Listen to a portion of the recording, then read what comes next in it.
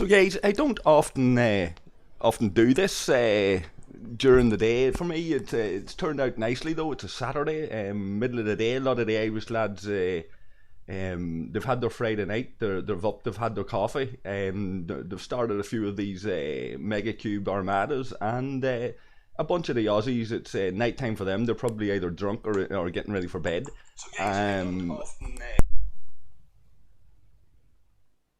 Sorry, I had to turn off the phone there.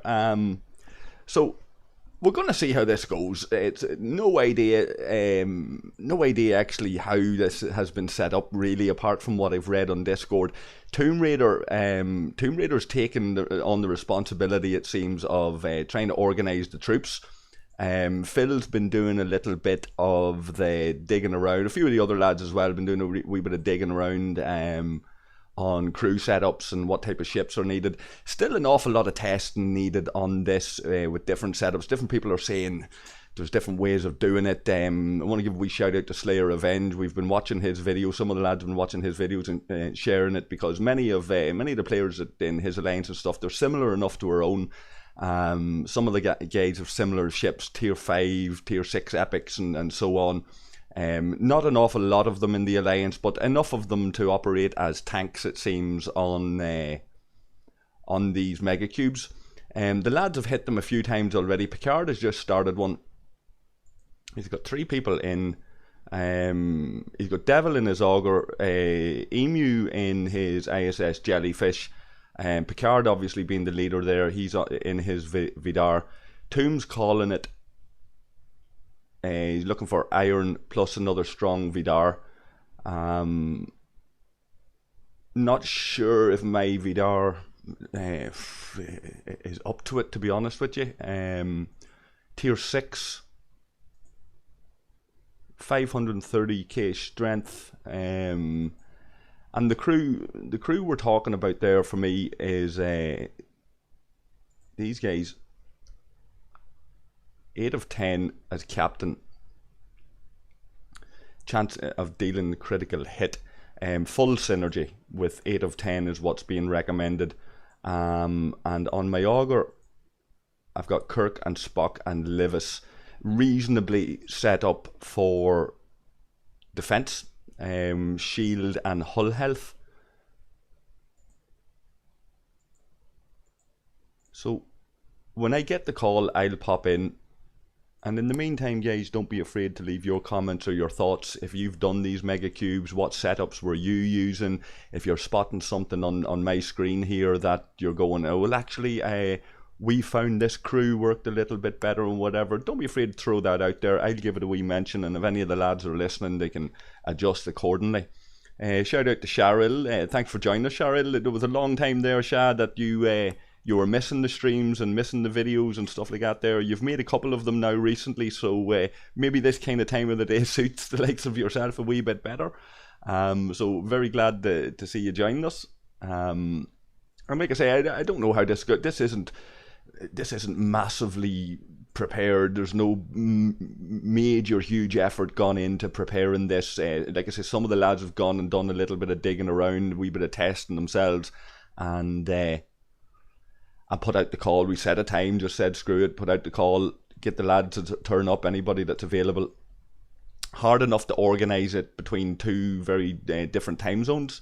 One set of lads going to bed with another set of lads only getting up, but a reasonable enough turnout.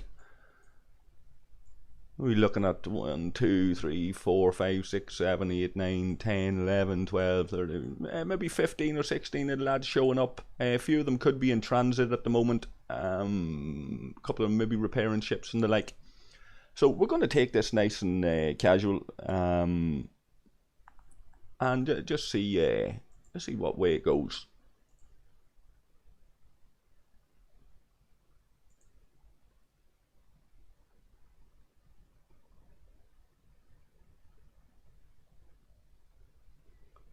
I'll just let let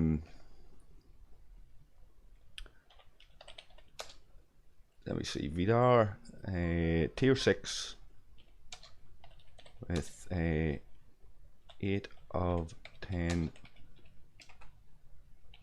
full synergy. available if needs be.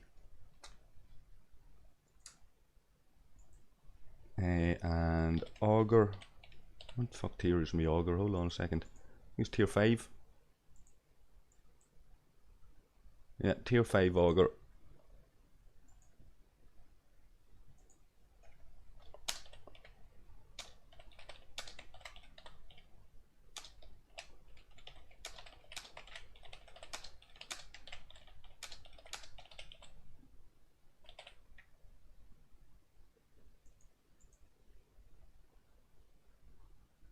Okay, so Rusty's saying that's not worth it unless someone has 9. I think we have that worked out.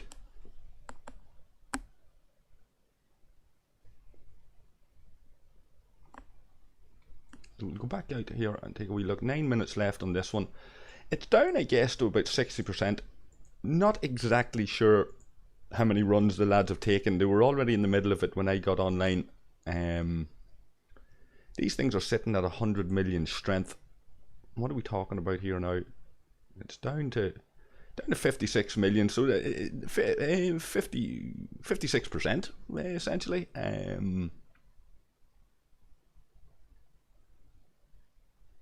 If any of the lads are listening, pop up there, put it in the chat below the video or in Alliance chat how many runs you estimate we have done so far. There's Hemtel arriving as well. He was in the last one, so he's just back after repair.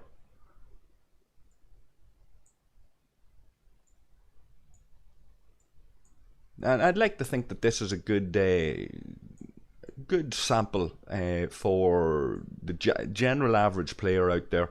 You know, some alliances will be going out there because they've got a wealth of ships. They've got a plethora of epics and high-level Vidars, and so they'll be going out and they'll be kicking ass in this cube, and everybody will be looking at it going, oh wow, I'd love to have that, imagine having that. But the reality is that some people are out there in like tier 5 Saladins and haven't built the Vidar, the very low-level Vidars, or maybe haven't obtained enough officers and things like that, and they'll want to be taking part. They'll have been getting their Megacube directives from this War Effort Alliance milestone. Anybody that's got a reasonably good alliance will be getting these directives, and they'll want to use them with their alliance. They'll want to be able to go in and pop one of these Megacubes, but they might be popping it on a very weak Vidar, or they might be popping it on an uncommon G3 ship or something like that, and or potentially even, like, it remains to be seen how the rare the rare G3s, like the Intrepid and all, how they're faring. I haven't seen too much of that, but I suppose high tier tier 9 or something, rare G3 would probably do as well as an epic tier 5, you'd imagine. But again, anybody that's any knowledge in that or has tested it themselves, let us know.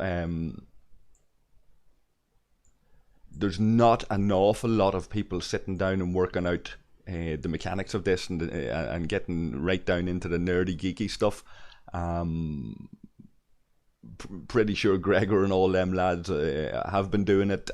Pretty sure there's already an established knowledge out there, which is the logic which we're following is the idea of the tanks and letting a couple of tough Vidars do the actual damage. Again, judging by Slayer's video and what the lads have tested here and what we've heard from others, the idea is that the Augur or the Enterprise or the Jellyfish will go in. The higher level ship, the ship with the bigger strength, seems to get targeted first.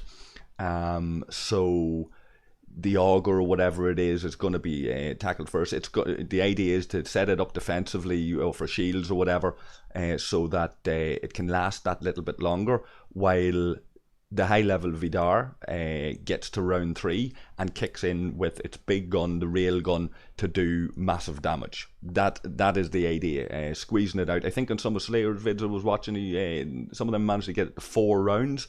I'd love to see that tweaked and see if it's possible to get one of these things to 6 rounds, in which case it might be worthwhile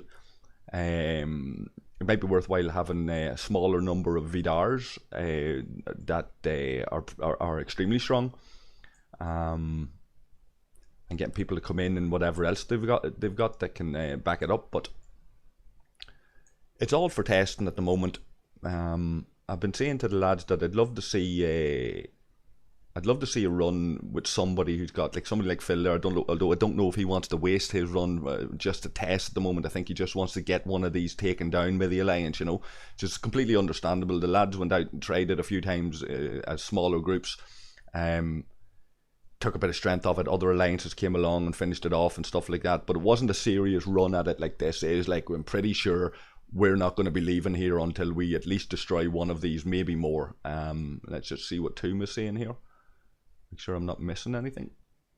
Mora and Viva swap. Okay. So at least the lads are communicating. I'm hoping that the lads might jump into voice chat at some stage. I'm not counting on it. They're communicating rightly without it. So we leave them be for the moment. But if any of the lads happen to be interested in coming in and doing voice comms for this, feel free, lads. Always happy. If I can get one of the voice channels on the HOM Discord opened.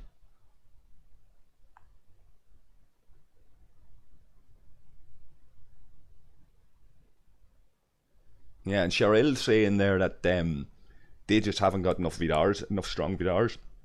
And I guess the idea, Shah, is that you have enough people that with enough directives that you go out and you spam this as much as possible in one go. You save up your Megacube directives as much as possible, and then go out as the largest possible group that you can and just spam it until you defeat it, taking it down in chunks of 3 to 10 million per run. Judge if we average that out, say at 5 million, and we're at 56%. That would suggest to me that there were 9 runs done on this already. If the lads were managing to squeeze out extra damage, like up around the 6, 7, 8 million mark, we could be looking at maybe 6 or 7 runs done on these. So I'd like to get that number to average it out just a moment.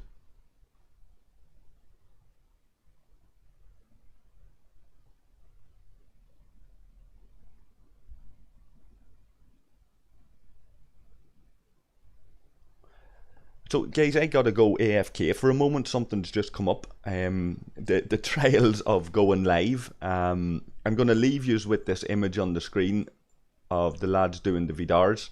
I'm gonna let the lads know that I'm AFK for a few.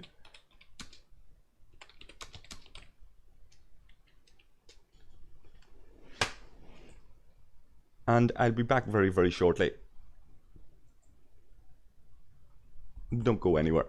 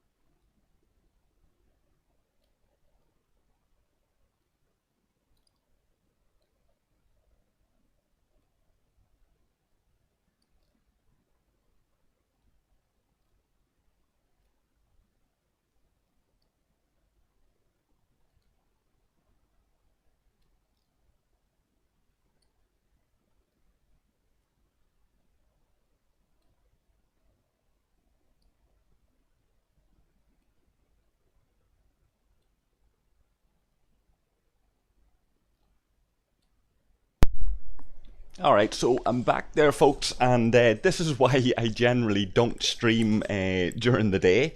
During the day for us here in Irish time, because real life gets in the way.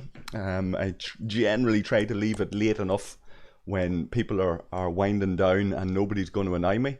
But it is what it is. Plenty of time in between these armadas. These Megacubes are 15 minutes, similar to the original standard armadas. So it gives us a little bit of time to deal with these matters. So happy enough with that. Let's check in to see how the boys are getting on. Hopefully they're all behaving themselves in the Lions chat. Good man Taz.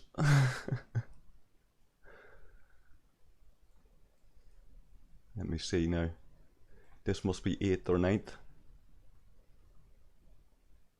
Okay, the guy's got 4 rounds out of theirs.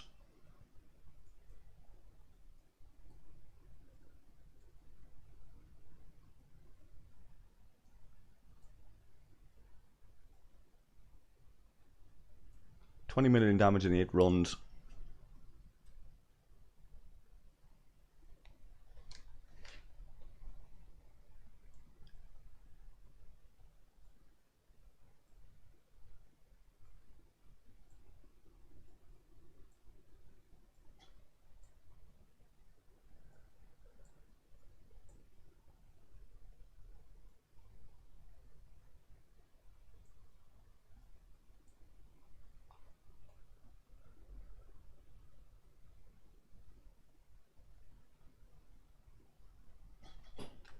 Right, let's see if Tomb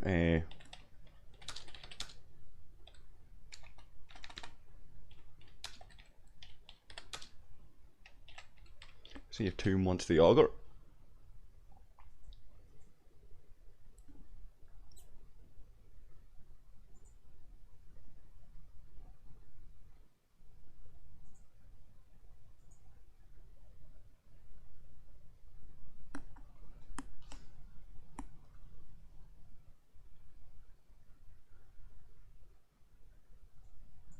Let's see what strength this thing's sitting on now since I've been away. Is it still the same? 52 million, so let's took 4 million of it that time. So it's down to 52%.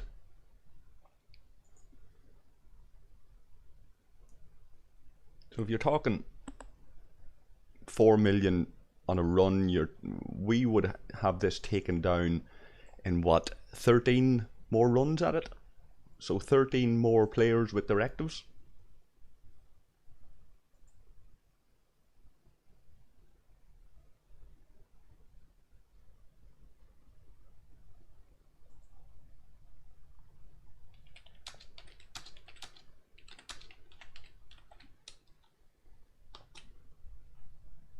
Ah, good man.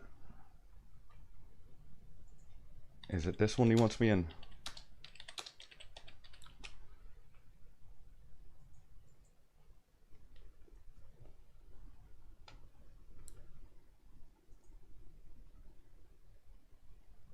Four minutes remaining on it. Who's in it at the moment? Okay, Rusty, Phil, and HOM.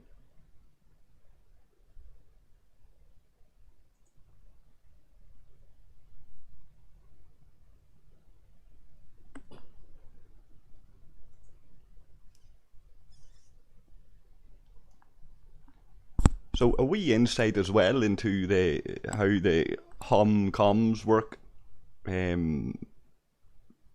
not on voice comms, all done by text.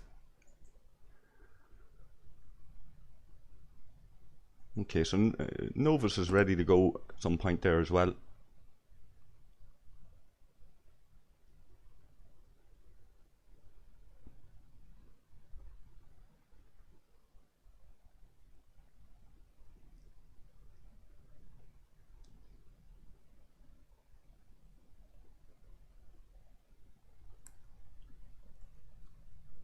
Okay, so I'm just checking Discord here on the phone while I'm streaming from the PC, guys. Let me see. 7 is jelly in the system. Are you on? 7's there. And 3 minutes remaining on this one.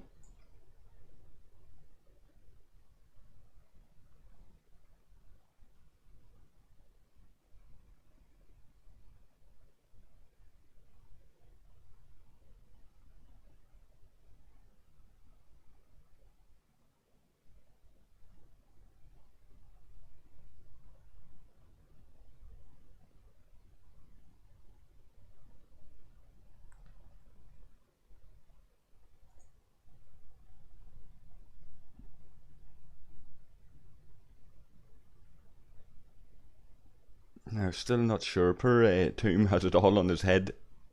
Still not sure if he wants me to move into this one or not. Let's see. Still only 3 in it. We'll give him a minute to get round to telling me to move my ass if he wants me.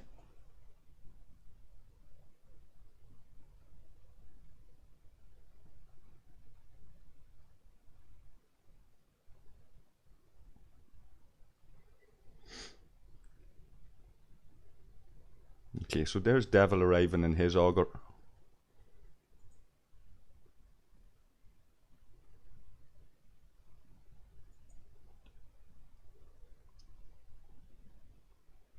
Okay, so Devil and Amorgin in this one. Let me send this auger into it.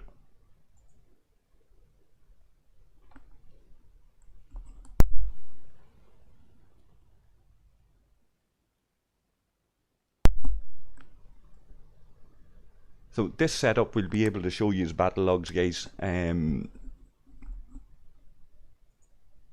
Very curious to see how this auger does. I haven't done an awful lot of testing on it. So we got Phil in there in a decent Vidar. Hem and Rusty's Vidar is reasonable enough there, I suppose. Tier 5 maybe.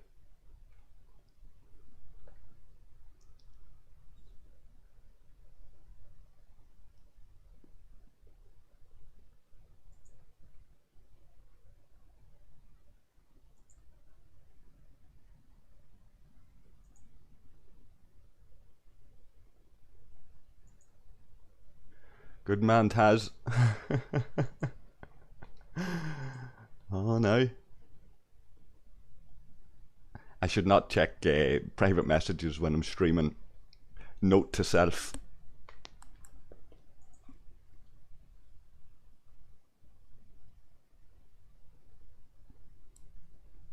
And all the lads know anyway, Rog or HOM or whoever you are on the founder server, you all know that Taz is a bit of a maniac when it comes to what he does, and he's very good at it.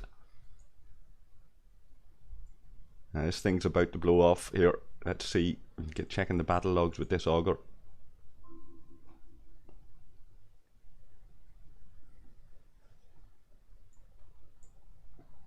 Okie doke. Let's get a repair on that.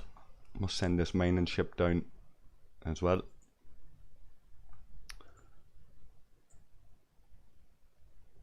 And we'll let the lads get a few helps off that auger actually for a few minutes.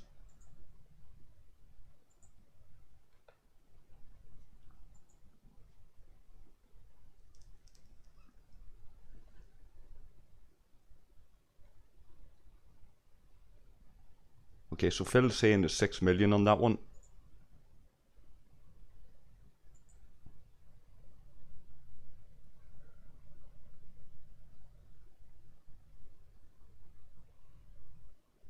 Yep, could be worse.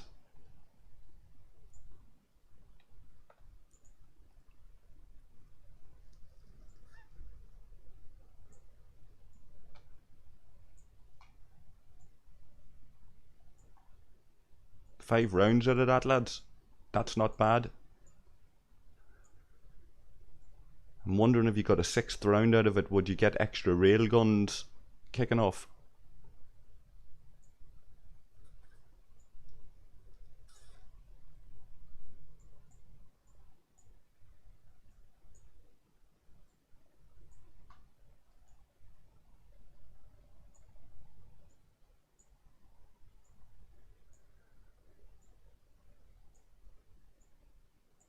Now Rusty's Vidar is being targeted. Hemtel and Rusty's Vidars were being targeted first there. My auger was targeted before it.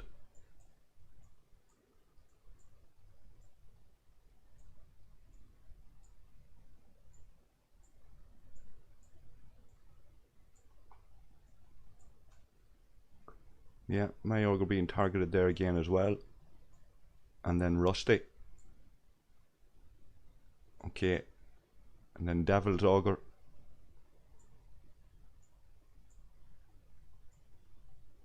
And then Phil's Vidar. There's my shield down, and Hemtil's Vidar is gone. Phil's Vidar getting targeted.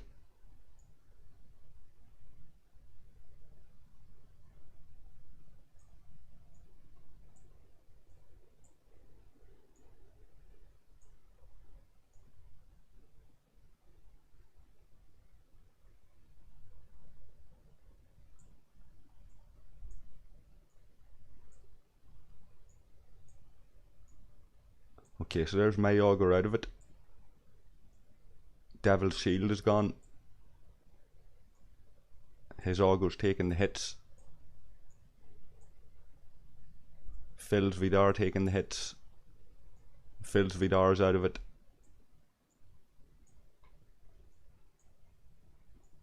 And Devil was the last man standing there.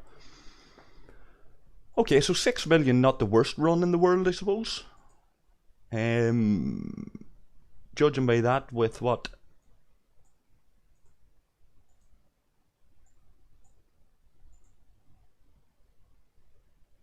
Let's scan this by. I mean, 46, was it? 46 million. Another 7 or 8 runs could do that. Arguably, if they were all similar to the last.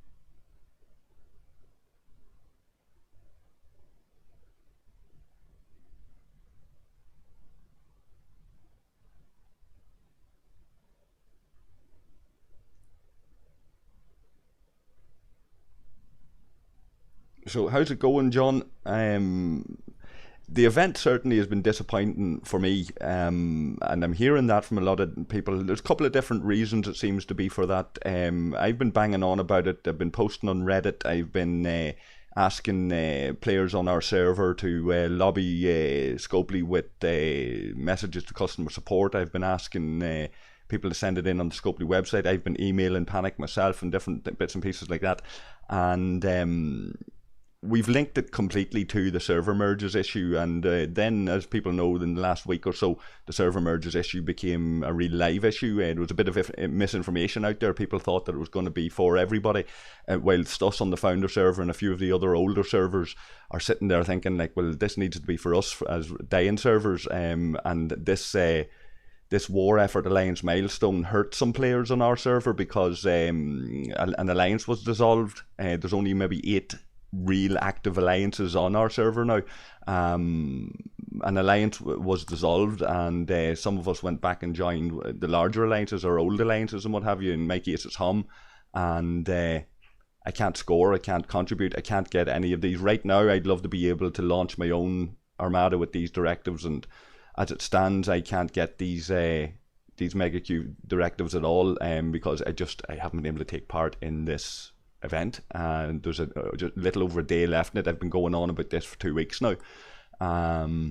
It's sad and it's disappointing, but it is what it is. Of course, we're doing the Esprit de Corps and those kind of things. We're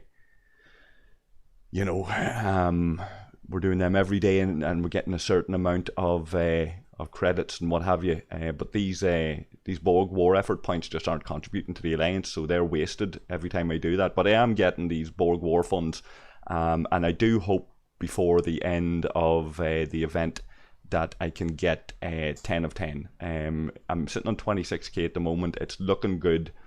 I need another 5.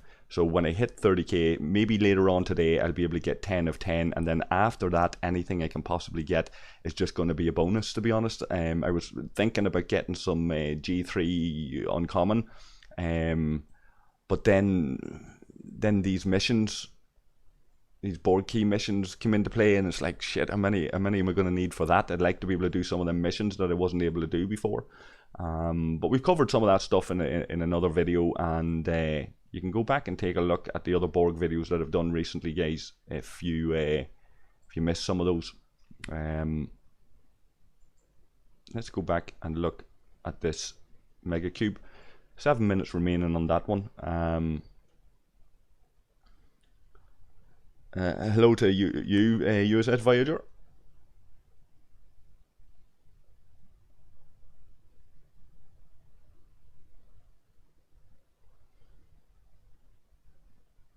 Yeah, so that's another thing as well, John, is that some alliances just won't take them back. The in-game diplomacy, I've heard stories there, for example, that two alliances were planning to merge in particular to do this kind of alliance orientated content. It's very clear that Scopely are doing alliance group favored content, and this pushes on this drive to get players to start doing this. We've been calling for this, and that's okay. They're listening to what we're asking for. They don't understand what it is we're asking for, but they're listening at least. So they're giving us this group play, this co-op play, and some people are doing it. Some people are enjoying it reasonably well if they're able to participate. For me, it's a reskin of the old Armadas. It's not that exciting. It looks very attractive here, this Megacube, but it's not very exciting in terms of only 5 or 6 people being allowed into the bloody thing. I would have liked to see all these guys that have turned up, 14, 15, 16, 17 guys that have turned up when the call went out, and everybody to be able to join this Armada. Everybody to be able to join. Everybody uses a directive maybe or whatever, although that would exclude me, so I wouldn't favour that right now. But everybody's able to take part and try to take this thing down all in one go. Big, huge, long battle logs for that. Bit of pain in the arse reading through those, but that's what I would have preferred. But I've heard these stories about alliances going to merge. One alliance of 30 members saying another alliance of another 30 members. This wasn't on my server, for example. This is another server, and the guys saying that it all went to pot. They done their merge and whatever else, and it all went to pot, and they joined. They missed the deadline. They all went to join just after the event started. They weren't prioritizing the event. They were prioritizing the in-game long-term thinking of the diplomacy, where they're going to be placed on their server in terms of strength, who they're going to be playing with, who should they merge with, maximize their group efforts, all of that. The long-term stuff, that when this Borg Armadas blows over and we're looking at new content, the stuff that'll maybe last going on within their community for the next 6 months or a year, that's their priority. They can't be blamed for that. Yes, it's human error, maybe that they picked the wrong time or that they done it the wrong time, but they found that a load of people went into that alliance and could not take part in this content. A bunch of them basically left that alliance then again and went and either reformed their old alliance or whatever, but it's gone. Like they missed the start of the event, and it's kind of upset quite a lot of players, 20, 30 players on that server. I've heard other stories there of people getting kicked out of alliances, people being sneaky fuckers and kicking people out of alliances. Once they've dropped out of their alliance, inviting them over and then kicking them out, and having a laugh at them, because now they can't score, because they had scored in the other alliance and the other alliance won't take them back, and that kind of stuff. So it's certainly not conducive to inclusive play. And this is something Scopely are going to need to change, and particularly on servers like ours, where even a small number of players not being able to take part can really, really hurt the wider efforts of the community. I haven't got any responses from Panic directly or anything yet, so I'm as much in the dark as anybody else, other than this announcement that they've made about mergers. I might do a specific video on that, a shorter, kind of more concise thing, just with the thoughts on mergers and things like that. But we have seen this this announcement, where Panic, I suppose, had to clarify some of the things that were going on. Like there were a few people there was out, I suppose, spreading misinformation or getting carried away with what this might be. Panic had to clarify it and explain it's for low populated servers and need to try and get their balance. And we were one of the only servers. We are the only server that I'm aware of that was ever merged. They made balls of that. They reset everybody's progress and then gave them a generic compensation package based on their ops level. People had worked towards high level ships or whatever it was, and only to find, and spent a lot of money in some cases, and only to find that their progress was reset, because it was the only way at the time that they could do this server merge, because they were testing different servers with different mechanics, and they had to basically reset everything on us, you know. These are the sort of things that the founder server have been through with this game, and the players that are still there have been through all of those dark days and all of those upsets and all of those trials and tribulations with Scopely, and even before Scopely took on this game. And these are the most loyal long-term players that are in the game, and if our server's going to die simply because Scopely now have bigger fish to fry, they've got a much bigger market, and we now don't matter anymore, then it's up to our server to make ourselves heard, and I think we've done that. I think Scopely have heard us. I think that has at least accelerated in some degree the conversation that Scopely themselves are having about what to do about these dying servers, because there are other servers out there. One of the guys on APAC 192, I believe, he reckons there's only maybe 20 people active on his server at the moment, maybe 3 alliances. I've asked him to come in the Discord and get chatting to us. I haven't seen full-on evidence of that, but that's dire. If that's the case, that's worse than our server. So it's going to be very interesting. I think it's relevant to the founder server and the other locked servers that are out there, but we might do a specific video just on that.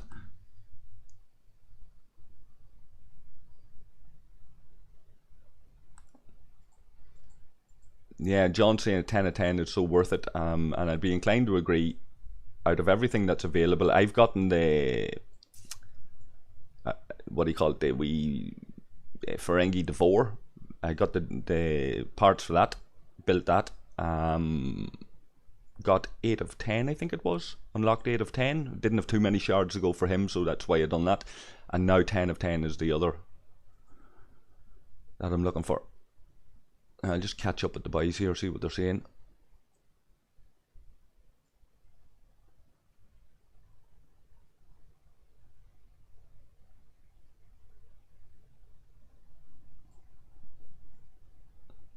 Yeah, see, I'm thinking along the lines of what Devil's saying, but I'd be more inclined to think 3 augurs, or maybe 2 augurs in an enterprise, and the 2 Vidars.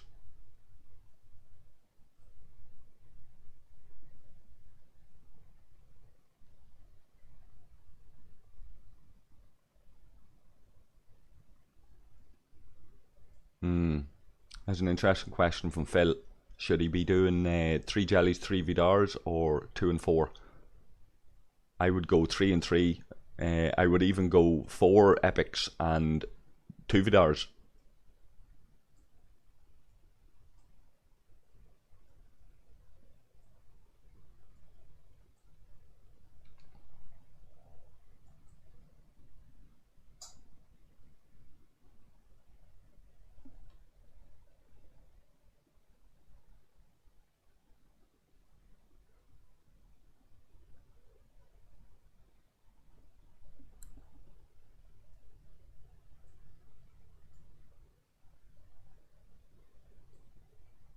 Okay, let's scan this and see what the boys have taken off it.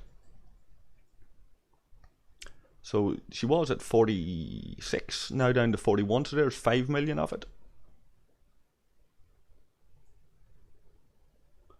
Okay, so we can speed up this auger. Anybody who's online by now has gotten the helps out of it.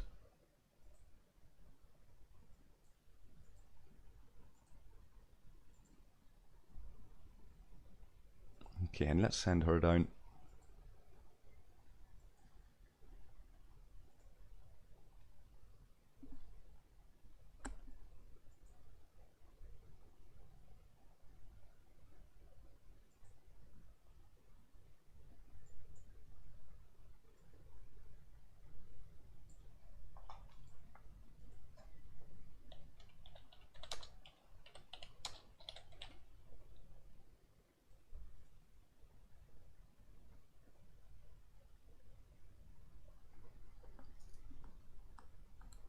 Okay, so just let the lads know, communication is going to be key for any of you guys that are doing these Megacubes. Some of you've got the communication figured out already, and that's great. Fair play to you, 100%. Some of you are struggling with that. It's very important, guys. Don't be afraid to don't be afraid of looking stupid or any of that kind of shit, or asking the wrong question or whatever. If you're if you're communicating and it's still going wrong, well, then it comes down to who's calling the shots and who's giving the orders. If it's working out okay, then the people that are in charge essentially will find their balance. It may not be the most efficient setup in the world, but if somebody's gone and taken on to lead these and done a little bit of homework and is willing to listen to their team a little bit and listen to other ideas, they'll come up with some sort of formula that'll work for you. You may not defeat one of these, but you might be able to squeeze out them extra few points or whatever it might be. So communication, as always with any of these things, always the key.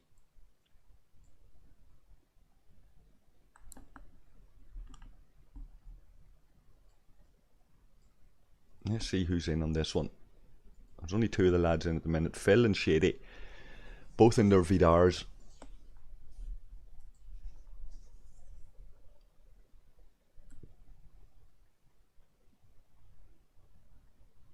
So Kronk is looking to see when he can get on the next one. So Kronk should have some directives himself. So I'd be suggesting, Kronk, to let the lads know when you're ready to get your ass in gear and launch one.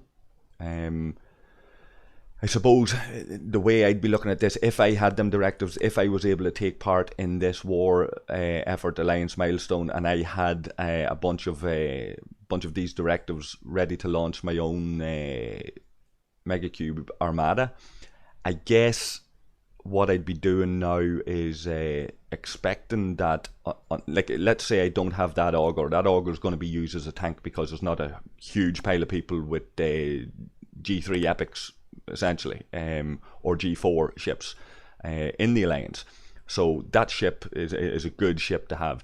But for the average player out there who doesn't maybe have an auger, I'd be looking at a Centurion or Saladin there at maybe tier 8 as my next best ships. And then this Vidar at 530k strength, tier 6. Might get, depending on how strong the rest of the Alliance is, I might get in with that. But in an Alliance like HOM, where there are guys running around in augers and G4 ships and things like that, not too many of them, but a few, I'm sitting and I'm looking and going like, right, I want to get in on this armada, I want to get more points, I want to help the team defeat this bloody thing, whatever. And particularly for likes of myself here, I don't have directives to spend here, so I'm a charity deal here. The only thing I'm bringing to the table is the fact that I've got an auger that might take some of the damage while some of the stronger Vidars get stuck in. So I could be of some sort of demand, which is handy for me as a content creator to be able to stream this and show you guys what's happening, because then I have battle logs and my ships are involved. But I'm a spectator, as many of the other Alliance members would be, and I'd be thinking that the only real guarantee that I've got to be participating down here with the team is when I launch my own. So I'm guaranteed one run at this that I'm in charge of. And anything else after that is charity. Anything else after that is luck of the draw. If you happen to have a ship in the system when somebody's ready to go and and your ship fits the bill, great. Otherwise, you're sitting back and you're letting the strongest members of the Alliance get in there and take this down, and you're really going to be a spectator. You know, but like, listen, if it's a case that you really want in, like, if we have another 10 runs at this, for example, we're going to kill it in 8. There's another 2 runs at the end where any of the guys that didn't get to take part too much, if you've got decent leaders that are about being inclusive and about your members being able to take part, some of them will listen if you say, can we take part in this, and they'll stick you in those excess runs to use those excess directives that after this thing's been defeated. The only way that's probably not going to be a factor is if the leaders are sitting there going, well, we might have enough directives here to take down a second one. In which case, you know, unless you've got the directives, you're sitting there until you get the call on standby, in the reserves. You're not in the first team. Most players will not be in the first team in an Alliance like this, where there's only maybe 10% of the Alliance that has the top level ships. Everybody else is running around in tier 5 to tier 8 Saladins and the like. maybe a handful of Burrells or Intrepids stuck in there for good measure. If the Burrells or the Intrepids are maxed out, well, then they might serve their purpose. They might be a good stand-in tank for like an Augur or an Enterprise or an ISS Jellyfish. But if they're not maxed out, if they're only tier 6 or something like that, well, then a tier 8 Sally or Centurion might be just as good.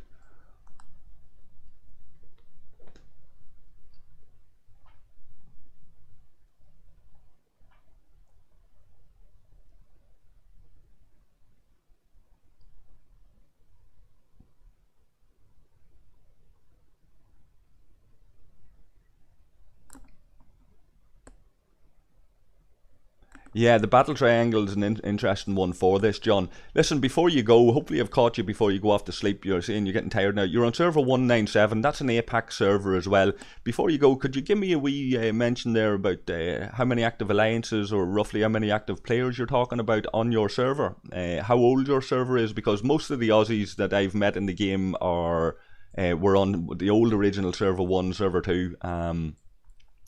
And they were all merged together onto what we now know as the founder server. So it's nice when I meet other Aussies out there playing the game, and other Irish lads that are playing the game on other servers.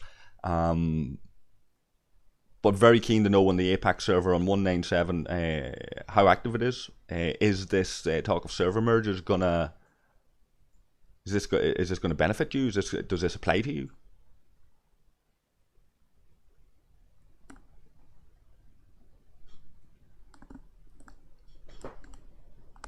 And 6 minutes remaining on this one.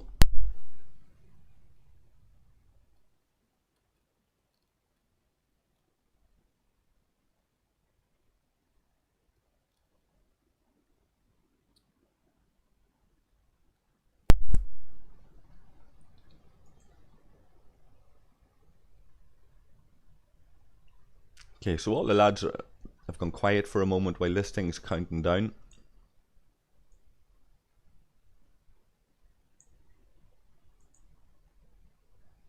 There's 4 in it now. So Shady's in there and Novus with Rusty and Phil.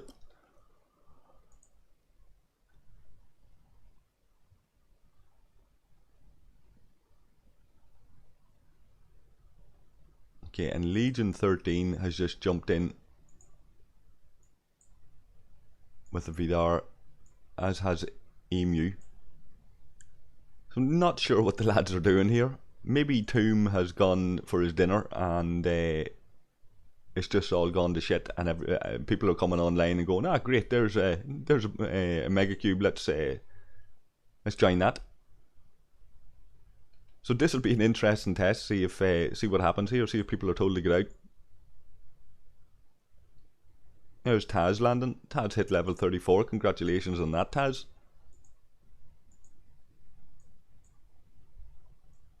And this thing down to 41%. And the guys have been at this for possibly 2 hours now at this stage.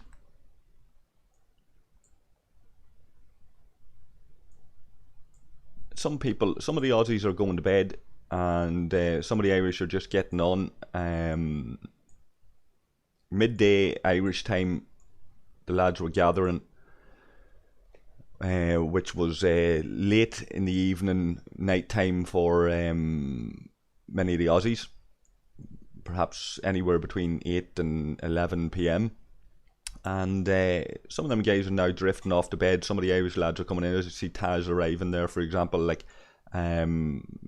Picard, I think, was getting tired. He might be away. He done his. So a roll on, roll off kind of situation where at any given time we possibly have 15, 16 players down here with their ships. Not a bad showing.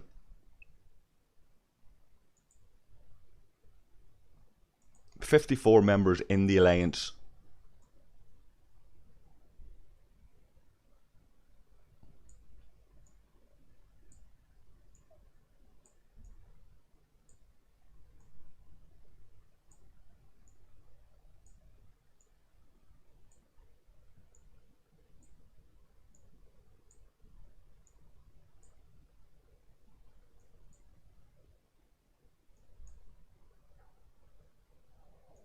So Kronk has just formed an armada in Thama. Probably a bad move, Kronk, because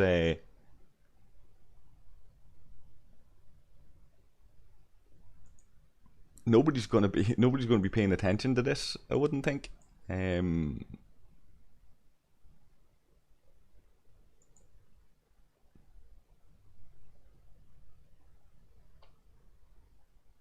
Okay. Maybe just doing this here for a bit of fun.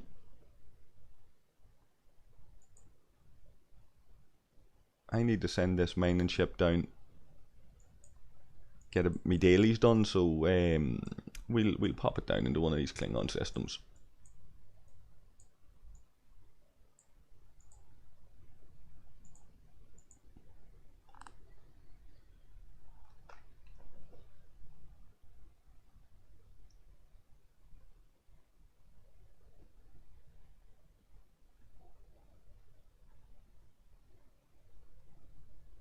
Okay, so thanks for that, John. So you're a healthy enough server then. So this server merge stuff probably does not apply to you. I know it was APAC server 192 have a very low population. We're APAC server 190. I'm presuming that this server merge stuff for low populated servers and down servers applies to our two servers. I was wondering because you were APAC 197, did it apply to you? Clearly not. User healthy, so fair play to you. We might see you around the galaxy at some point in the future.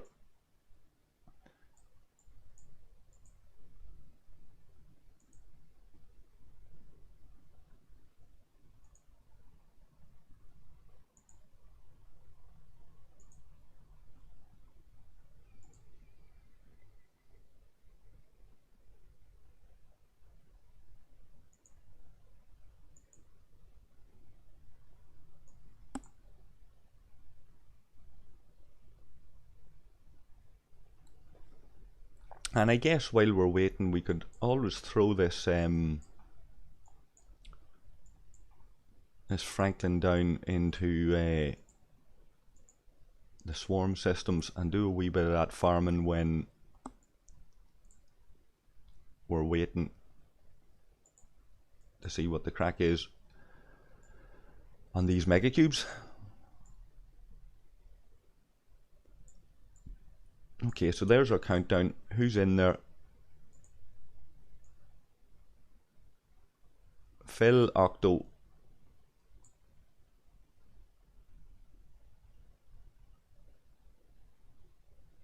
Okay, what sort of damage did that do?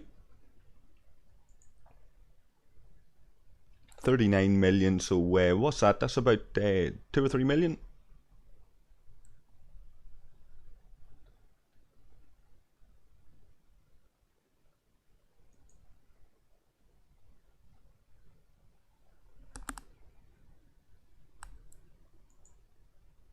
So down to 39%.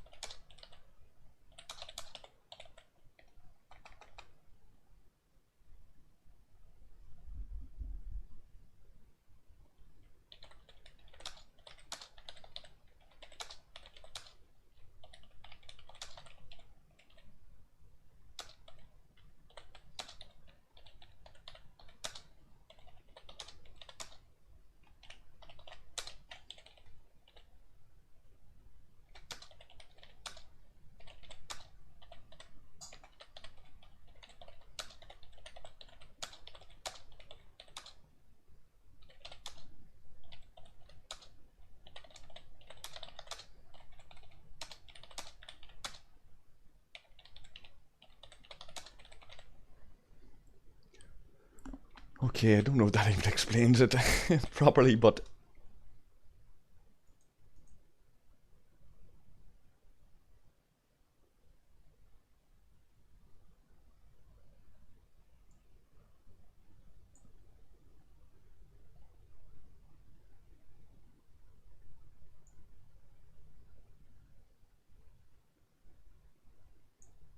okay, so a few typos there, but sure, we let that go for a minute.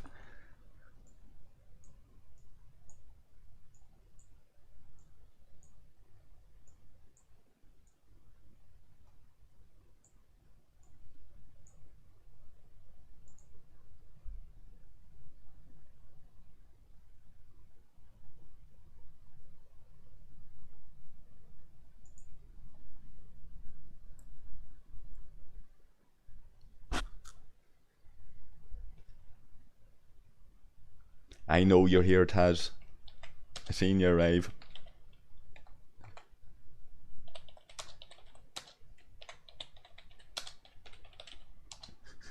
I can't do emojis on BlueStacks. Sadly enough, I would have sent Taz a kissy face there.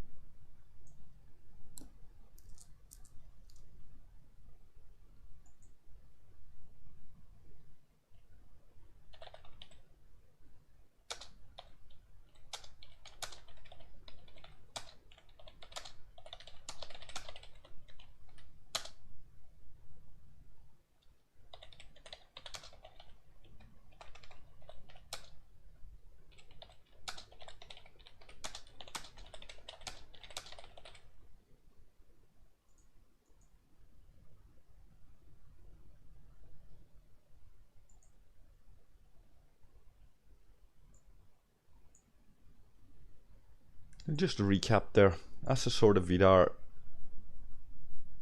and crew that I'm using to be slotted in if it seems to be needed, and this auger to act as a tank, to basically take the hits and last as long as possible in the fight, creating space for stronger VDARs than mine to try to deal maximum damage and get the rail guns off against these Megacubes. And at the moment, big Q in there. Chicken Sausage is leading that with the Legionary. So the Legionary is not going to do an awful lot in that situation. 1, 2, 3 VDARs with one auger, Octo's auger in there as a tank. You're probably, with that, because that Legionary belongs to the leader, you're probably better. It's a hard call between Rusty, Emu and Prophet as to whose VDAR do you kick out, because all three are similar to each other. But if you were to say go with Prophet's, you'd have to look at their officer setups and what have you. But if you were to say kick out Prophet there because he's marginally lower than Emu, you'd probably want to stick in Devil's Auger, Phil's Black Jelly, or my Auger even, to try to let Rusty and Emu's VDARs do the best possible damage. Now, I suppose the lads aren't averse to sharing and doing weaker damage on a run, so more of the lads can take part. But to maximise this properly, you're probably better off asking Tomb to stick this VDAR in. See who has another VDAR. Let's see who else they're likely to have a decent sized VDAR. There's Phil's. So you'd imagine the way to do this if you wanted to really maximise chicken sausages run. Chicken sausages in a legionary, so you just rule him out altogether. You're probably better sticking in, getting rid of Rusty, Emu, and Prophet, sticking in Phil and Tomb on their Vidars, with then say myself or Devil or something in that auger. That would probably give chicken sausages the maximum possible damage right now as it stands against this Megacube. You're probably talking in the region 4 or 5 million damage on that, maybe even up on 6, but doubtful. I'd say it'd be more like 4 or 5 million, as opposed to whatever this is going to be. This is probably going to work out at perhaps 2 million, 2 to 3 million hit, 3 million if it's favourable to the lads in the Vidars, critical hits and what have you. There's Shady arriving back. Similar enough Vidar to my own, I guess. A lot of the lads on similar enough Vidar, so it was very, very hard to call who should and shouldn't be in. When there's a lot of guys on a par with each other.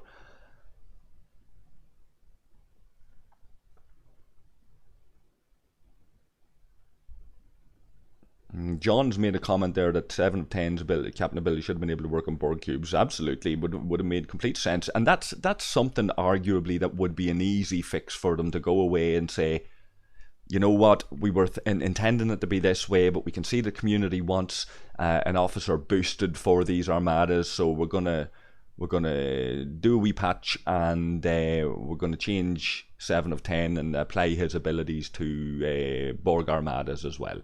It would make sense, and I don't think it would upset the mechanics of the bloody thing that much.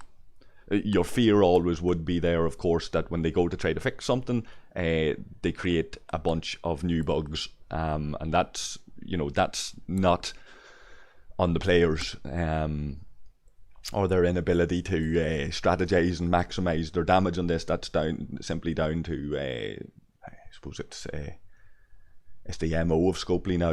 It's the running joke that these things they fix one thing and they create 10 more problems.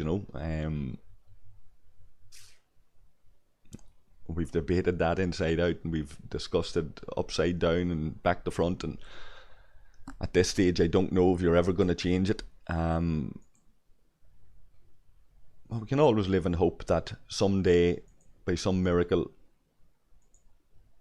this game will run as smoothly as we all want it to, and that Scopely, when they tinker with it to modify things and make changes that we're calling for, that it doesn't break the game.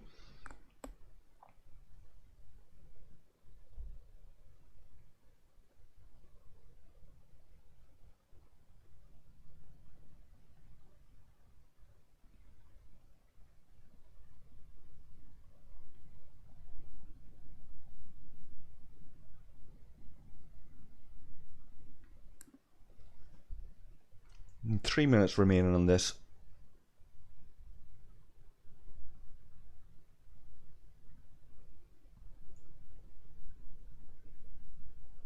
Okay, so Tomb is saying he's surprised if this combo doesn't give 5 to 6 million damage.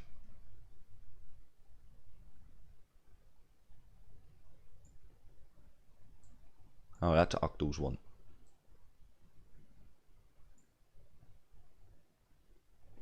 Fair enough.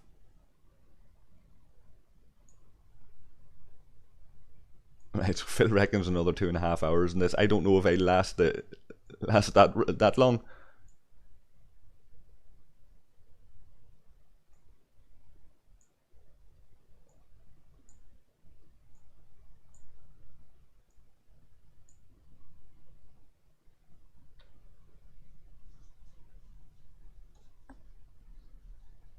So Prophet's confident.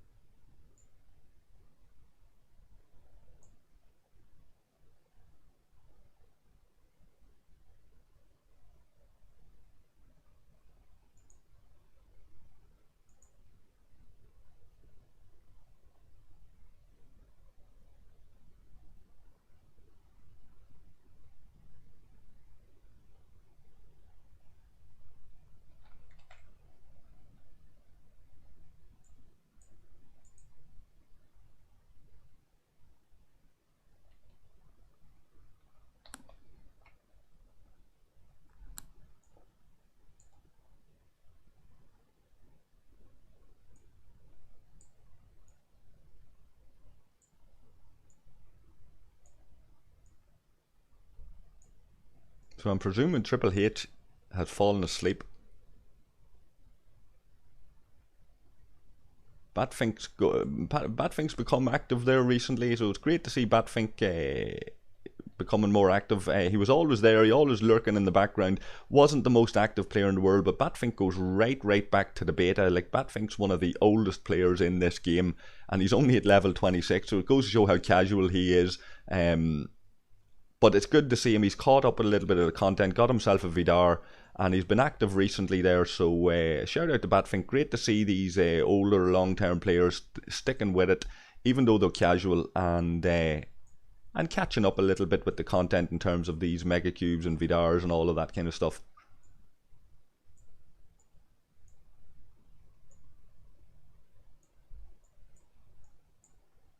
I don't see too many others in the system, but then low enough population on this server and 3 different systems to be able to do this in.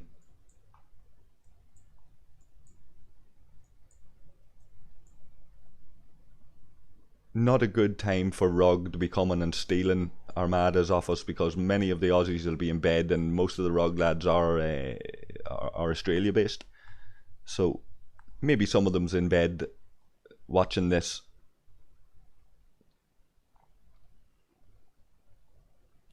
Okay, let's see what damage was done there. Not the battle logs, Amorgin.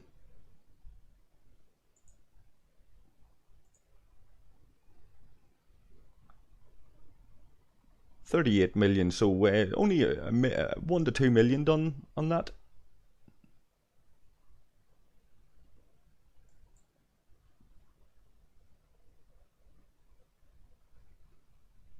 Okay, so there's Octos.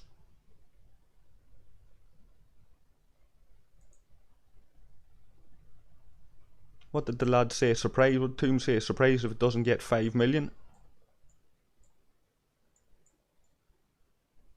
5 to 6 million damage.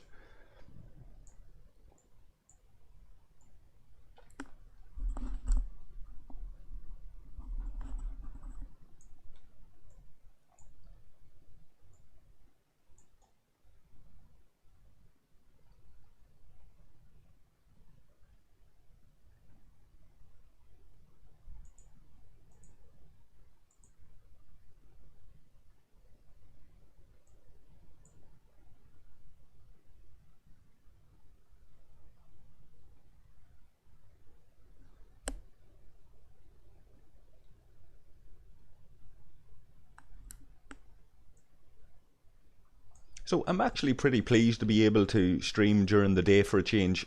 It's hard when, like, somebody could ring the doorbell, somebody could ring the phone, you know, I might have to nip off here and there. But it's nice to be able to do this and just casually play with the lads in this co-op kind of play. Not what I would have hoped for, but we've spoken about that already. But nice to be able to do this, nice and casual, people taking their time at home on their Saturdays, and I guess being able to give an insight to all you guys into how these founder server guys get on with each other. Bring HOM into your sitting room, onto your phone, into your office, wherever you happen to be today. If it's the ROG guys, like I say, into your bed.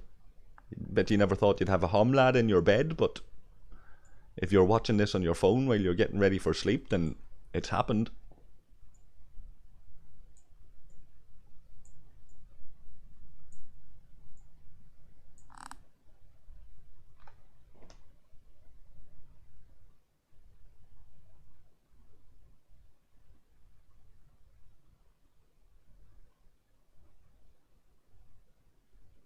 So John's asking about the level 32 faction ships.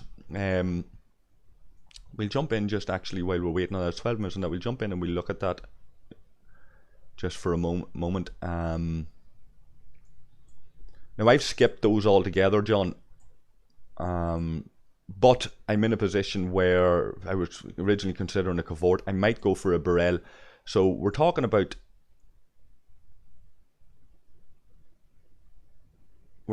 these rare G3 ships. Presumably that's the ones that John's on about.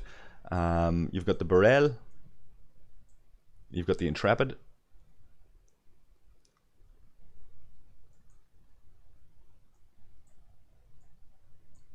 and you've got your Gladius.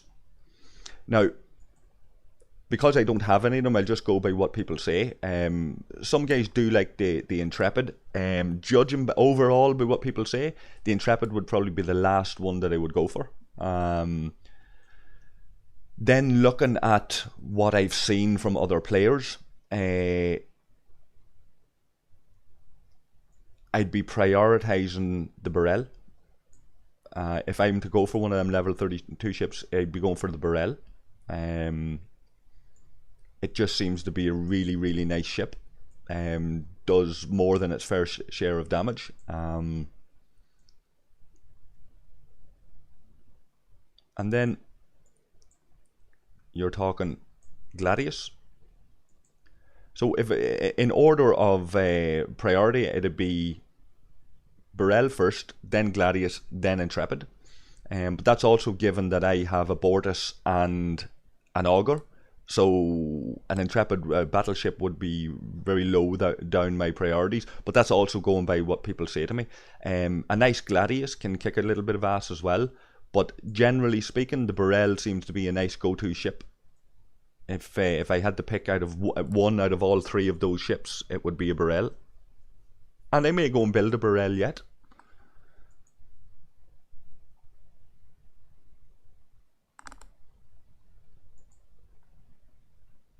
There is a fair bit of farming involved, you're right. But it's nice now that there are so many extra options to get a bit of a, you know, a bit of a wee leg up with that. Like if you go into the event store here, like for me, I prioritized Ferengi Devore blueprints. And I'm prioritizing now 10 of 10 shards. But if I was on a crusade right now to get a Burrell, not only would I be cashing in all of my Klingon faction credits for blueprints, I'd also be buying these blueprints. Now, I'm talking probably maximum out of this event I would have got maybe 20 of these blueprints. But it's still 20 blueprints, leaving me with 100 to get out of the faction store, and then from farming as well. Not to mention that if you do normal armadas, if you do the normal armadas, you've got the possibility. If you do enough uncommons, you'll get eventually the option of doing these rares, and from that you always have that chance of a couple of blueprints dropping as well. Now, are we getting any? Is there any Burrells there? There's not. Where did I see the Burrells? It wasn't in the uncommons. Was it the epic?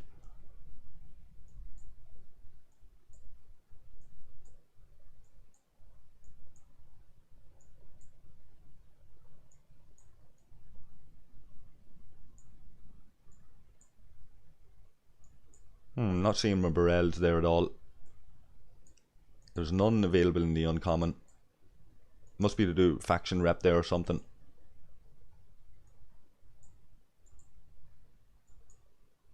It's all epic ships, is it? Let me see. And minors.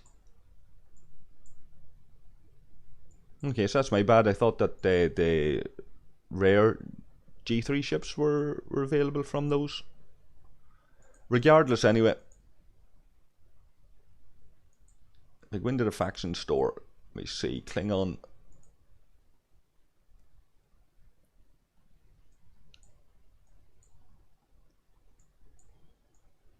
Yeah, so I'm hoarding my my faction credits, doing my Klingon dailies and all of that. I've got 6 Burrell blueprints at the moment. 500 for one. 10 chests is 5,000, so 100 chests then would give me 50,000. Sorry, 100 chests would be 50,000. 10 chests of 10 would be 50,000. I'd be down to 4,000 credits then. But that would give me my 100 blueprints needed, and I would have had a Burrell built then through the current event store. If I didn't have an Augur, that's probably what I'd be doing. If I didn't have a Centurion, that could be what I'm doing as well. But it's like anything else. What faction are you with? you know, how many credits have you got? How many missions left for a faction have you got to be able to build up a few of them credits? How active are you? How often do you grind? What are you grinding with? In what systems? Do you have a reasonable hope of getting blueprints from grinding on reds, for example? All of that's a factor for somebody when they're targeting a ship like a Burrell or any of those 32 ships. You need to be able to get to those higher level systems to farm the higher level hostiles. Preferably you want Pike, Moreau and Chen or Talan crew there for farming those reds. Do you have that crew? Will that give you a greater chance of farming for a longer time in the required system and increasing your chances of getting the odd random blueprint drop? And over the course then of a couple of weeks or a couple of months, eventually the Burrell or one of those ships should be doable if you're in the low to mid 30s. Rocking a ship like the Saladin, for example. If you haven't built, like if you're going to try and fast track this, then you're probably talking about going flat out on Klingon reputation as much as you possibly can, grinding outside of Klingon space for your points, building up as many points as you can, and then going down and grinding in Klingon space for the Burrell blueprints when you're close to it with the faction credits. Going for Federation first, for example, and getting a Saladin if you can.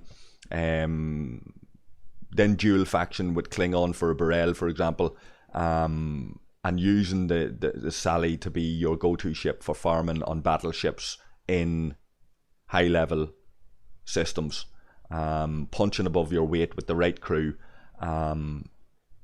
And if you haven't bothered with the Centurion at all, or you haven't really leveled it up, or you want to go for your Burrell, for example, and you've got a tier 1 or a tier 2 Centurion, or you haven't even touched it yet, then definitely you're going for a Burrell in such a situation. If you somehow have managed to get up to that level and you've skipped a Saladin, then Gladius is a really, really good interceptor. If you're running around, say, for example, in a D3 and you're happy enough and that you're able to farm a few blueprints with that and get all of your dailies done and whatever else, then Gladius isn't a bad option if you've got the Romulan rep and the Romulan credits as an interceptor. If you don't have the Sally, it's once it's tiered up, it's a pretty badass little ship. And then the same principle, I guess, applies to the Intrepid if that's what you really, really want. It's all about your capacity building, your capacity to get to these places, as opposed to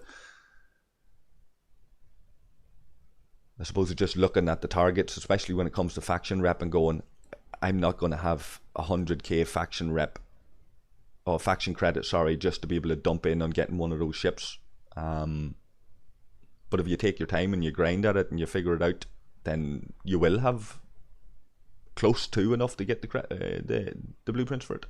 We're going to do a wee refine here. A lot of you guys a wee bit jealous that we can do this on the founder server. This is one of the factors that needs to be considered when we're looking at the potential for merges. This refinery. Is there another server out there that doesn't have this? Are they going to be merged with us, and are they going to get this as a bonus? Or are they going to take this away from us?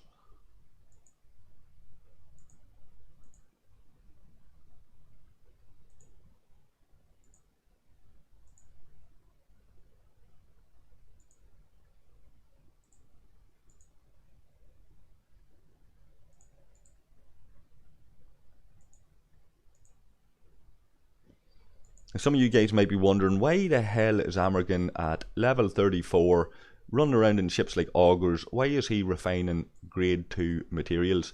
And the reason for that, guys, is that I'm at a stage where I need my uncommon and rare G3 resources. I've used some of them up on this augur and what have you. So one of the ways, it's a long-term project, but one of the ways to squeeze out those extra few G3 materials, just to bolster your refining and all of that. Now my game's after freezing here. Right, so just to bolster your refining and all of that kind of stuff, scrapping your ships is the one way to go. So a bunch of envoys and different things there. I'm probably going to be scrapping the likes of these Talas. So you can see there I'm getting a bit of uncommon out of that.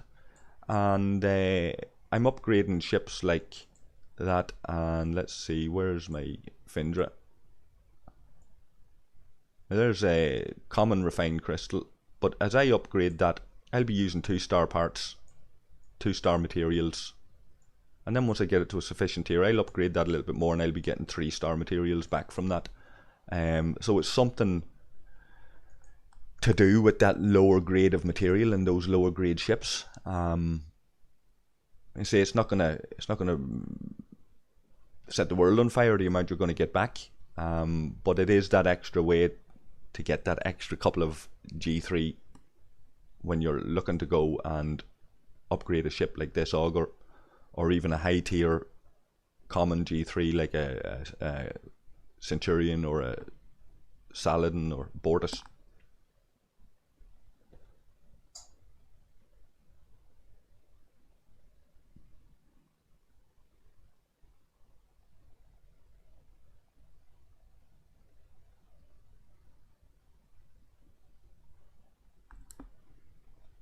Let's pop back here and see how the boys are getting on. That Armada should be close to kicking off. 30 seconds.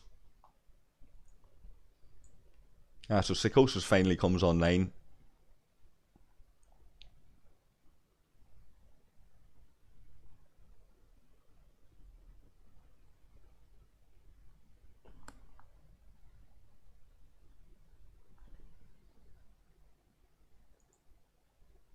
Now, Tomb was keen on this, reckons he was going to get something like 5 to 6 million. Could be more.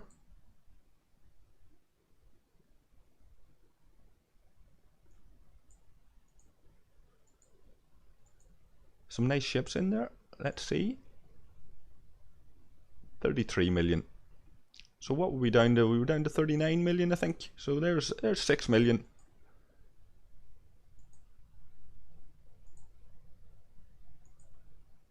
This game's starting to freeze on me a little bit.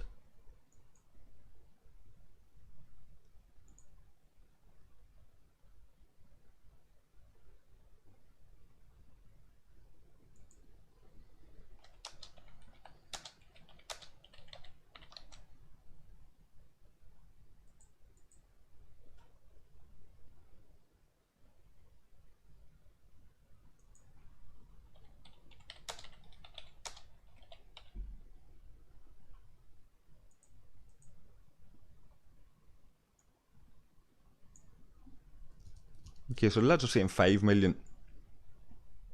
Not too bad.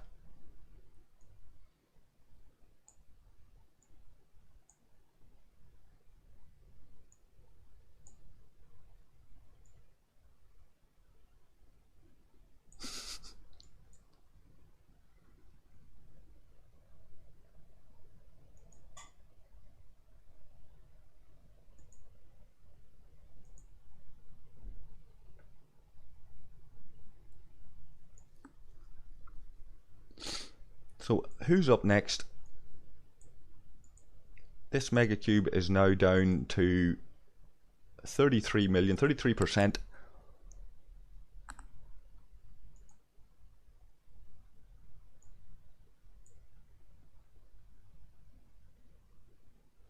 And just while we're waiting on the lads to decide who's in this next one, I'm going to...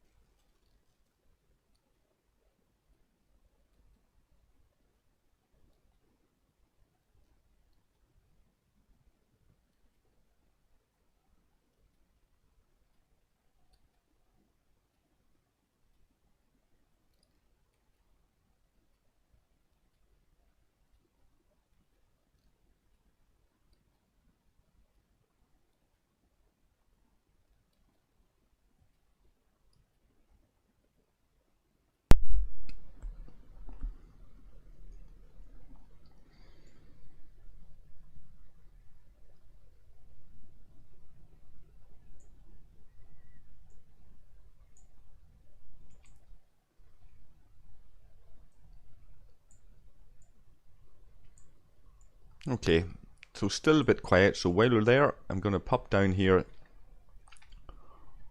and get on a mine. I see Leprechaun there. What's on this one? There we go, that'll do us. Get these mining dailies done.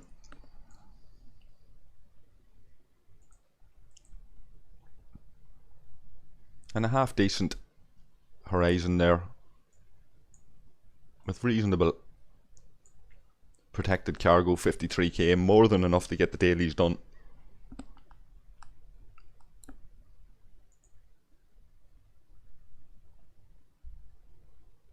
And not the most expensive ship in the world to repair.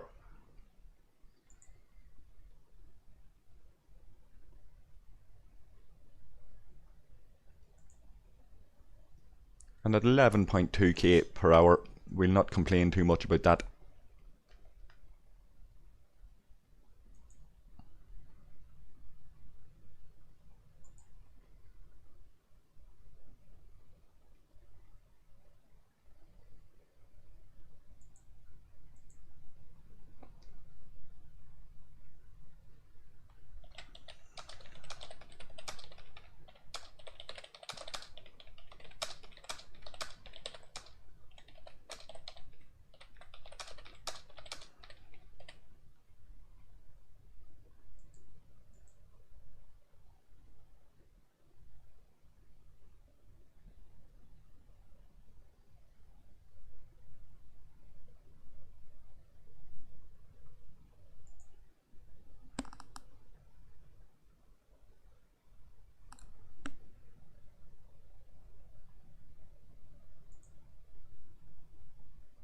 Okay, so Tomb has actually launched his own.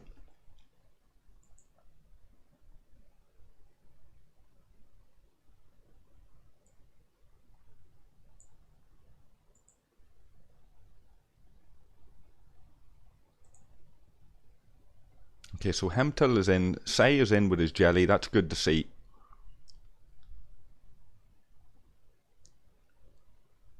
Tomb in a decent Vidar there, leading it, with Hemtel and Emu in filling at the moment. What's he saying? I see my name being mentioned.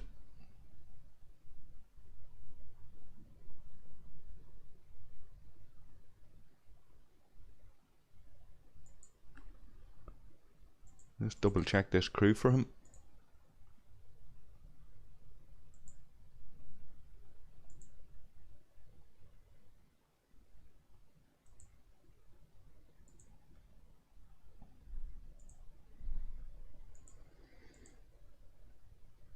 Eight of 10, 9 of 10, 7 of 10.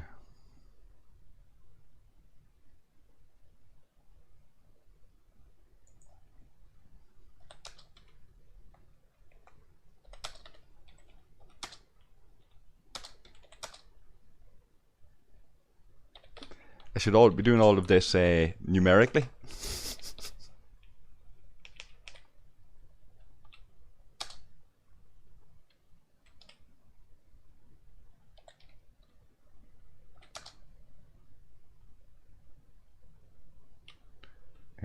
No, 9 of 10 is not captain.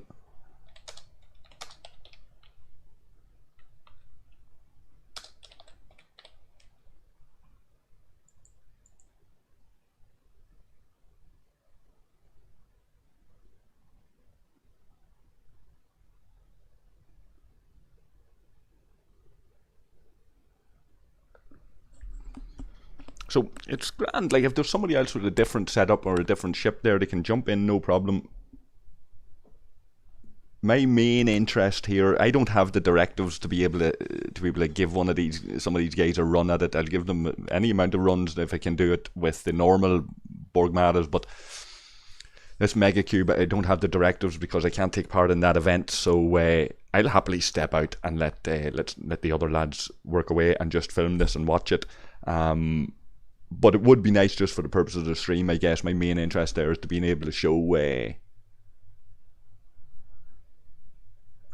off, I guess, this the battle logs from these. I'll run in there. Tomb can star me out of it, or star one of the other lads if needs be.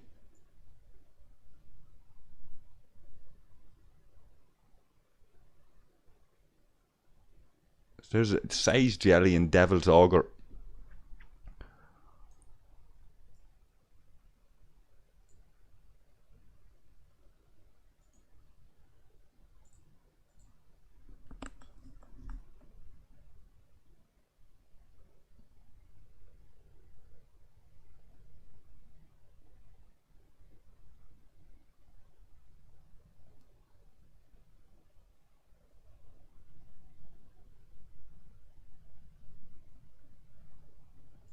Yeah, you better. He needs to star them.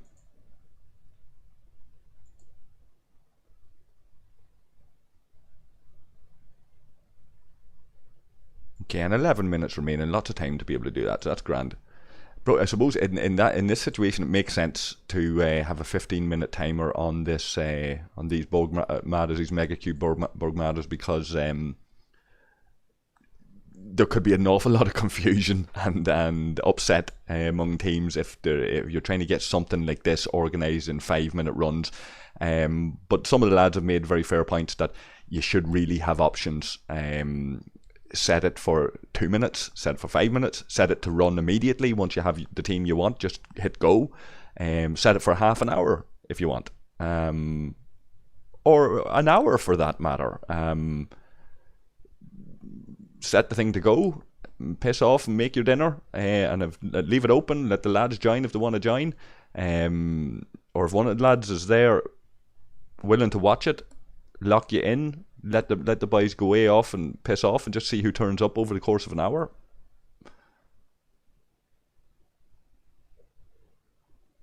But certainly options. Choose the length of time you want it to. You want the timer to count down.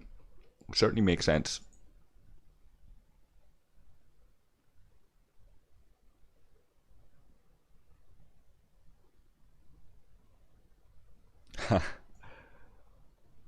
Taz thought he was the only lad that had the balls to put on the kicking boots for the likes of Phil, and Toom must be giving him a run for his money.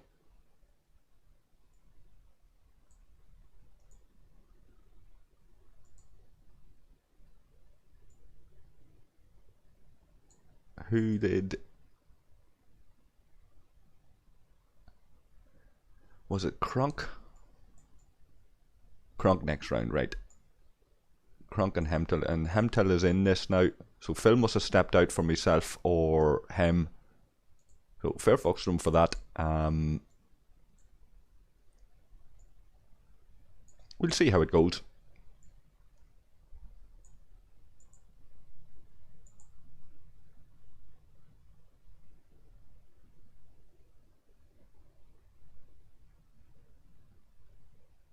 Yeah, that's not a bad idea. So you can see here what's happening, guys, is that Toom and Phil they're sacrificing getting the maximum damage per run to give the lads like myself, Kronk, Hemtel, and others a wee chance to run in beside them as like a backup. That's fair enough. It means an extra bit of time spent at them. It means an extra couple of runs at this, but it's trying to be inclusive. One of the things that always attracted me about HOM, I think ROG are pretty much similar. I think a lot of the guys on our server now, because we're down to the real hardcore, only a couple of dozen real hardcore players left on the server, to be honest with you. You're talking maybe 100 or 200 active players, but maybe another 100 or so semi-active casual players maybe onto that. Not a very big population at all. And I think what's left on our server now, we've learned not to labour too much over our ROE, rules of engagement. We've learned not to be excluding players. We've learned that it's good. It makes sense to be inclusive, even of some of the lower players, like the likes of Batfink here. There are some servers there where Batfink wouldn't get a look in on an alliance like this, but he does, because he's been around for so long. He's one of the boys. He goes way back in the game, and there's a place for him at the table, you know. Likewise with some of the guys that have pissed off, that used to be among our numbered, likes of Muckrell and Warhawk and Hughes and these kind of guys. I'd imagine there'd always be a seat at the table for them guys if they ever decided to come back. even though they've dropped off the pace strength-wise and ship-wise and all of that. Now, some of them guys are maniacs, it wouldn't be too long catching back up, but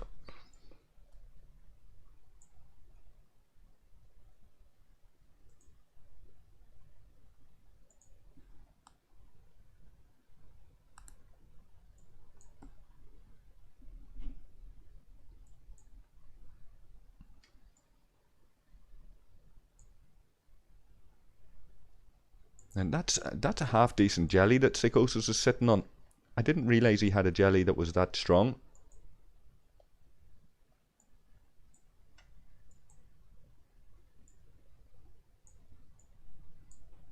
So you can see there in the power drop, the strength drop, sorry, it's a 3.3 million jelly when we just look at it like that, but when we look at it inside the Armada, it's reading, well, it's reading at 3.3 now. It wasn't there a little while ago. Devilman's Augur's reading at 1.9. Let's go in here, and there she is there. If I can click on him, there she is there reading at 3 million. We come back out, we look in the Armada, and then all of a sudden Devilman's Augur's reading at 3 million there. Let's look at Hemtil. Hemtil is reading at 713 there. When I click on the ship, it was 400 something, and now she's at 713. Tomb is at 650 there. Let's say, let's click on Tomb, and it's over 1 million there. We go back in and look at it, and there she is at over 1 million. So all the boys' strengths have just jumped up from me checking them. Presumably that's a display bug. Like there's Phil at 732, reading at 732. Let's take a wee look at Phil. 1.2 million, you may say. Let's go back in there and look at it. 1.2 million.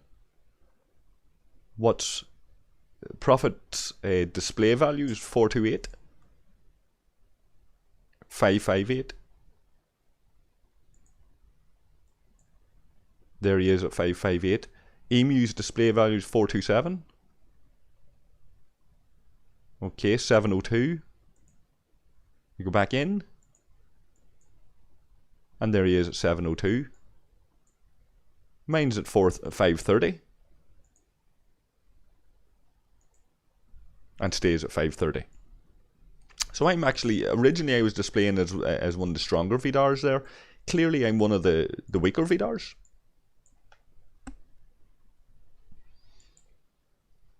So I don't know if anybody's done any real testing to see if there's if that's simply a display bug or if there's actually a drop in stats for some reason.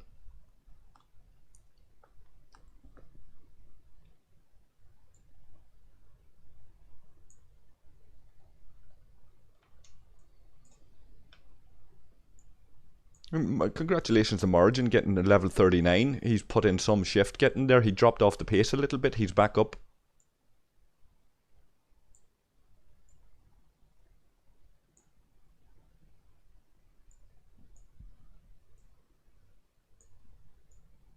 How many of the lads are here now? 1, 2, 3, 4, 5, 6, 7, 8, 9, 10, 11, 12, 13, 14, 18. About 20 of the lads there in the system by the looks of it. Numbers have increased ever so slightly.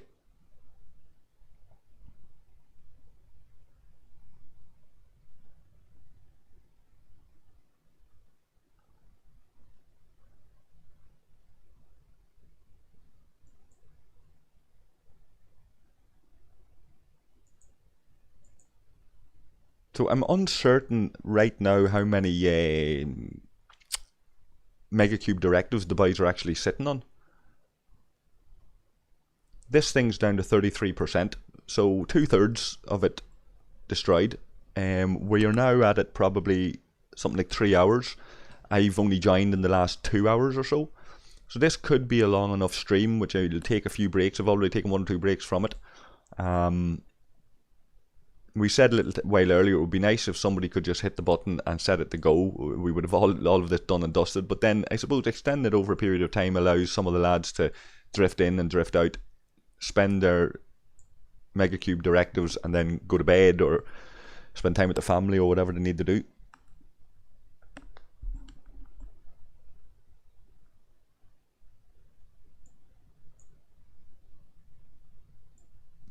There's Omega arriving.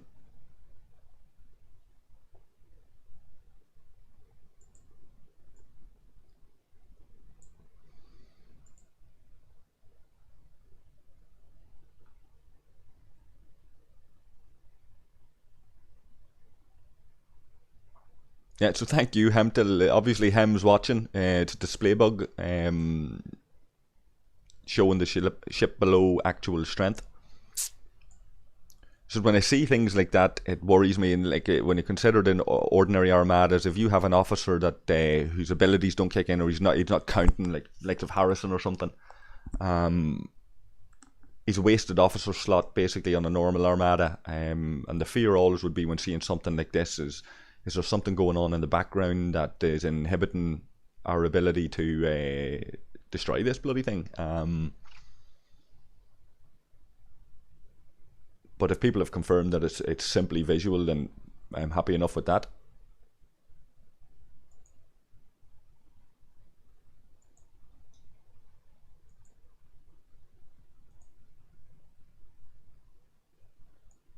Okay, so 19 seconds remaining.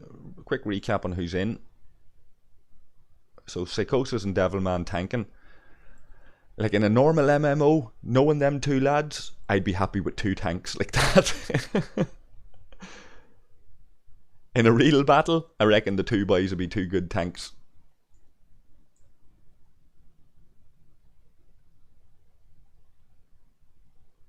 Okay, what did we do to that?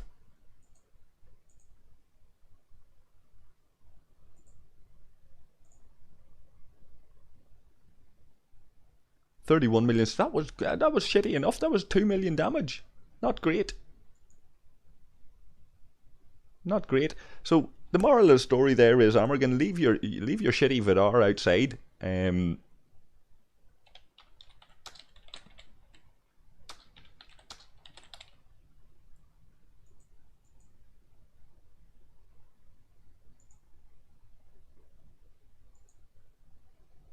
We'll take a look at the battle log now in a wee second.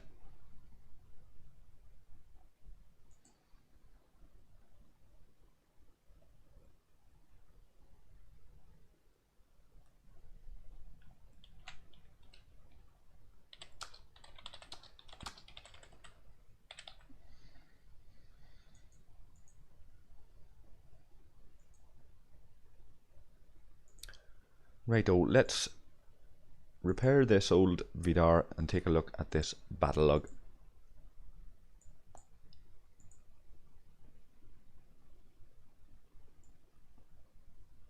That did not do as well as I thought it would. 5 rounds.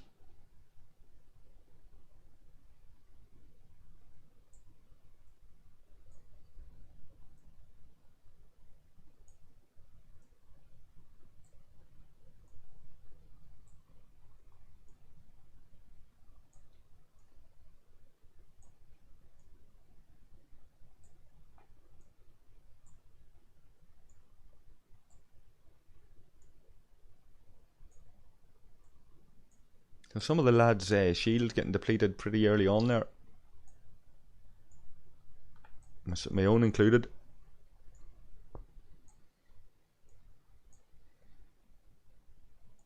So Hem's Vidar got destroyed.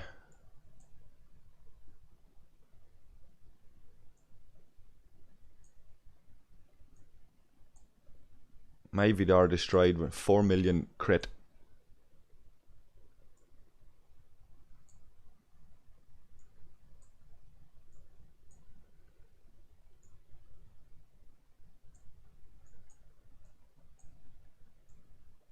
Okay, so Size Jellyfish doing his job there.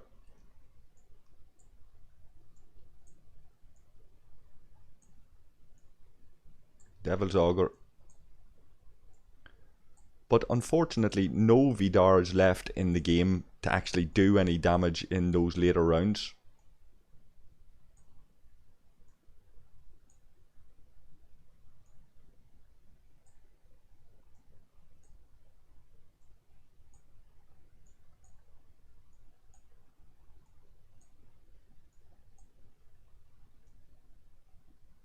Not a bad hit from the auger though.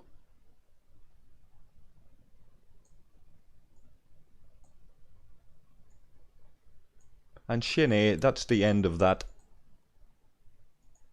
Let's see if any of the lads are ready to launch another.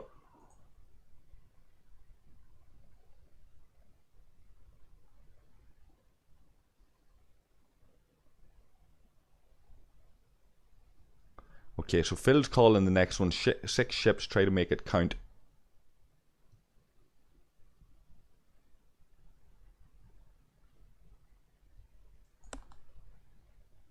It's an awful pity that Phil didn't have the capacity for 2 runs at this. Try one, or even 3 runs at it. Try one with 3 Vidars, 3 tanks, 2 Vidars, 4 tanks, and then 4 Vidars and 2 tanks, and just compare all 3, you know.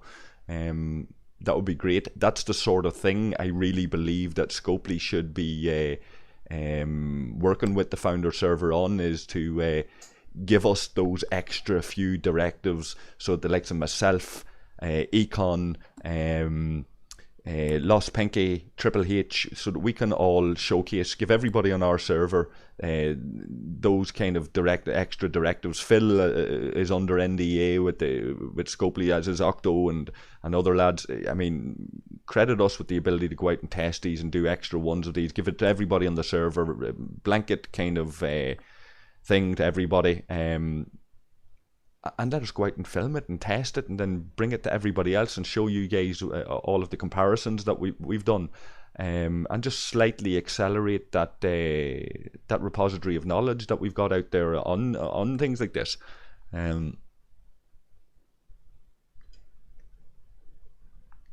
Like I say, these lads are the hardcore. They'd be quite happy if Scopely doubled the amount of directives or tripled the amount of directives that were made available to the people on the founder server, for the main purpose of being able to go out and showcase the content like this to you guys. I'm more than happy to do it. There's a bunch of other content creators out there. No problem. If Phil was doing the negotiating on that, Phil wouldn't be long sending you messages and saying, get your ass in gear, we need to go out and do a bit of testing on this. It would work, it makes sense, but then common sense isn't that common, and we're dealing with Scopely here, who seem to be averse to giving anything away for free, even if it does make sense for their own promotional purposes. But, you know, if any of the Scopely folks are listening, there's an idea for you. Give all the guys on the founder server, bring them back their purpose, give them back their purpose, let them test this content for you. Let them go out and do 3 times as much of this as anybody else, so that some of us can film it and stream it and engage with the wider community, and ask where the community can ask for setups and be going, would you try this officer setup, would you try that officer setup, and so that I can go to the likes of Phil and Emu and all here and say, if somebody's asking to use this officer setup, and it's not going to cost the lads anything to waste those directives to try that out and see, even if it's to prove something wrong. It makes sense. It's over to Scopely if they're willing to do that. I think there's an entire server here that would be willing to do that. I'd certainly be quite happy randomly things like this here with content, to jump in and stream it or record a bit of it. I've been doing it for well over a year now anyway, so nothing would change on my end. You've got other guys like Pinky and Econ and everything that would happily do their end of it as well. Why not, Scopely? Treat us with the respect that we deserve. If it means creating a specific event just for us, then let's call it the HOM and ROG appreciation event, for the service that all of the guys on the founder server have given this game over the years, through all of the dark days.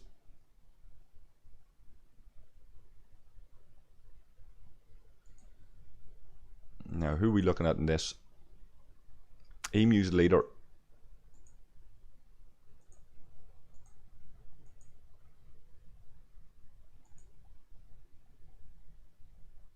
Phil's in, Kaz is in.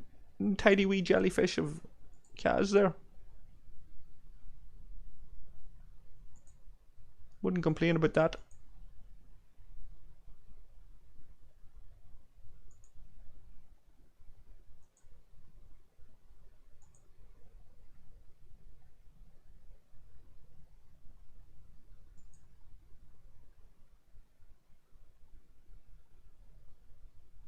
Now, what are the lads saying? I only see one tank in there.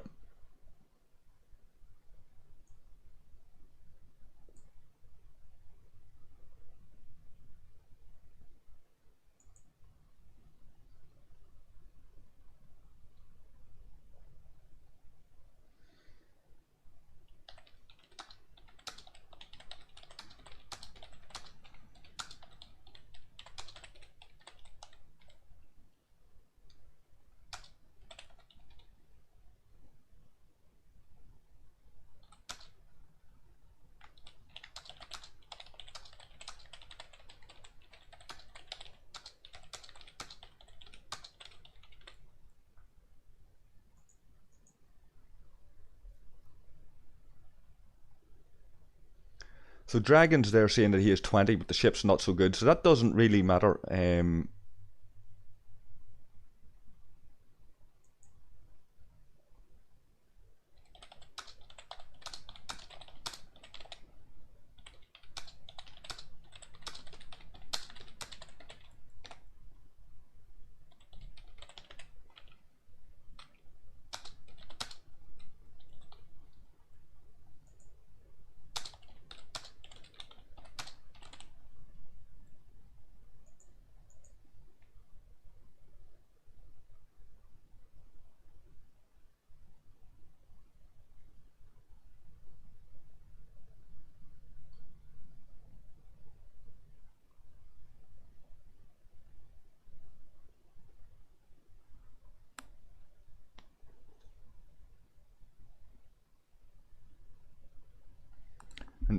Frank Opel is saying that his suggestion is to find someone who can put 8 as captain, 9 and 7, 9 or 7 and Gorkin, give you a hull breach, so your rounds do 1 to 3 more damage. We've made big dents that way with Vidar's given crits in round 3 of 20 minutes. And no, Frank, I cannot see the chat at all.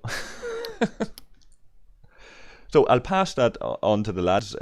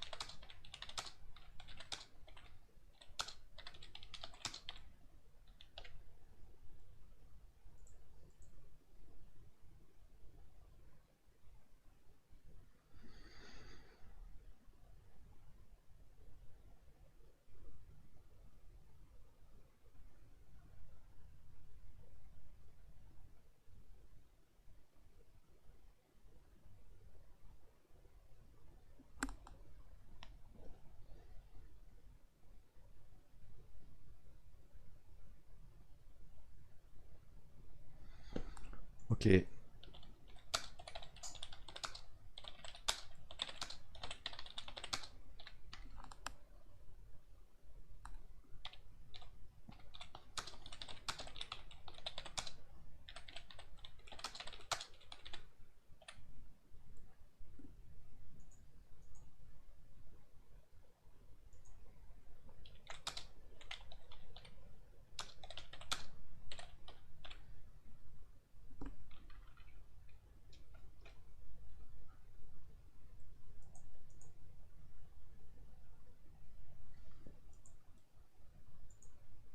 Okay, Frank. So there's a wee shout out for you.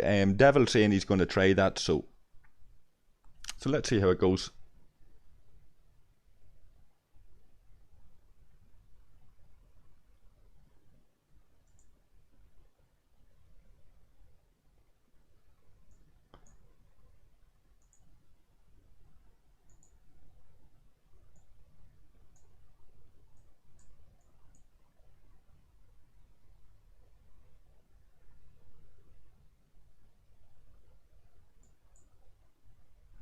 So you can, Frank, you can go and screenshot this and frame it and put it on your wall, pride a place above your mantelpiece. You've you've just given instructions to these guys on the founder server who generally don't listen to anybody, and they're going to try your suggestions. So it's a moment to be captured. You should be proud of yourself for getting through, because sometimes you're dealing with very thick heads here, and if it works, the lads will be very, very grateful to you. So maybe you could send me a selfie, and I'll send it around the lads, and they can put the picture of you up on their mantelpieces, and before they go to bed at night, they can thank Frank for sorting out how we do our matters. If it doesn't work, you should probably hide and hope that Psychosis doesn't find out where you live. I'm only joking, of course.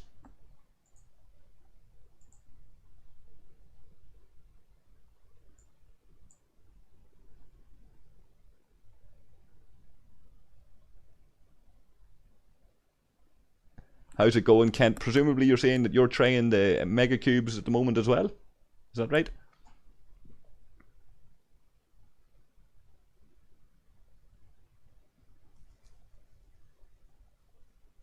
Right, so Frank's putting it up to us, lads. Frank reckons we're going to get a 20 million crit. Um,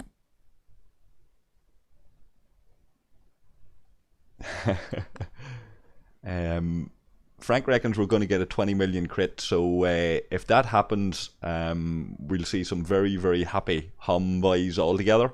Um, and a nice bit of information there as well, Frank, for anybody else on other servers who are watching and still trying to figure out the best way to do this. There's a lot of people very despondent with these Megacubes because they feel so far out of reach, and what they don't realise is that messing around and testing different setups like you're talking about there, or maybe the difference of putting Gorkin in instead of the full synergy Borg officers, that might actually work for some of the guys, and they might punch above their weight, and it might make these Megacubes a little bit more relevant for them then. So this is the whole point in doing streams. This is the whole reason why I'm streaming this. It's to be able to share this with you guys, and if you have other thoughts, share them with us.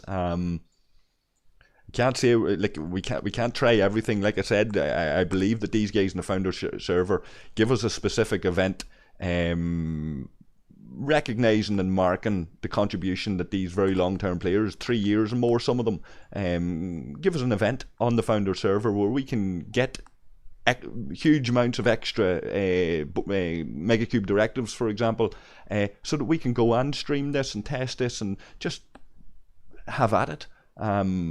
And then other people can come in and say, oh, what about trying this officer setup, or what about trying that officer setup, and we'd be free to do it. The only issue then comes down to time, and because we've got the likes of Triple H and Econ and Lost Pinky and some other guys as well that are happy to take out the camera and film some of this, there should be no small amount of recorded footage of all of that testing.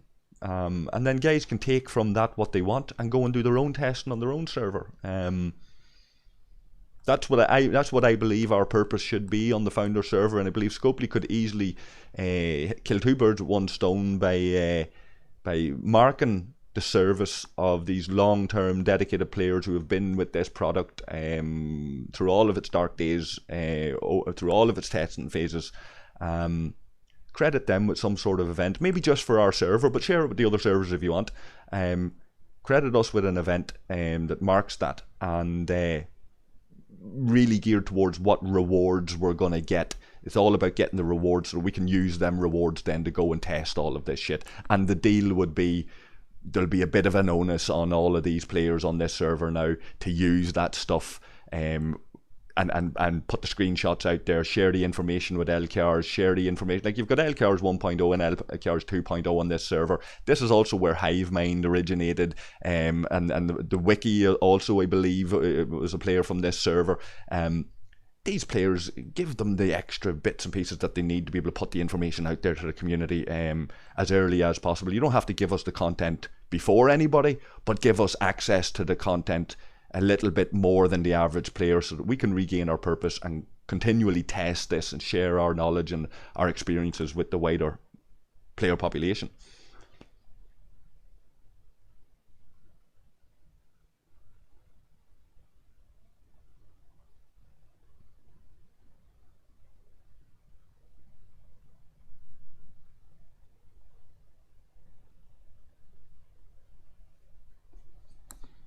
And so Frank is saying that Gorkin gives everyone 3 rounds of hull breach with 80% increase in damage, coupled with Borg, Vidars and Presto. And that they did something interesting on their server. They had 4 alliances all target the same node within 10 seconds. And that cut down the shields a bunch. But was extremely hard to coordinate. I don't think this would be too hard to coordinate on our server. There's one of the ROG lads there now. I don't think it would be too hard to coordinate on our server, because you'll get, I think the likes of ROG, they're well enough organised. The likes of Borg, maybe, perhaps, well enough organised to send all of their lads down here, and 3 alliances like that, all targeting this cube at the same time. I think it's doable. It would certainly be a nice test, but again, what I'm saying there, Frank, is let us on this server, let us try that kind of stuff. We're talking to guys like you who's trying this. Let us go and put it out there on camera and show it off and say, right, on this server the guys have asked to do this. Let's set it up and let's do it. And there'd be an some sort of obligation on the guys on the server, if they're getting those extra assets from Scopely, to comply with that and do that. 2 seconds. 1.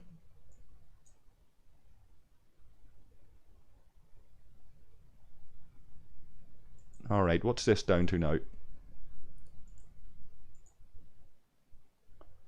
29 million. Again, not the heaviest hit and run in the world there, but she's at 29%.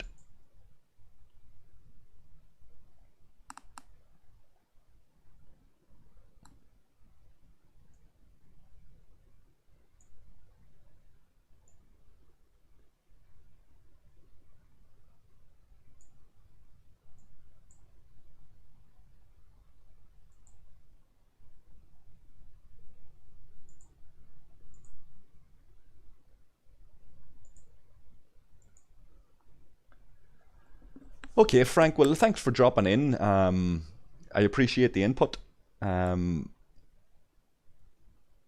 Gives us something to think about, certainly, and I'll be sure to praise you from high heaven if we do get a 20 million crit. Alright, no problem with that. If you're on Discord, join us and come in, pop into our Discord, and you can talk more directly and share experiences, and might be able to get you a few screenshots, that kind of thing. I'll put a link after I finish the stream. I'll put a link below this video anyway, but you'll find the link to the Discord in any of the other videos descriptions, either whichever suits you.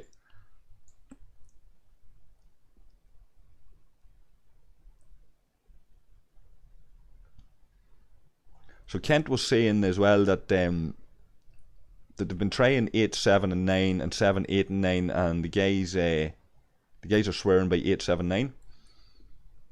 So yeah, like a lot to be tested in this, Frank. Oh, sorry, Kent. A lot of testing still to be done. People won't, because there's such limited options with this, people won't be getting too adventurous, trying random combinations of officers. They're going to go with safe bets and try to tweak that. You know, who knows what somebody might discover down the line and go, you know what, this combination actually works a treat for some reason on this ship, and it could change things dramatically. All of that only gets understood when there's been enough testing done that'll prove or disprove a theory that's out there.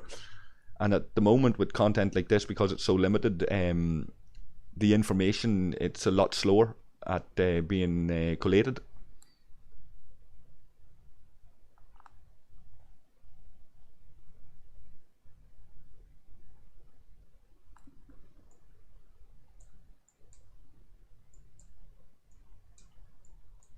So I've seen one of the little rug guys come into the system. I'm wondering, is he gone? I'm wondering where the rug lads. There's Borg lads starting an armada there.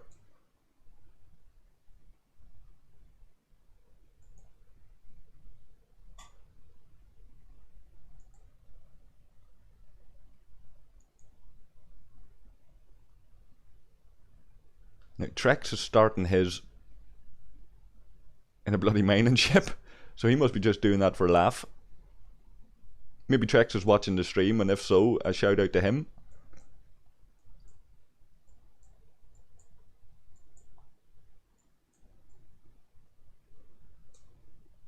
So we have another one started.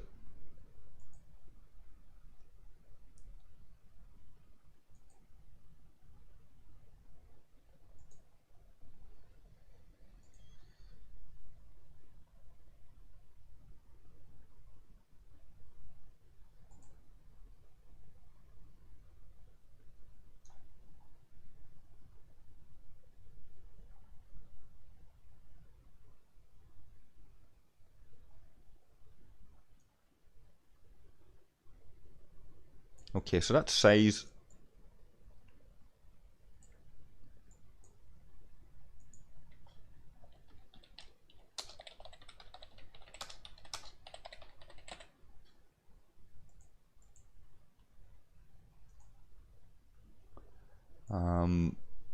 Right, so Psychosis has launched his with Devil in there to tank along with him. Now, ideally you want Phil and Tomb in there in their Vidars, along with say Hemtel there or whatever. See how that goes.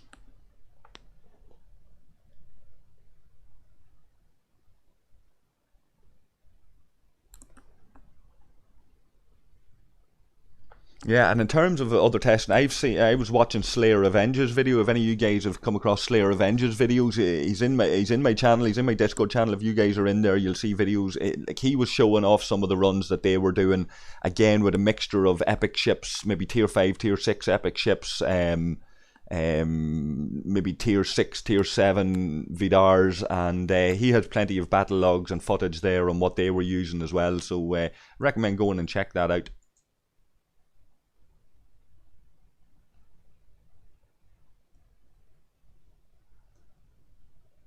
Every man for themselves.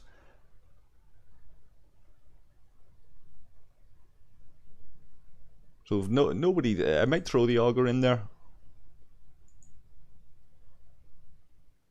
See how 3 tanks do.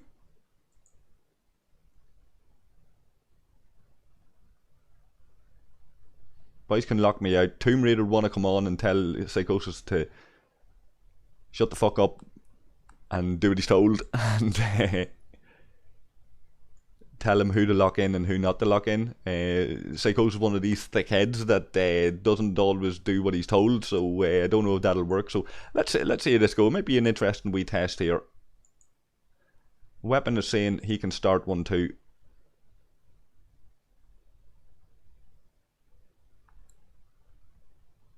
Every man for themselves. Good man say. So 11 minutes remaining on that, guys. I'm going to take another very quick break, and I'll be back with you in a few minutes.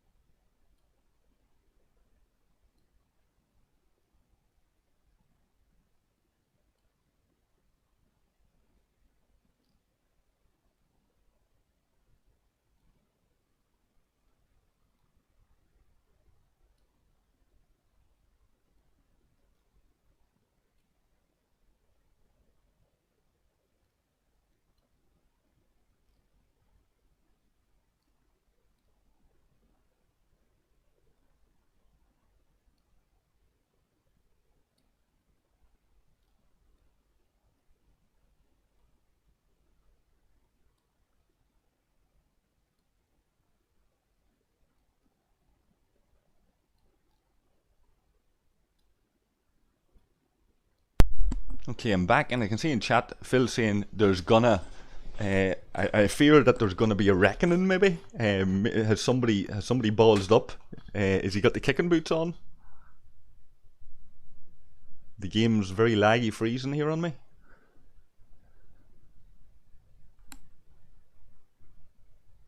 Oh, there's going to be more than 15 ships dying in the next hour. Fair enough. There's not going to be a reckoning then.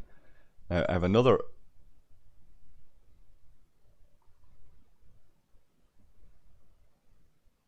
Yeah, this is very slow, laggy shit.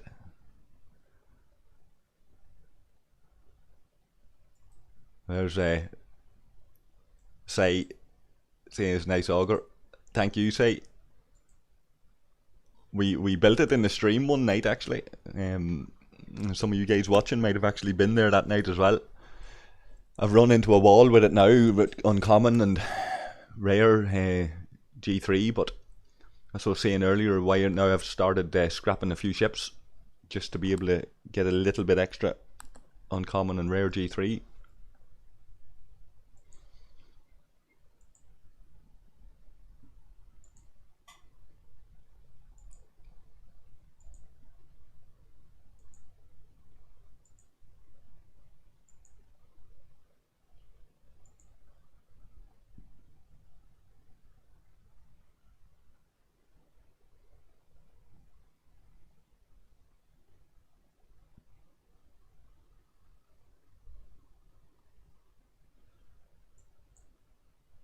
So welcome back from the shops. He was probably out stealing, to be honest with you. That'd be the type of Octo, you know. The Dubs, the Irish lads know, like there's a place called Henry Street. Like Octo probably, not at the moment when everybody's in lockdown, but normally Octo would be one of them lads you probably see Christmas time on Henry Street selling wrapping paper and stuff, you know. So when you see as he was down to the shops, he might have been down nicking stuff. But as long as he's nicked a wee chocolate bar or something for me and the boys, like, and we don't complain too much about that, you know.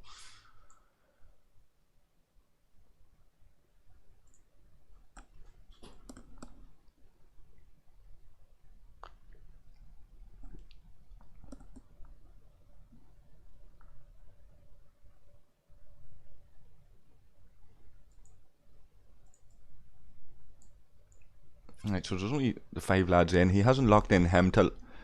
Be nice if we could get Phil in there. Like no offense to him, but Phil's got the top Vidar. It would be nice to see the top Vidar in operating with these 3 tanking ships.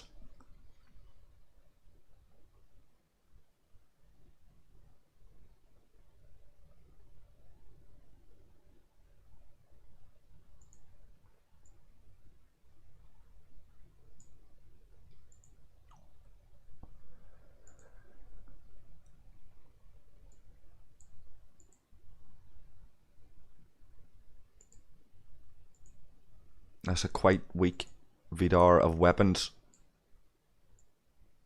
Not ideal when you've got 2 augers in the jelly.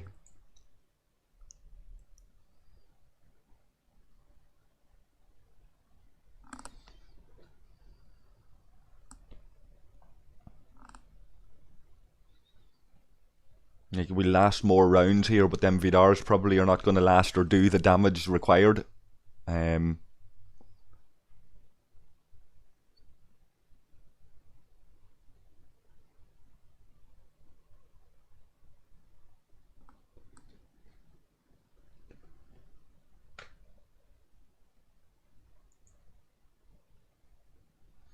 I'll tell Say to kick me out if needs be here, because with one decent Vidar and one weaker Vidar, I don't know if that's gonna.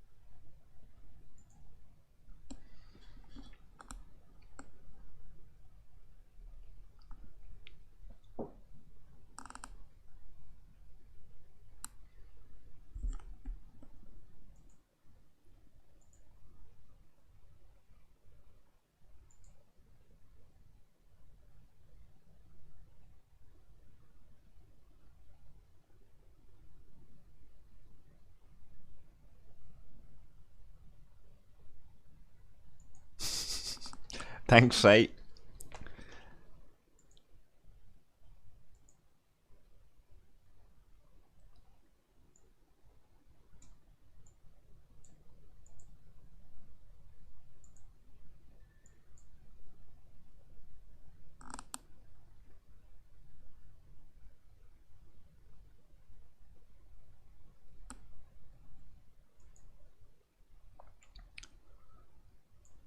Right, oh, a minute remaining. How did this guy get on with his horizon, or whatever it was, his mining ship?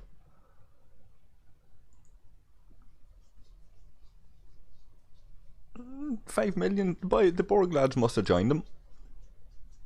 I missed that. Sorry if that is the case, Borg.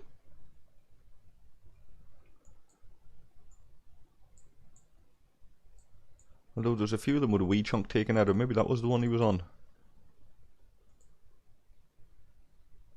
3 million taken out of that.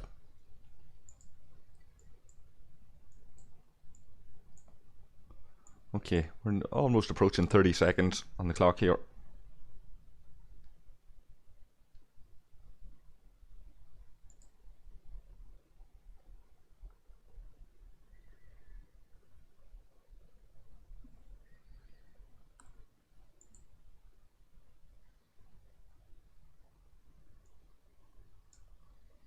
Okay, so I'm locked in. Fair enough. We'll see how many rounds it goes anyway. There could be an argument for 3 tanking ships if this manages to go on 6 or 7 rounds, you know.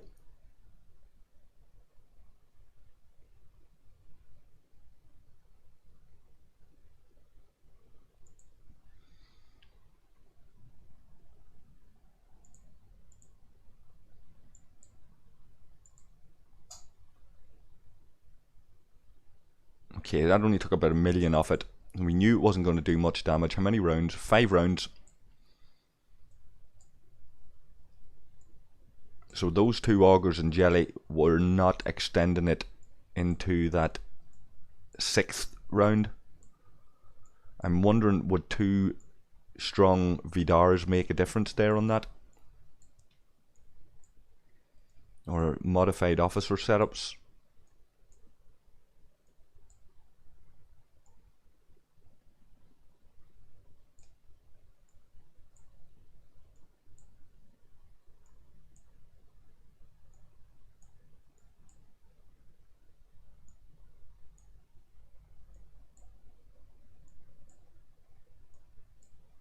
There's my auger gone. Size jelly taking it. Devilman's auger taking it.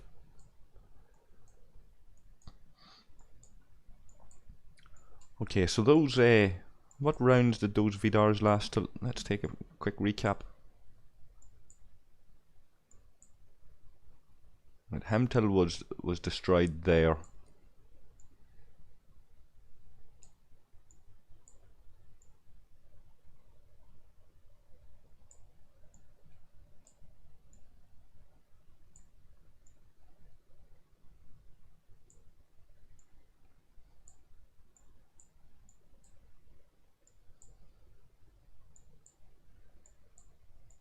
Round 2.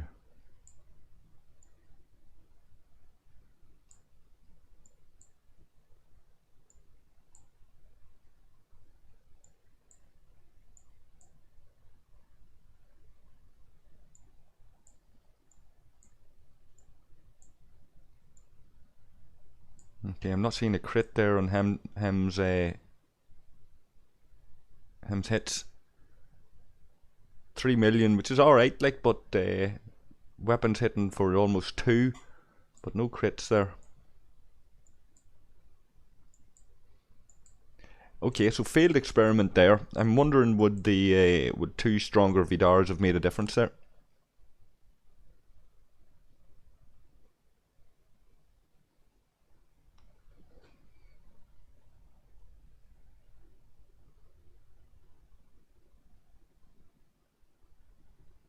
So Steve's there saying that they should have Nero instead of Livis.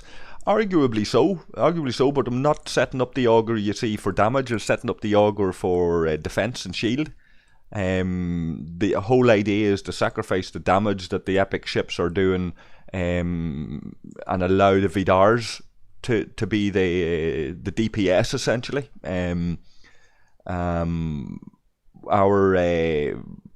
Our tanks are the big ships that we're going in basically sacrificed to just squeeze them extra couple of rounds out of it, so that the Vidar's railguns can kick in and do that extra damage. And what Frank was saying earlier in the stream was that if some of them Vidars, if you have a couple of Vidars that are kitted out properly, Gorkin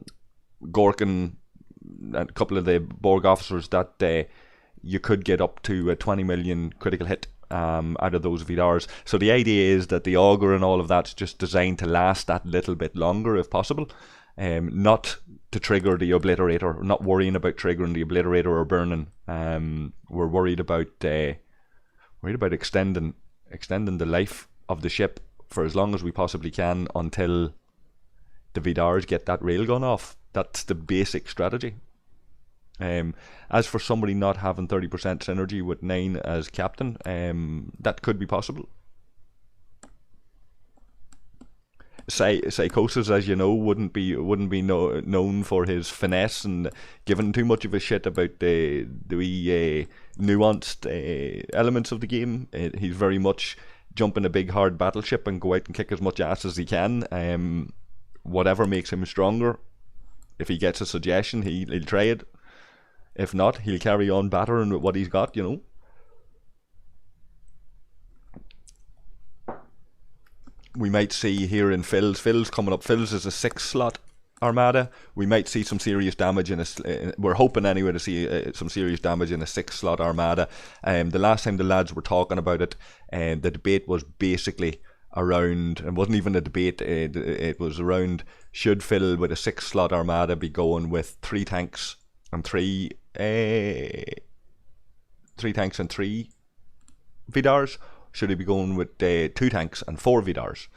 That essentially was the question. Personally, I'd like to see him do that. I'd like to see him go with both of those.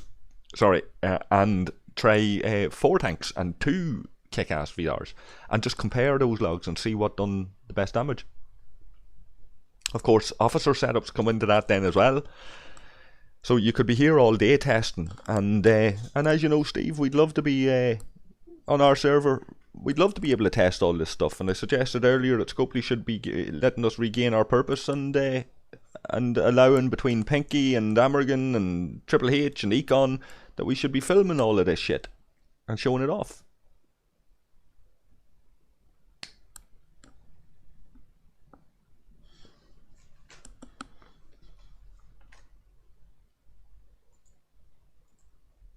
Now, I forgot that I was actually going to be scoring in this Megacube onslaught. Not the solo, because we're not destroying armadas and I'm not spending directives, but in this solo leaderboard. Only 25 slots in that. We'd said before we'd like to have seen 50, and that would have been fairer. Don't know how far off the pace on this I am. I'm at 724 million, and 25th place is Char on 1 billion. So I'm about 70% of the way to a place in the top 25. Octo's just about in there.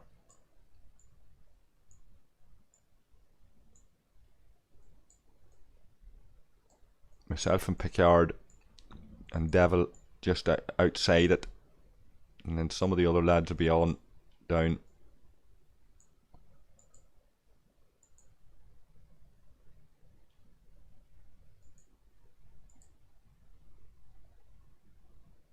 So that's points damaged. That's giving you the rewards on this.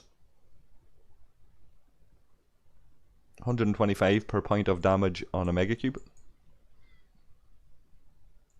And again, that's That's Scopely putting in ideas that they've heard from the community, complying, saying that they're listening to us, but not really thinking about what it is that we want, not really understanding what it is that we want. We had said numerous times in community panels and other places that we want events where we can all contribute together, big massive target in a system somewhere, we can all contribute together. And we'd said this specifically about board cubes when board comes is what we want.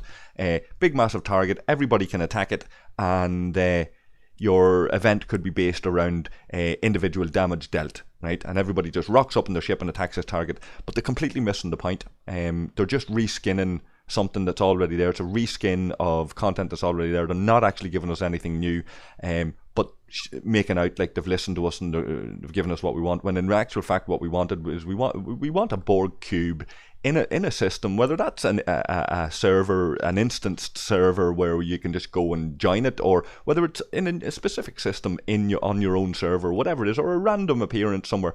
But that this kick-ass board cube appears. And once it appears, global chat, Galaxy Chat gets an announcement. A board cube has been spotted in this location. Gather your troops and try to take down this invader. And then every alliance in the game can go, get your shit together, lads. There's a board cube appeared. And everybody just fucks off up to the board cube and starts attacking it. No directives, no limit to how many people can be in it. And you just keep throwing ships at it, scoring points by the amount of damage done to it. So if you want to rock up in your Findra and just spam your Findra at it all day long, you're still getting points. You know, you're not doing too much damage, but you're still getting points. That would have been, to me, properly listening to the community and understanding what they were calling for. As it stands, we're looking at a reskin of the normal armadas. And while it's pretty looking, it doesn't really offer true co-op play.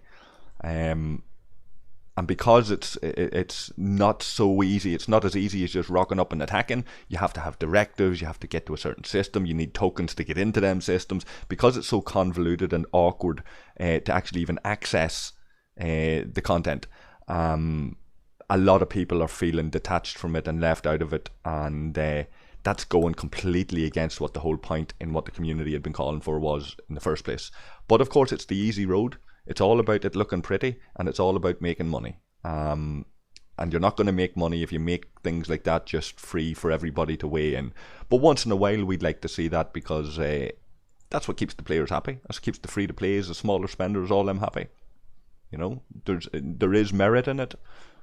You mightn't be making as many profits from that content, but you'll be building a good reputation with the players. You'll be creating more dedicated customers and dedicated punters and users. That has its value more than physical currency. Maybe not in the directors of Scopely's pocket. It doesn't make a difference to them, but in terms of a product that they want to develop some sort of longevity and loyalty from a customer point of view, they should be sacrificing a small amount of those profits once in a while to keep the community happier and making the content accessible and not excluding people from it. Like excluding people for 2 to 3 weeks from this war effort alliance milestone because they missed the deadline by a couple of hours. It's just ridiculous, even from from a business point of view, from a money making point of view. It's just ridiculous. But it goes to show the mentality. The mentality is freaking out and worrying too much about possible exploits and cheats, running around in a fucking tiz like headless chickens, going, they're going to exploit us, and we're not going to make money, they're going to exploit us. You know, how do we avoid the exploits? And set everything up so that nobody can exploit it. And then everybody sitting there, loyal, dedicated customers and players sitting there going, sorry, I can't take part in this content. I've been left out. I only missed it by a couple of hours. There's another 2 or 3 weeks of it. Would you mind letting me back in? And then they ignore you. No, this was done. To avoid people hopping around alliances and to avoid exploits. Sorry, go away and leave us alone. We've decided the way this content is. Shut up. Go to the corner. We don't want to hear you complaining. And then the community gets into uproar because people start going, "Fucking need to listen to us. This is a disaster." So that's my experience of it so far. It's been the experience with numerous bits of content that this company have released. Having said that, to be able to sit down here, stream with Psychosis and Phil and Octo and Batfink and Triple H and all these guys in this system, this is what the game is about for me. And this is why I don't want to see the founder server compromised in terms of the community that's been built in it over the last couple of years. And which is why I'm reasonably pleased. I know somebody in Galaxy Chat the other day was giving out about the announcement basically about the server merges. Saying like, yeah, they announced that they're going to do it, but they're not telling us how it's going to work or what's going to happen. A lot of people on our server are very fearful about the idea of server merges because of the disaster that happened the last time we merged. A little bit of information would be nice. But again, communication ain't the strong point, is it? And I know, I'm conscious I'm waffling while this timer's counting down. What are we looking at here? Phil and Octo in Vidars. Kaz and Sai tanking with a jelly, 2 jellies. And Rusty in his Vidar. Let's see what the true values in these ships are. Okay, so Rusty's on a 700k Vidar. Sai is on a 3 million jelly.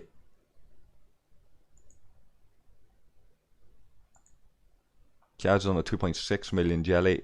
Phil is on almost a 1.2 million Vidar.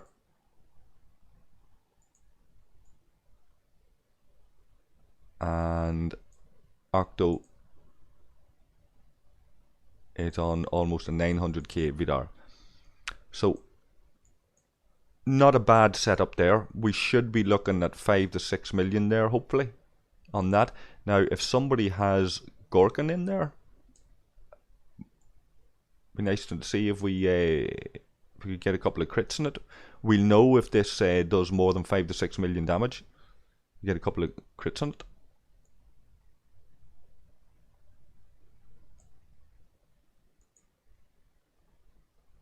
We're into the final 10 seconds here.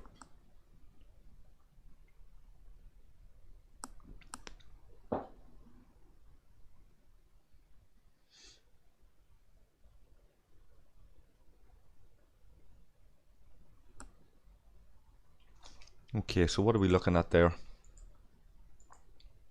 Some of the lads are bound to be getting a bit tired at this stage because some of them's at it for got to 4 hours. 24 million. Full straight in with another one there.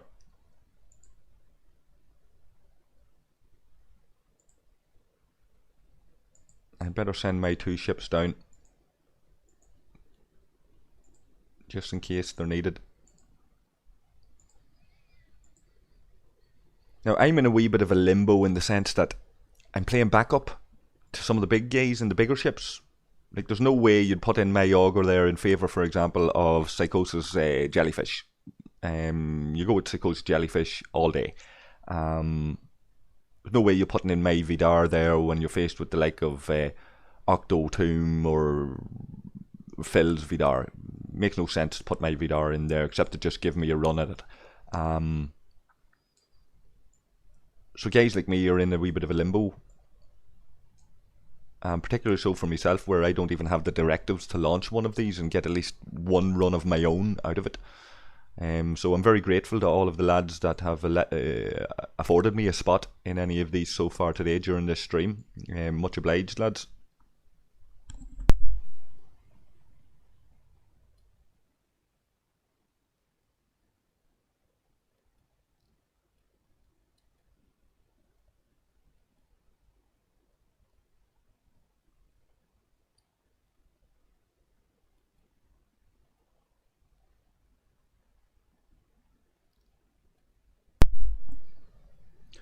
So an interesting one there, Steve. Yeah, I get the crit roulette thing with Kerala. An interesting one there, somebody suggested earlier in the chat, if you scroll up through the chat, was they tried to get 4 alliances to target the same Megacube node within like 10 seconds of each other.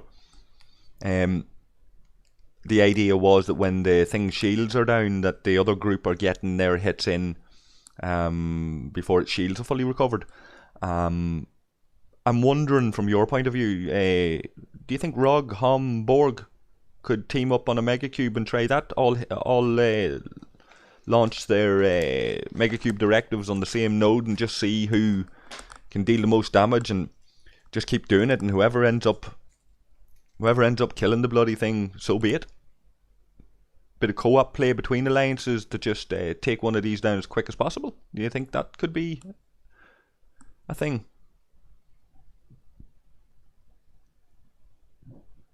You know, you have a lot of personalities to get around there. You know, you have with Char and Monkey and GT and all of these guys on the peace server.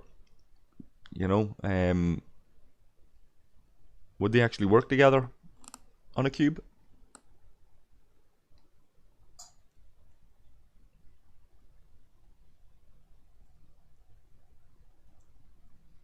I certainly, for the purposes of streaming, I certainly would prefer a situation where Rog and Borg are coming down to help kill the damn thing, as opposed to hiding in a nearby system waiting to sneak in when we're all dead.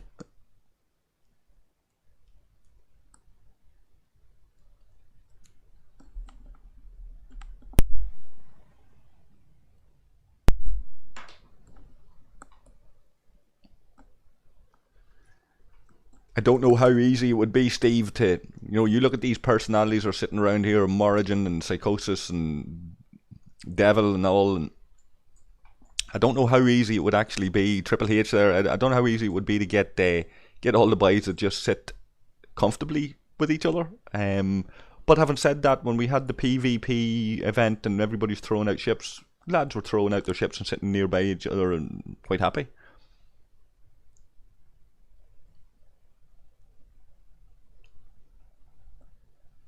Yeah, so the 20 million damage thing with Rug, one of the other guys saying they'd done that, and that was due to the Gorkin factor. When the railgun kicks off, it's the Gorkin factor that gives the hull breach in the first 3 rounds. That allowed a critical of 20 million in one go. So we're at the testing stage here with this as well. We come out, we tested it very, very early on, and then left it for a long time. We dropped off the pace, as you'll know yourself from the leaderboard. The lads just decided to save their directives for a while to organise for a run like we're doing today. It wasn't set up, like we weren't putting everything into setting this up. It was just a time was agreed with a couple of the lads, and go down, we'd see how it goes. And I weighed in and said, listen, I'll try and get on and stream it. So that's what we're doing. It's quite relaxed. It's a nice Saturday afternoon for us, Saturday night for some of you guys. And I have the time to do it, and it's a nice change to be able to stream during the day. I haven't been interrupted too much. I had one phone call to take earlier, I had to go AFK, but you guys will forgive me for that.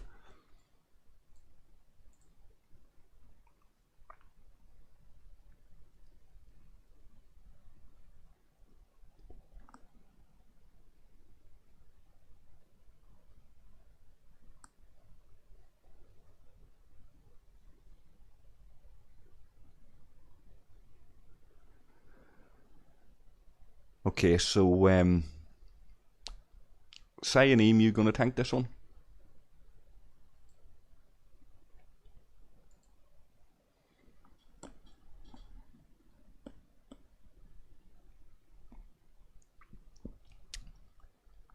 Fill, Profit and Fool in the Vidars. Let's take a look at the true values.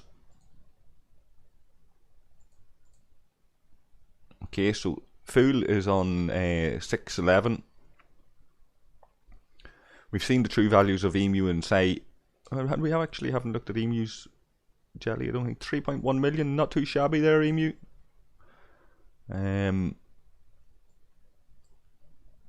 Phil's obviously at 1.2 million almost.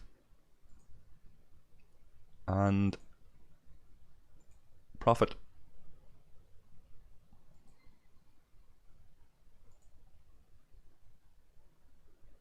Profit on 558. With Shady, Weapon and Octo all waiting in the wings.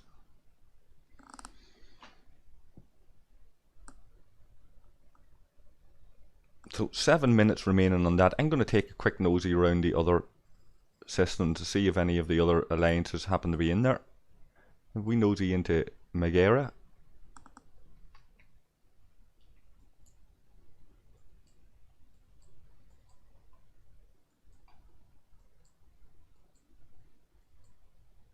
Okay, don't see anybody hanging around Megara. Let's take a look at Electo.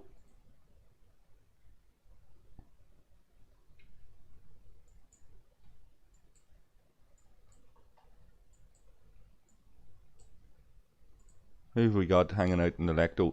Pawnee of Rog. And we shout out to Pawnee. He's probably asleep.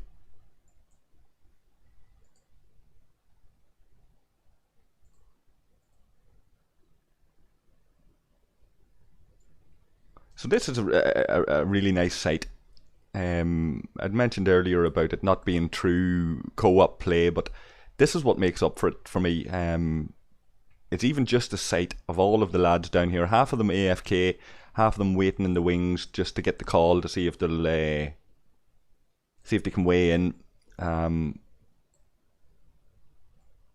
knowing that these guys are all around different parts of the world, two sides of the planet, and they're all teaming up in some attempt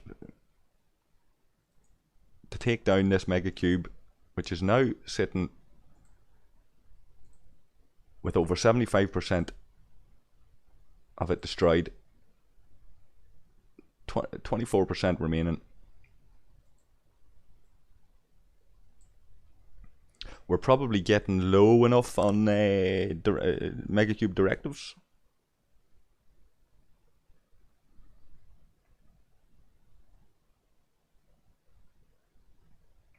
Steve is saying that he should be asleep as well, and I think this might, for some reason, Steve, I don't know, I could be wrong, nobody has actually said this to me, but I think the timing of this could have been so that we're finishing up when all the Rog boys are asleep.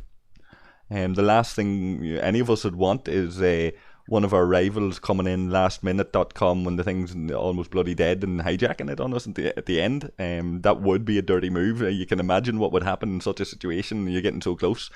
I'd much rather see a situation where lads are sitting here going, some of our boys missed out on the big push by our alliance. They've got a few directives left. Can we launch a few in when yous are? Just help take yours down a wee bit and help yous get across the line. And maybe some of your guys that are still online want to launch a couple here because they've missed a big Rog push, and they can help us take this down without stealing it off us, you know. I'd rather see that cooperative kind of thing going on the server rather than stealing each other's armadas, but I'm guessing it's going on, it's happening in other alliances.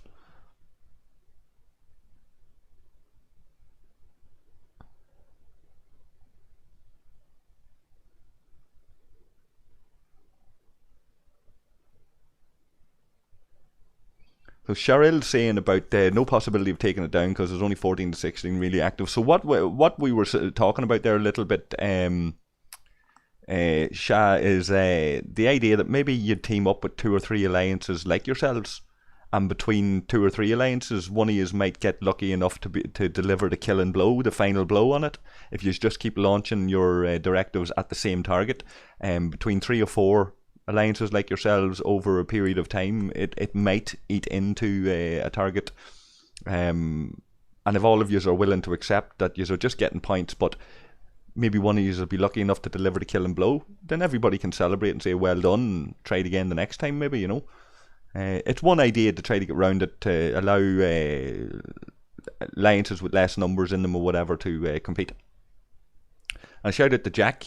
Jack saying that they're also in Tisiphone, but on another server. So you want to let us know what server that is, and we'll say hello to our brothers in Tisiphone that are doing the same as ourselves as we speak.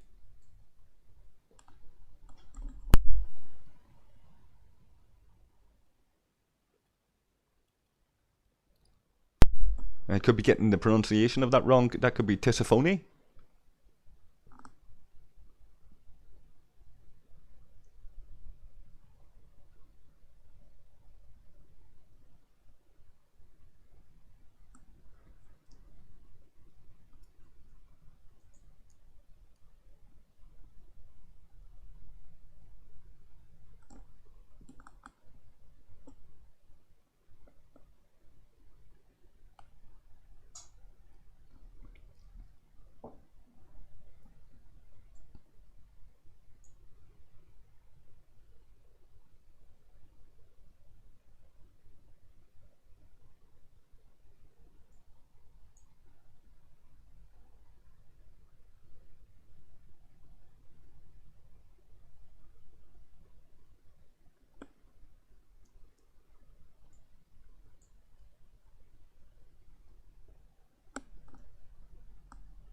So there's Amy presumably thinking about maximising his own rewards out of the event as opposed to the team effort.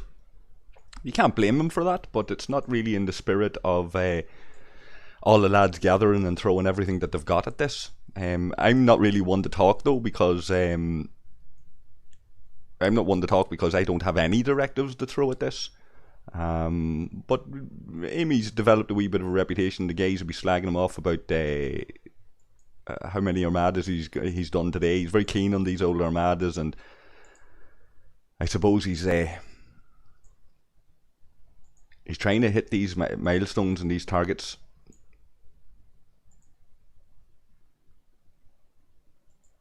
Let's see where Amy's ranked here.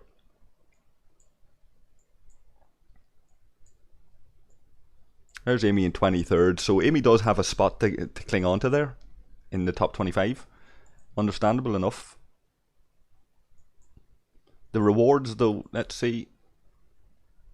1600 Borg War Funds aren't really worth worrying about, to be honest with you.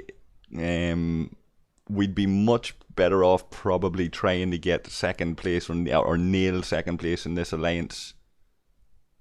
Like, we're not a million miles behind ROG. I don't know if we could catch them at this point, but we should certainly be aiming for top spot. There's a day left. We should certainly be aiming for a little bit better than what we're doing there. Borg could come back at us yet, but I don't think RPH will catch us unless we really drop off the pace and they go at it full pelt. But ROG look like that's another one in the bag for them. 71 members. ROG very keen at the moment, making sure their members are active as well, which is makes sense. ROG very much focused on getting their house in order and making sure that they're organised and tight-knit and all. And it's credit to ROG. HOM, usually, I would have always said in the videos that HOM were very close-knit, very tight, well-organised and whatever else. And through different events recently with Econ and Farty and Billy and the boys going off and reforming Sword, and all the shite that's going on with that. There's another video in that, guys, about the whole LCAR stuff. Remember, all of the major community resources that were created by players: Hivemind, the Wiki, LCARs 2.0, a couple of content creators like Econ and myself who were NDA'd or involved in the official content creators programs with Scopely and all of that. The founder server has delivered a lot of resources to the community over the years, and the community's starting to mature now, and other resources are coming out there, and that's all great. But the key resources till now have mostly come from this server, and so there's probably another video in it in terms of what's actually going on with LCARs, what's actually going on, how does that affect our server. There was the issue was brought recently to the peace server, the server where peace negotiations happen for ourselves and ROG and RPH and Borg and Sword and all the whole lot. And some of the lads in there understandably don't want to get involved in the dirty laundry of what's going on in HOM, why LCARs 2.0 was created and LCARs 1.0 still exists, and what's actually going on there. Most of the lads in this server can guess what's going on. Most of them already know. Most of them already know how its origins go way back to the last server merge. It's actually relevant to server merges because the origins of some of the disputes and some of the personality difficulties and some of the divisions that were created, serious divisions people took very seriously, go right back to even pre-Hivemind days. They go right back to the old server 1, server 2 when they merged, and issues that people had with each other, and alliances that were formed back in them days, like Dom and Farty and NetHet and all were in Dom, and Hivemind got formed and things like that. So there's a big history there, guys, and even though I've covered a fair bit of it, some of the detail I haven't gone into, so there might be a specific video in that. There'll probably be a few people that get upset or get their feathers ruffled, but we're all entitled to our opinions, and I'm looking very much forward to Econ's video on it, because I'll be mature enough that if the boys want to get a few digs at me and slag me off, I'd be quite happy to listen to that and reciprocate and return the favour in the video. You know, it might even be entertaining, who knows.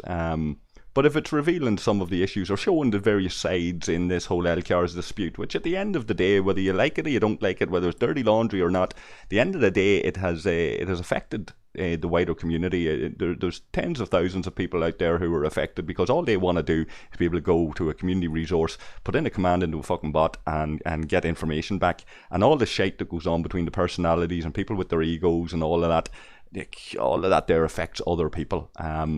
And at the end of the day, my book, bottom line on it is, if a community of people come together to build something, it doesn't matter if you fucking laid 3 bricks or 30 bricks to build the foundations of it and build up the walls of it. If you've laid 3 bricks at this, right, or you've helped in any kind of way, maybe you've just brought the sandwiches over to the boys that are building it, but if you've helped build something because it's a community resource and it's been built by the community with only gentlemen's agreements and no formal kind of arrangement in place, it's not a business. When you do something like that, every one of those people who contribute become a stakeholder. And for one person in my book to go and claim that they have any individual ownership over any part of that is an absolute and utter fucking disgrace. Because it's never been about individual ownership. You contribute your skills, your tool set to the collective purpose. You forego individual ownership of any part of what you've built. And if you want to walk away and build something else, walk away and build something else. But don't fucking institute legal action and threats and all of that there just to bring down the other place. Let them fucking coexist, because it was always supposed to be about the collective effort, with every individual being a stakeholder in it. Any man or woman that goes around claiming that they own this or own any part of it, they want to go and take a fucking look in the mirror and get over their ego, because this was built for a community, and the community are suffering over the divisions that are there and the egos that are there. So that's my wee bit of a rant. There might be a video in that, guys, with some information that some of you guys may not be immediately aware of, some history that's gone on between them. Keen to see Econ's video on it and his take on it before I do mine, but I might just have to bite the bullet because Econ's renovating at the minute, renovating the house. Now, we all know Econ's not really renovating the house. Econ's very, very busy on a couple of alt accounts, but you know, we'll pretend like he is really renovating his house, and we'll ignore all of the alts and all of the shenanigans that's going on behind the scenes. Master Whispers is not up to any shenanigans. For any of you guys that want to ask that question, Master Whispers is very quiet, painting walls. He's got the roller out and he's got paint on his face. He might even be wearing an apron. You never know. He could be naked. He could be naked wearing a big white apron with a roller splashing in his face as he's rolling that ceiling. And you know, Econ might like that. I just picture him looking up with his tongue out and these white things dropping onto his tongue and all over his face as he's rolling half naked in an apron, keeping the wife happy while the child's crying in the background. Nice mental picture there for anybody about Econ, lads. And I'm keen to see his video. I'm really keen to see what he comes back with, and we'll do a commentary and a response on that. We'll get back to these armadas. Another one's been launched here.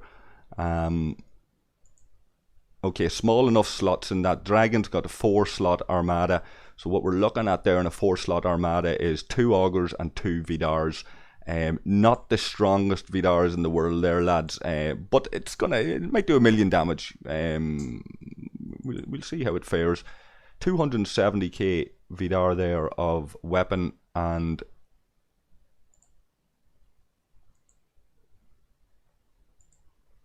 444 dragon with devil in his and octo in their augurs tanking that. I'm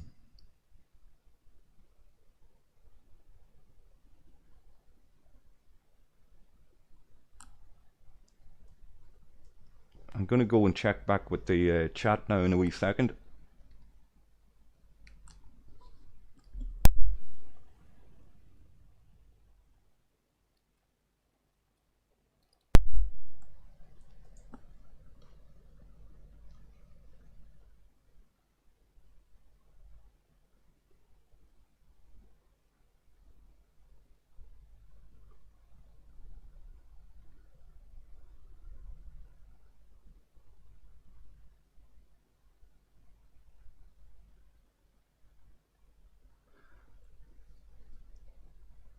So Frank's checked back in with us and is asking just about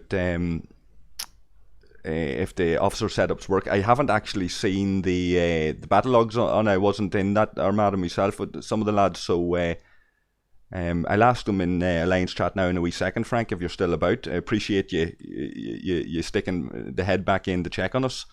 Shaz delayed the dinner to watch it, but the wife's giving him the look, so he's got to go and catch that. So fair play to you. Thanks for the kind words there, Shaz. We'll see you later on, maybe. So we have got it knocked down a fair bit. Some of it might have worked, Frank. We've done 2 or 3 runs, maybe, I don't know, 2 anyway, probably since you were in with us last. So yeah, a decent wee bit of damage, I suppose. Let's take a look. She's on. I thought she was on 24%. Hold on a second. Maybe I didn't check it after the last one. Okay, so she's down to 20%. So that last one took 4 million off it, or something in that region. So we're down to 20%. 1/5 of it remaining. So we could do this arguably in another 4 runs.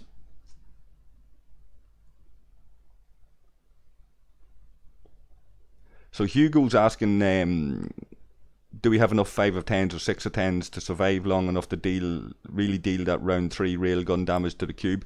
I doubt it. I doubt it, Hugo. And at this stage, we're probably not going to be... like I'll mention it to Phil in a wee while there, maybe.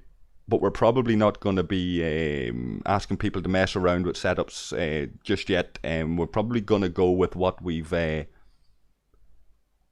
done here so far, just to get it over the line and finish it off. And then if there's any directives left, then we can try out different things.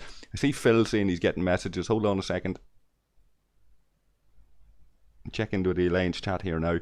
And Mr. 3 is saying we need them whales. We do indeed, we need them whales. If you get a friendly whale that's willing to help out with this, it is valuable. If you get a whale that's not about ego and status and he's happy to help the wee man out a wee bit, then them kind of guys are like gold dust. Snap them up and treat them well.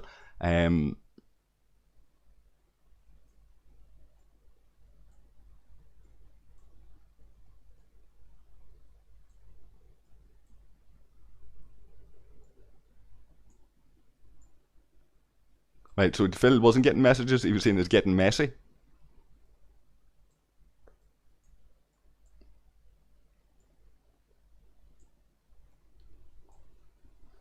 So I'll take this opportunity to type in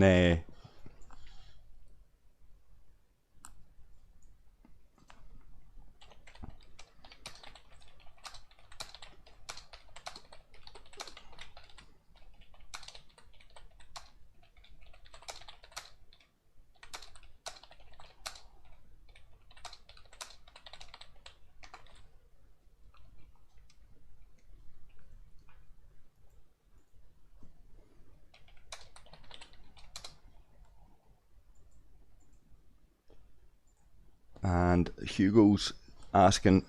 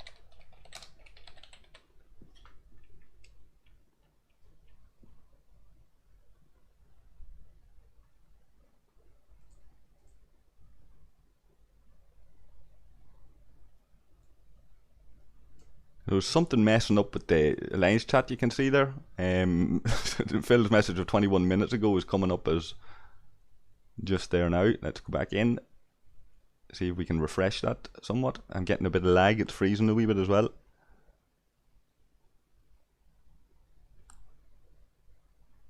It's still showing.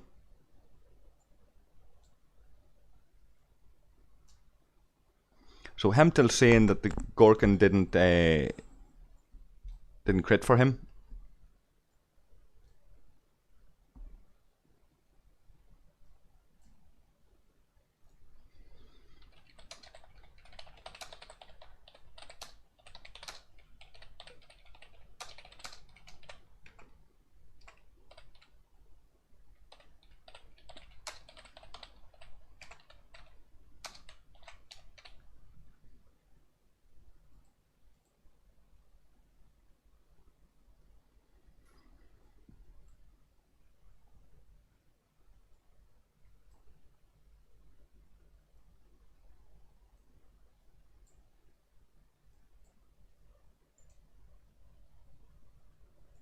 So that looks like that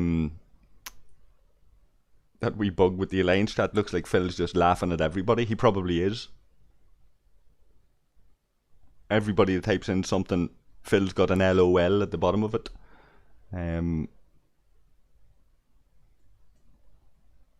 Maybe that's a hacker bot that he's doing that just save him having to type LOL in at everybody because he's laughing up his sleeve at everybody.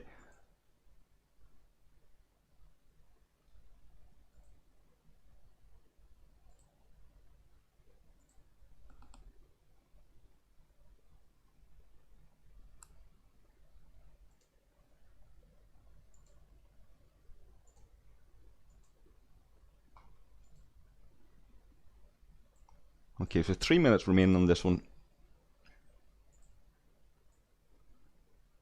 So HOM is out. Rusty's in.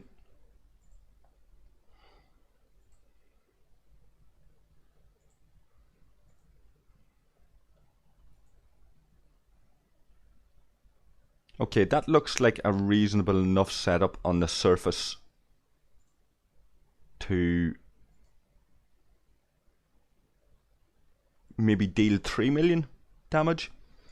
And I guess just in terms of the way we'd originally planned this and what we're probably going to stick with for Hugo's benefit, he was saying about 6 of 10 or G4 ships. We do have a few ISS jellyfishes. We have a few epics. We have a few augurs, enterprises, that kind of thing that we can throw in as they're going to tank. They're going to operate as tanks. We're debating about how many tanks. Well, I suppose we're not debating. I'm suggesting that I'd love to be able to test various different setups. Some and take Phil's Megacube attack, for example, is going to be 6 slot armada. I'd love to be able to test 2 tanks with 4 Vidars, 3 tanks with 3 Vidars, and 4 tanks with 2 Vidars. I'm putting in the strongest Vidars in the effort to make it last long enough for the railgun to kick in, like you say. It's all about getting that railgun to kick in, and then for tweaking that and maximising that, it seems as though it's getting that railgun to critical hit is the key.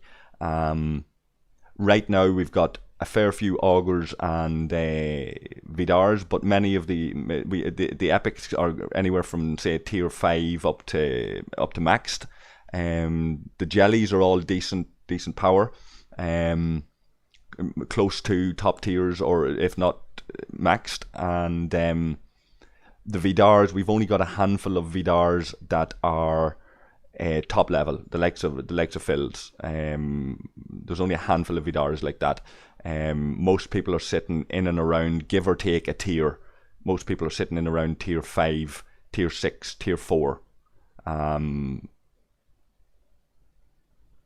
The guys that are on tier 7, maybe tier 8 Vidars, those guys are the ones that are getting the nod and being told how to crew their ships to get in here and try to maximise the damage there when other people are repairing and stuff. And we're trying to give everybody a shot, so it's not all about the same group doing the same run all of the time. It's about giving people a run at this and letting them participate. I've managed to get in on 2, I think, so far today, and I don't have any directives to share with the lads, so that's a pure charity case I mentioned earlier, and I'm very grateful to the lads for letting me in on that, because they don't need to. They could be prioritising the damage dealt, but they're not. They're letting some of us smaller lads get in on it, and they're carrying us, so that's obviously going to deal less damage to these things, but it's making the event more inclusive for our Alliance members. So alrighty, there's that one down. Let's see what she's sitting on now. 19 million. So that wasn't too great. Only about 1 million done there. Right, there's Phil launching his.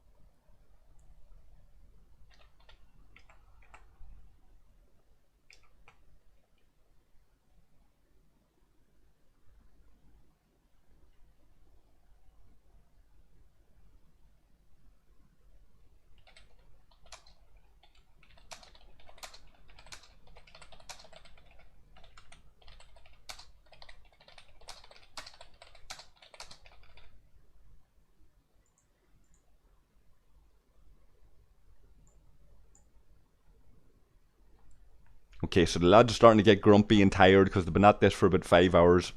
Any use experienced veteran gamers out there will know about sessions like this. It's alright for the likes of me. I don't have to do an awful lot, just I respond when I'm called, but let's see how it goes.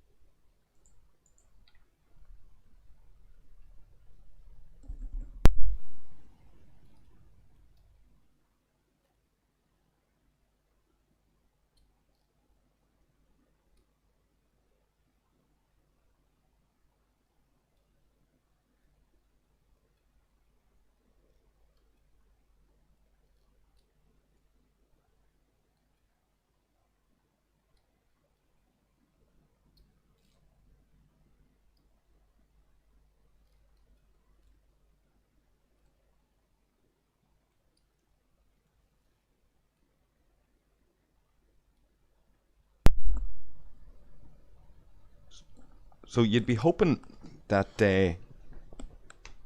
this armada, or the Phil's run here, is going to do at least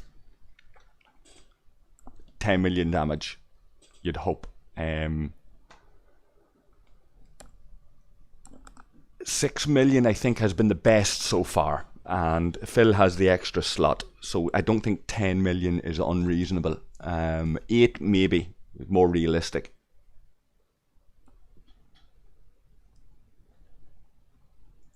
That would bring it down then to 11 million. Arguably, probably the way it's going, 3 to 4 runs then would kill it off.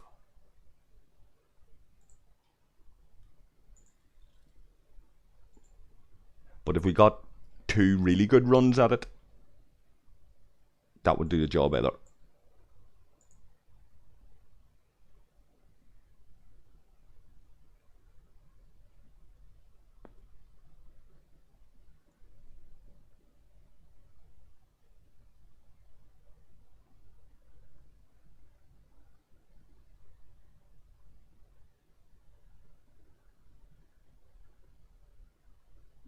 This is very, very laggy on me, folks. Apologies for that. I don't know if that's BlueStacks because it's been running for a couple of hours, or if it's the actual game.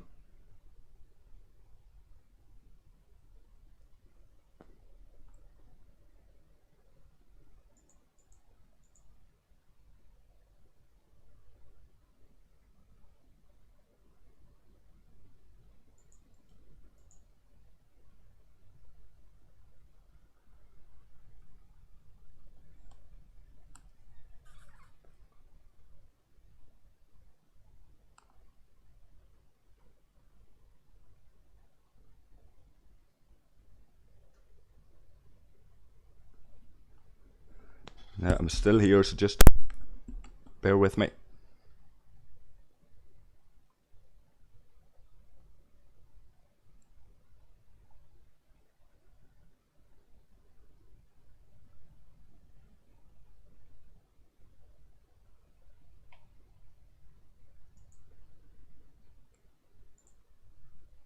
The game crashed.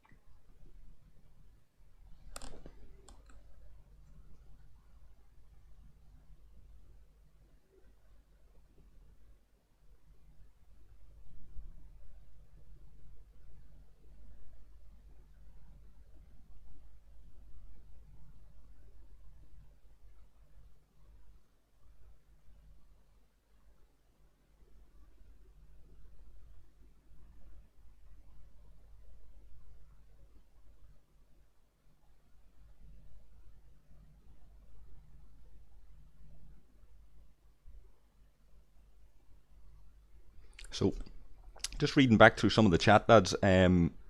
Steve saying Amy probably wants the avatar. You could be right. Kent can't leave until I leave. Thank you very much, Ken. Your loyalty is very much appreciated. Hugo's talking about the different officer setups there and wondering if Scopely plan to change any of the mechanics.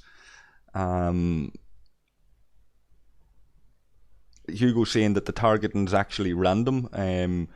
I suppose what we're talking about there in terms of tanks is that we have more strong targets that will take the random hits, allowing a greater percentage chance that your Vidars last until round 3 to dish out the railgun, or last as long as they can to dish out as many railgun hits as humanly possible. Yeah, and Steve kind of outlined a wee bit of that.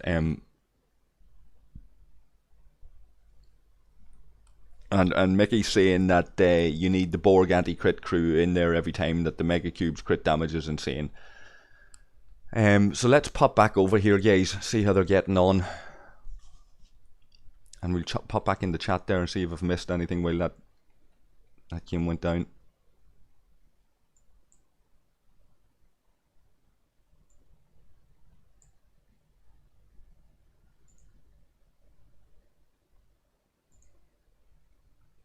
Right, so Tomb's in there in his Vidar with Phil, that's good. Psychosis and Emu tanking, that's good.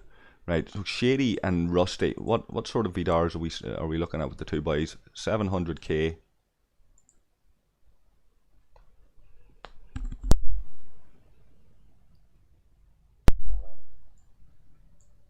And Devilman's in with his Vidar.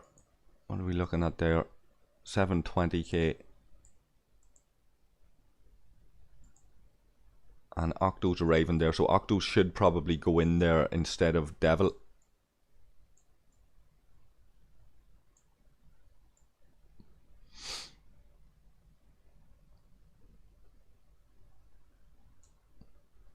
Now, arguably with this starring system, there's merit in when you've got somebody like Phil running an armada and he wants to be able to pick who he's got, what ships, that you just throw your ship in there anyway.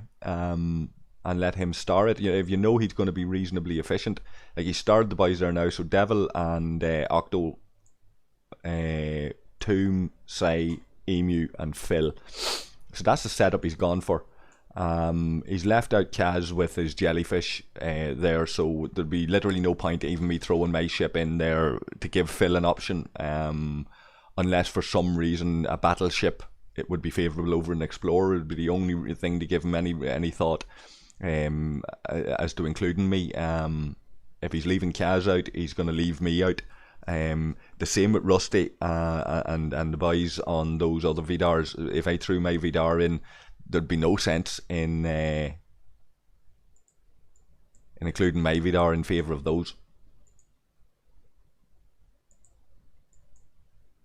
And what Shady's at again?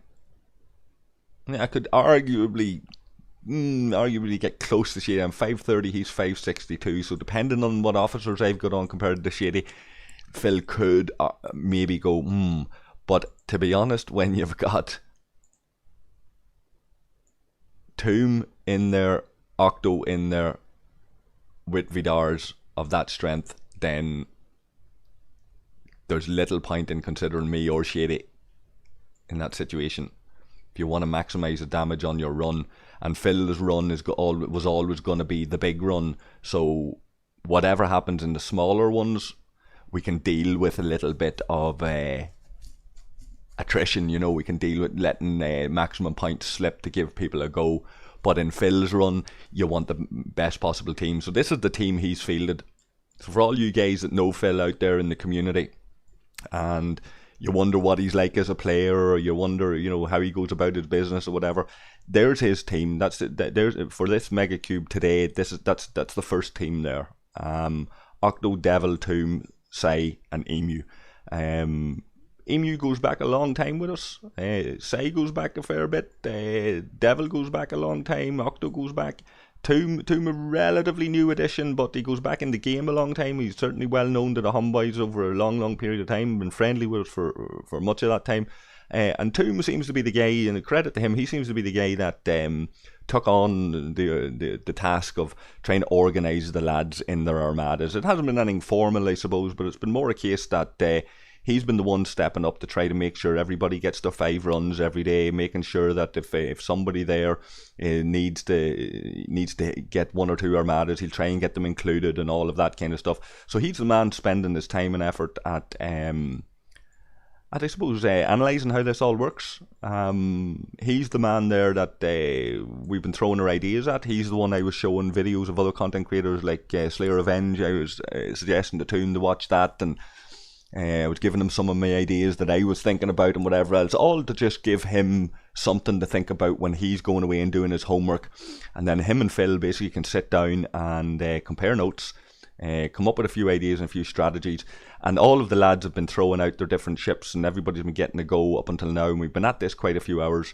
And this is Phil's run now. And this is really what we've been waiting on for our big run.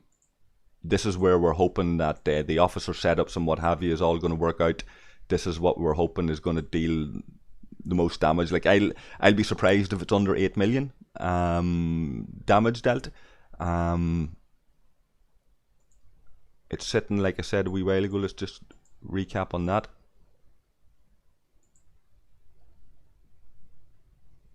Sitting on 19 million now, so I'd be surprised if that's sitting on any more than 11 million after this run. Ideally, this will be a run that'll do the 20 million and the boys will kill it right now. That's ideally. If we get more than 10 million on damage on it, reasonably happy. That'll leave 9 million to go. 2 good runs at it'll sort that out. Maybe 3 if they don't go so well. And if they're completely dire and shite, we're talking another 4 runs or more. You know, that's if it really goes bad. So we'll end this stream when either the boys give up or we defeat this thing.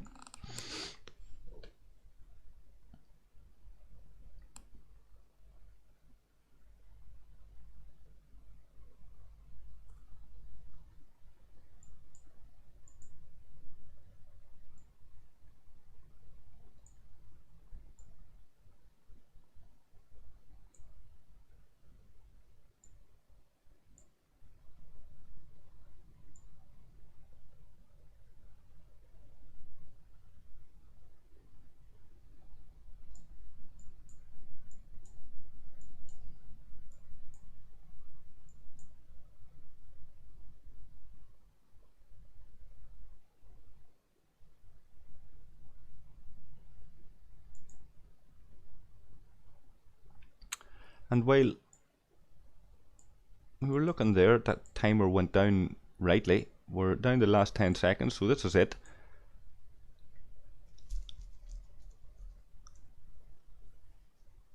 A few wee butterflies in my stomach. Keen to hear now what Phil says about this. What are we looking at?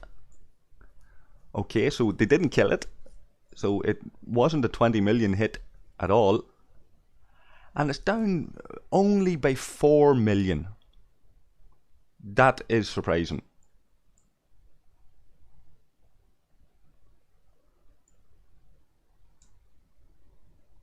That is surprising. I'm wondering, was there an extra tank ship needed in there?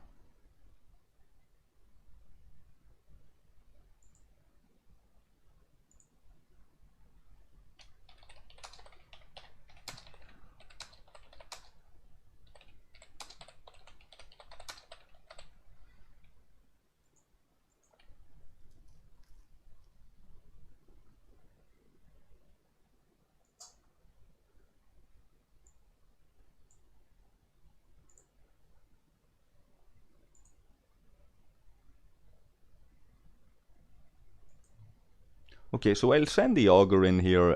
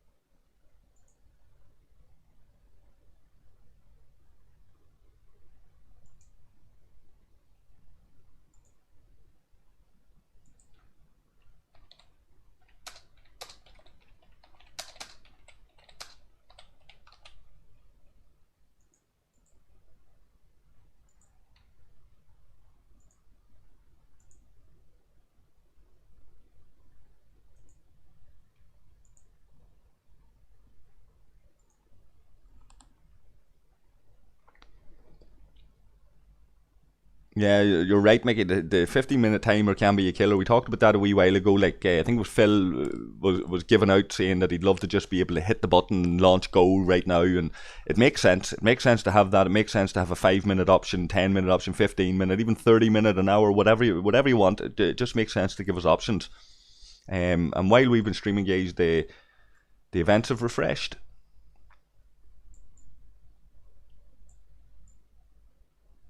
So I'm back at looking at Esprit de Corps and the Domination Solo Milestone. So we might even, I'm not expecting, but we might even be able to unlock 10 of 10 before I end the stream. And good night to Steve, and thanks for popping in.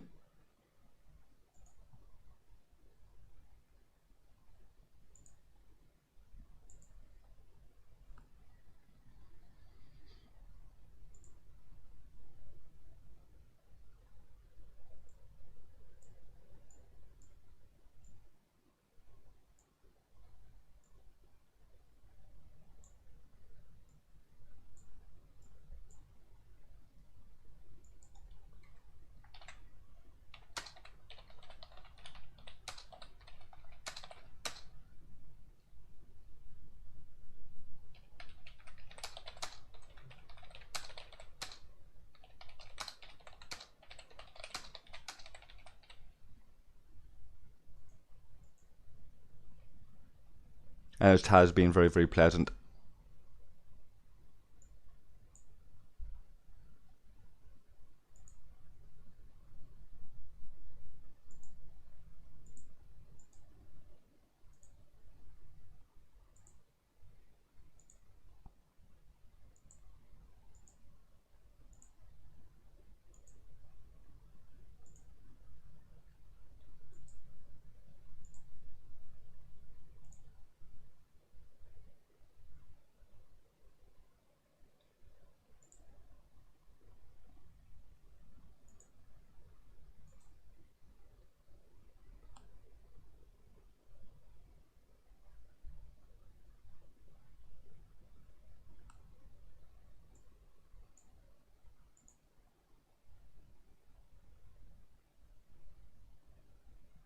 Okay, so Devilman saying that combo got a crit in the first round.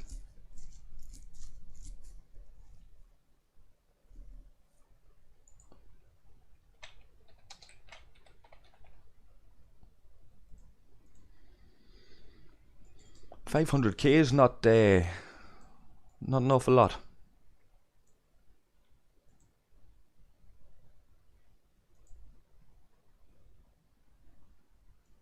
Let's see. Okay, so Phil's in his Vidar here. Shady, Rusty, and only myself there.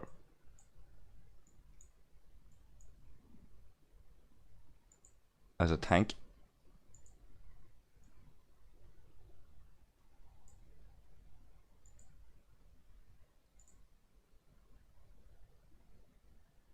So we have another we have to have another rethink on this. Maybe explore what others are doing, some of the ideas that's been put in there in that stream and different forums.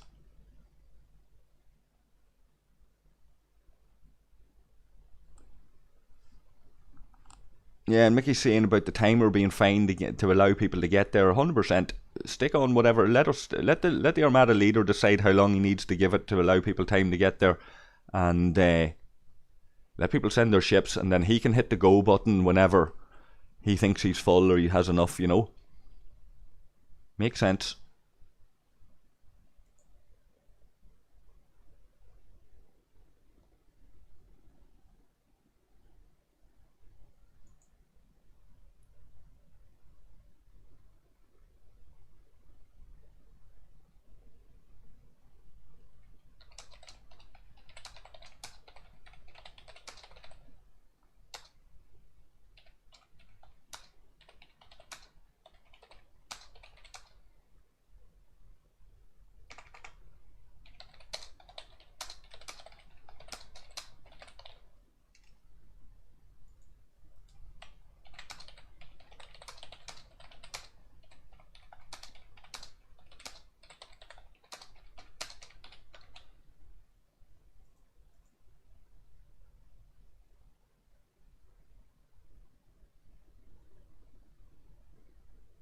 So Devils was a 5.6 million crit in the first round. Right.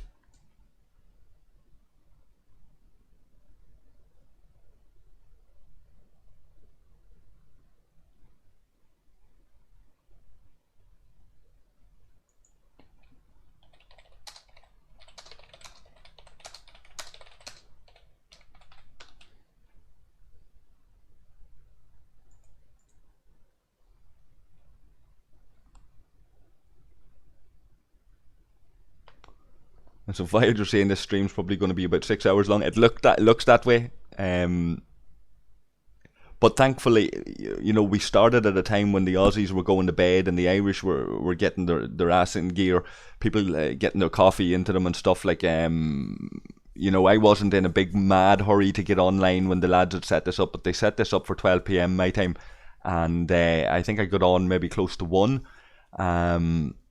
And just started streaming, hit the stream button. Had a bite to eat beforehand because I knew it could take a while. Most of the lads have gone off and got a bite to eat and come back or whatever. Some of them have to go to bed and they're away already, and it is taking a bit longer than we had hoped, I suppose. But listen, it's the Alliance getting together, determined to defeat one of these things. Testing out what works for us. We won't really know in terms of what we've got in our arsenal. It's different to every other alliance out there. Every alliance, when you combine all of their ships and their officer setups, they're very, very, very different combination of setups in terms of officers and ships. Everybody's got their own unique kind of blend, and only by testing that out with your unique blend will you start to get a feel for what way you want to do these things going forward. So this is one of our more serious attempts to take one of these things down. It looks like we're going to do it a little bit later than we had hoped, but looks like it's going to happen. My old mate Triple H is back in there, so it's good to see him.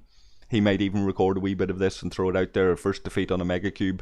Make a good video there, Trip. I hope you're listening. But we're getting there. We're getting to that point.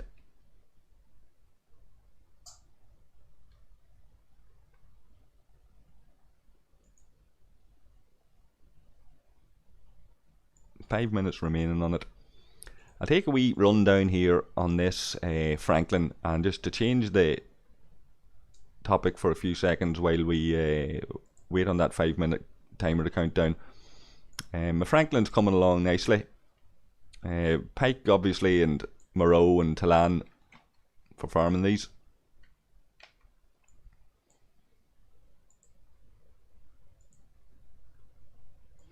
Really hoping soon I'll be able to take it over to the level 35 swarm system. I don't think I'm ready for that yet, but that would certainly be useful on Sundays for the heroic swarm event. I wouldn't mind, even if I got 1 kill out of it, I wouldn't mind doing that like 10 times or whatever to get 100 points or whatever it is,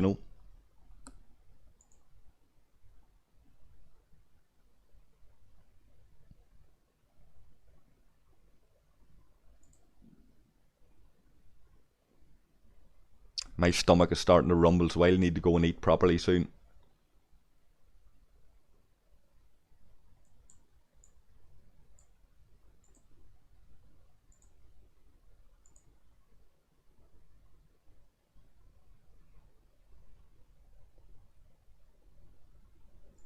I'm really not sure now that Trip is online. I'm really not sure, but looking at this Alliance chat,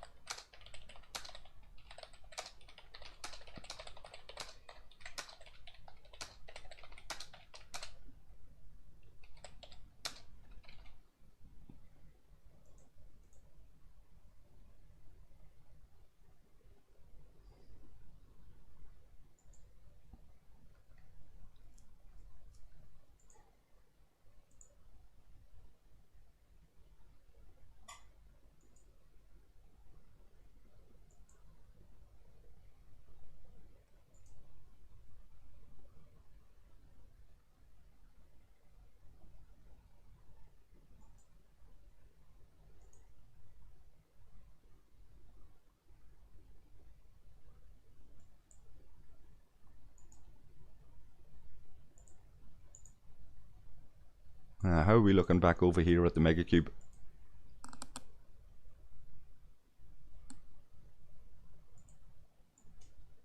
So Taz is on the waiting list outside there.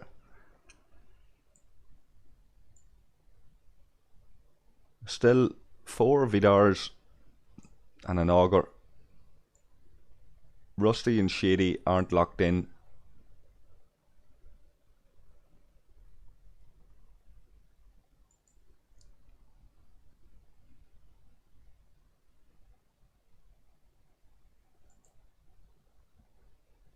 You'd think Phil had something else on his mind, for getting bits of information like that.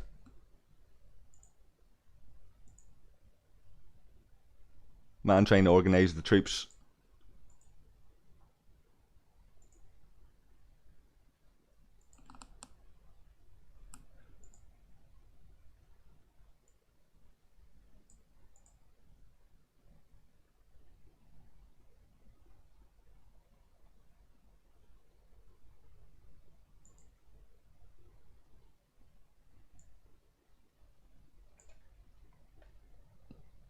And anybody else? D-Biz has turned up. Shout out to D-Biz. Who else is about?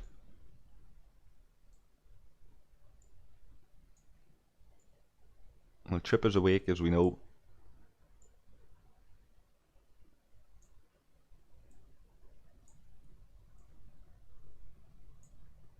So good steady turnout. People drop off, another couple come on. Every little bit helps.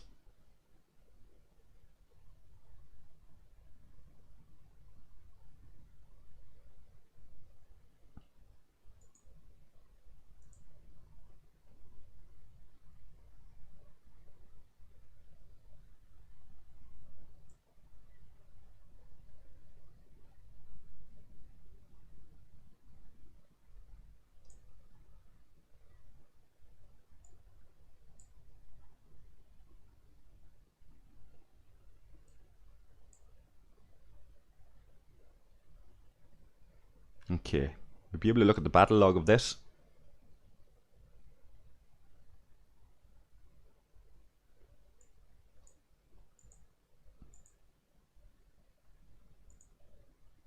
Let's hit the repair button on this Augur. Alrighty, Amy, how did yours go?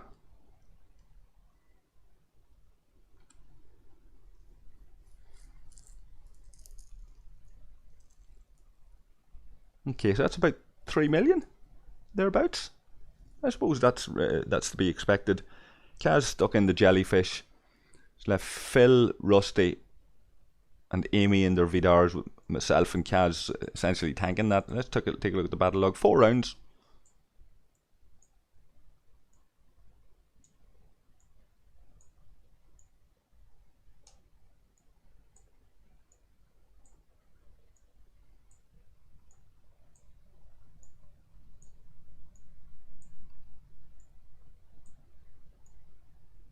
Amy's out of it there.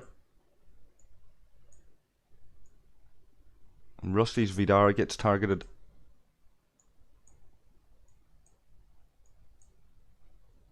Then Kaz. And Phil's Vidar gets targeted. And Kaz again.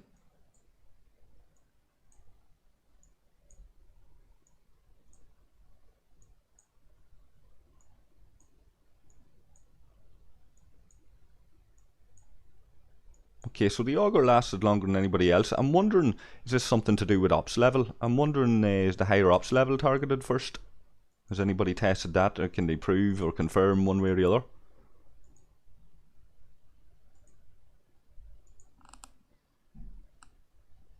Scopely do seem to be very keen on balancing the game around ops level.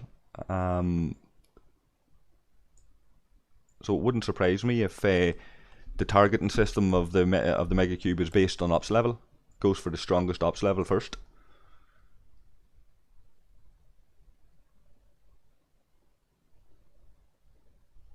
But then I suppose that wouldn't explain why Amy was targeted first on that. Maybe the leader And then ops level. But then can anybody confirm, I suppose it's not always the leader that gets taken out first or attacked first.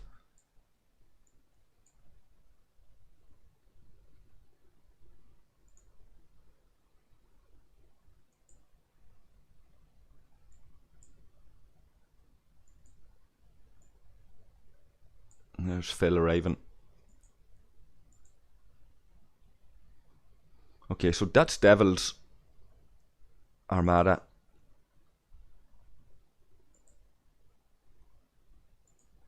And he's working with, at the moment, he's not in it himself, but Psychosis is in there in his jelly. Emu's in there in his jelly. Phil, Morrigan, and Shady's Vidars. Presumably, Devil will come back in his auger, but I'm not certain because they've got 2 jellyfish in there. It'll be interesting to see if Devil comes back on his Vidar or if he comes back on an auger, and who gets kicked out.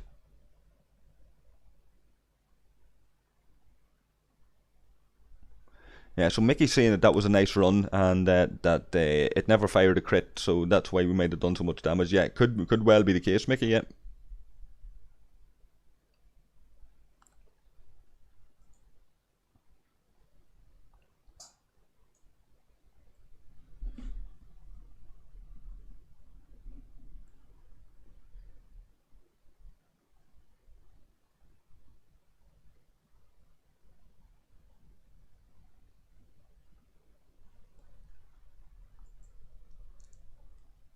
Amy's saying Phil has a big what? The biggest Vidar?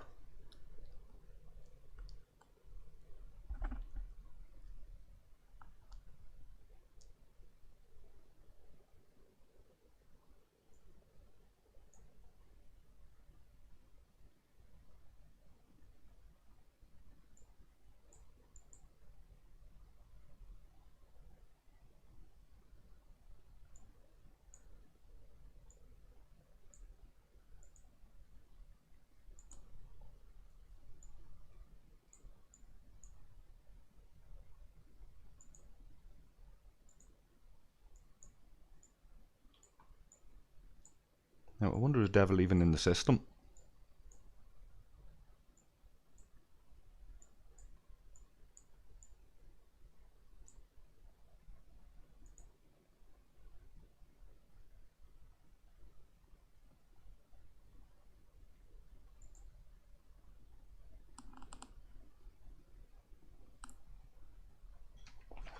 Now, I need tea or something, guys, to get me over this last hurdle, last stage of this extended fucking marathon fucking stream of Borg Megacube.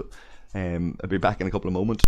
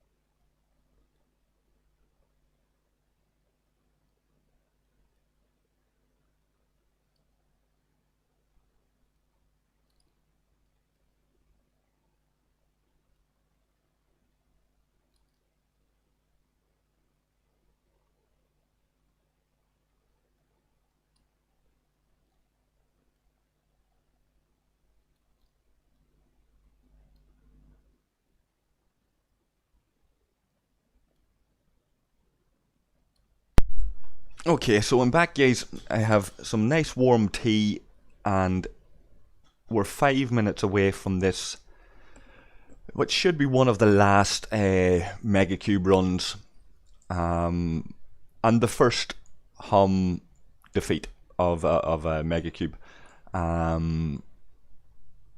Phil looks like he's sitting this one out, presumably giving the run to Shady or Mora. These display bugs on the strength of the ships are a bit of a pain in the ass, because Mora's actually sitting there on a 661k. That's tier what? That'd be tier 7, tier 8 maybe. And Shady reads as 370, but in reality it's a 560. So probably like my own tier 6 maybe. Maybe early tier 7.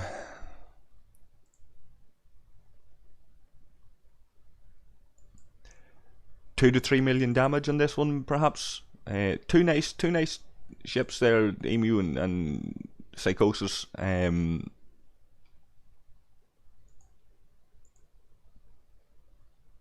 Should last the distance, giving the lads the maximum possible opportunity to inflict whatever damage they can with these Vidars. Devil indeed, it did come down on a Vidar. He's sitting on a 710, so again that's probably a tier 8, early tier 8, high tier 7.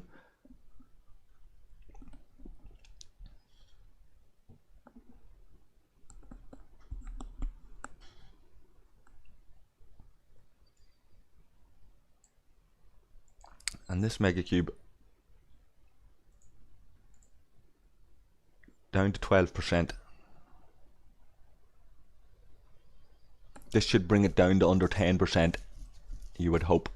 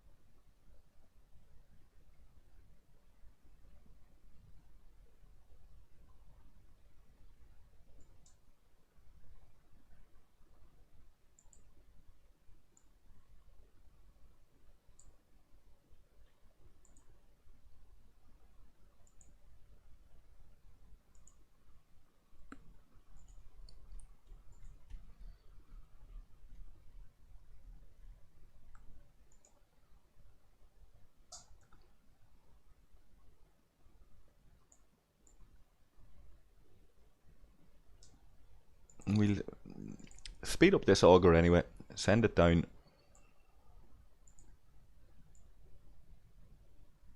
Two minutes remaining. Don't know if the lads will need it or not, but we'll have it there anyway. Plenty of warp cells and stuff gathered up to get here, so for the day that's in it, the day that HOM take down the Megacube, the day that all lads get together from all the different time zones across the globe, even if you were low on the old warp cells, it'd be a day to use them.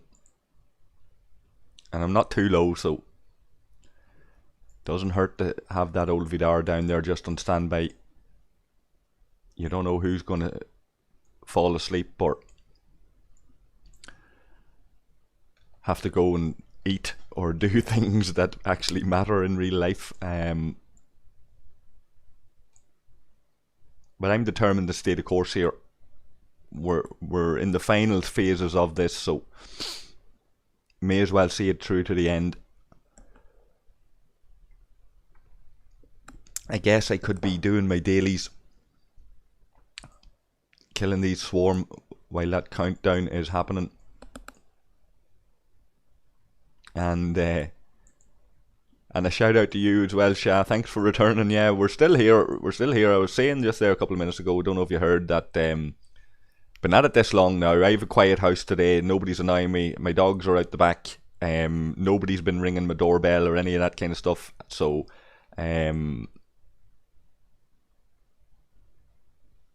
this today is dedicated to the first successful defeat of the the Borg Megacube by HOM. So I'm going to stay the course till the end, and I hope your dinner was nice. Feel free to tell us what you had. A lot of the guys here have been sitting doing this for the last couple of hours, probably getting very hungry, myself included. You could really give us some food for thought, pardon the pun, as to what we might want to tuck into ourselves.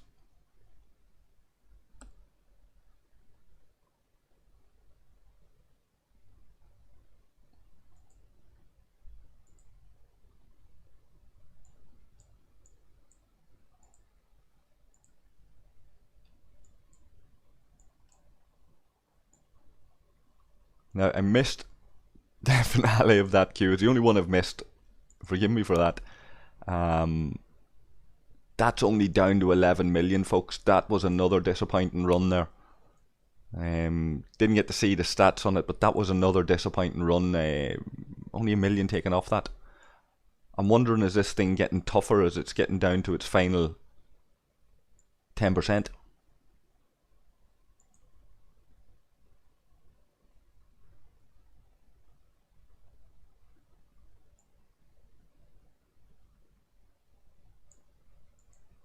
People are getting tired. Some people are getting grumpy. They haven't eaten in a while.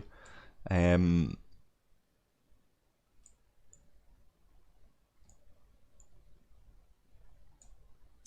anybody who's left probably thinking like myself, going, we've gone this far, may as well get to the end. I just wish I had directives to throw in. I just wish I could take part in this War Effort Alliance milestone and have my directives to throw into the pot and participate with the lads. It makes absolutely no sense to me why you would exclude a player who wants to go over and rejoin a former alliance and team up with them and only miss their deadline by a couple of hours. It just makes no sense to me. But it is what it is. It is the way that it is. The lads have let me scab of a few of these Megacube runs. We've been able to show some of the battle logs on them.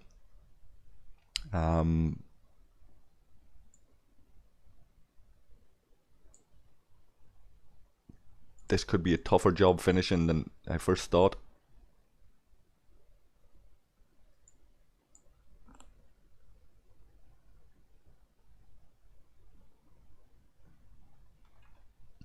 Kent is saying, it sounds really good right now, Kent is saying that their Top Whale Alliance destroyed a Megacube in 4 rounds. Ridiculous power, but not atypical. I wouldn't imagine it's atypical, but it would be nice to be able to say, like, I'd settle for 10 rounds at this stage, you know.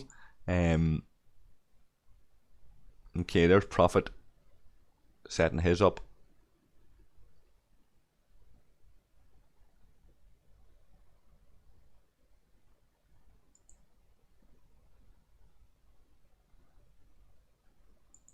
I wonder, did the lads say who they wanted?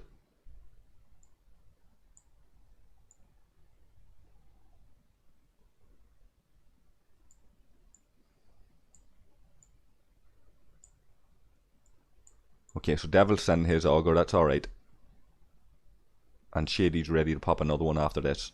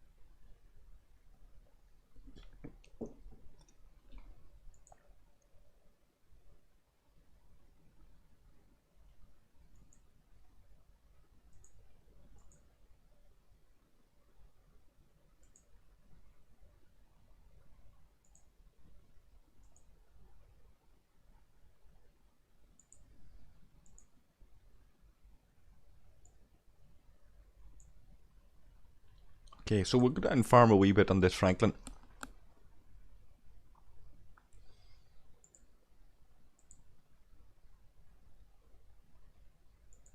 See how we're doing in our dailies. And actually, I've actually got a wee mission there that I can be doing, so I might actually set that in motion just to finish off the stream as well.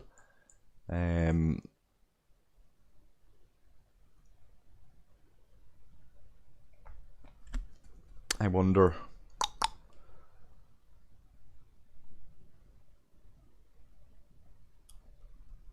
Could pull that Vidar home, or could pull this. Yeah, my dailies are done on that crystal. I'll smash this horizon off a hostile.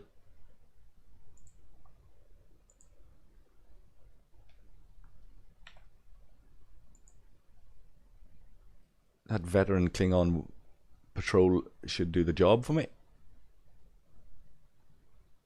And we'll stick the legionary into Draydock B and follow that wee mission chain. Let's get this bad boy repaired up first. Give it a couple of minutes for the lads to get their helps for Esprit de Corps. Be too hasty to rush that speed up. Or rush that repair, sorry.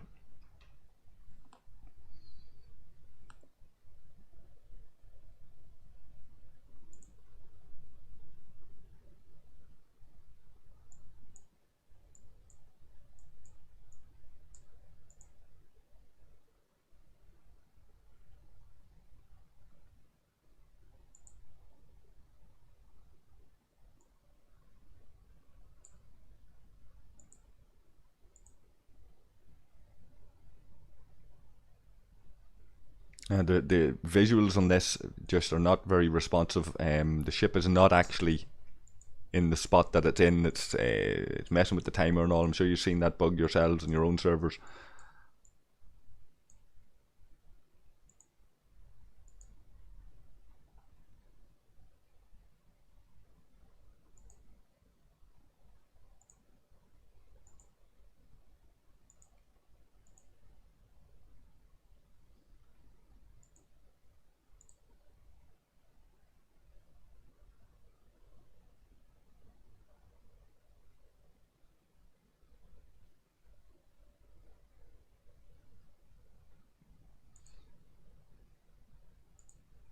We'll give this another minute just and see if anybody wants to hit that help button before speeding this up.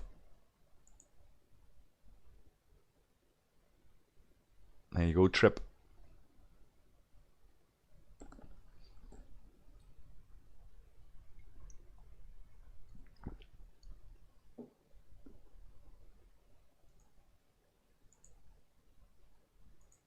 Alright, let's go.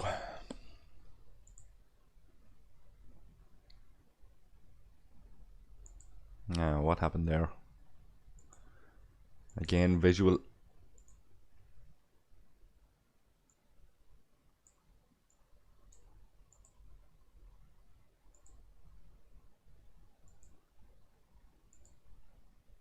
Okie dokie, there's that done.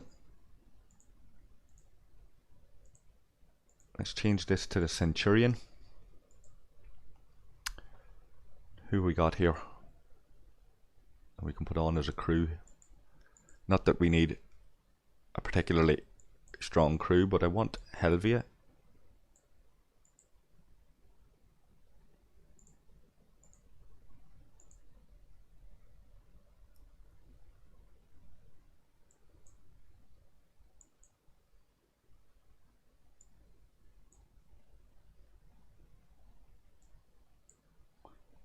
Let's put on the Jokey for a laugh. Never use him on a point of principle, but I'll use him today.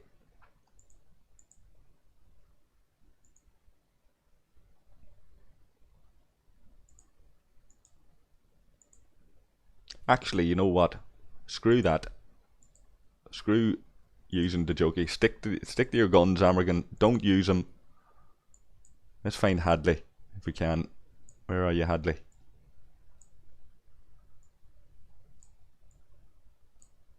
Did I pass him already, for fuck's sake?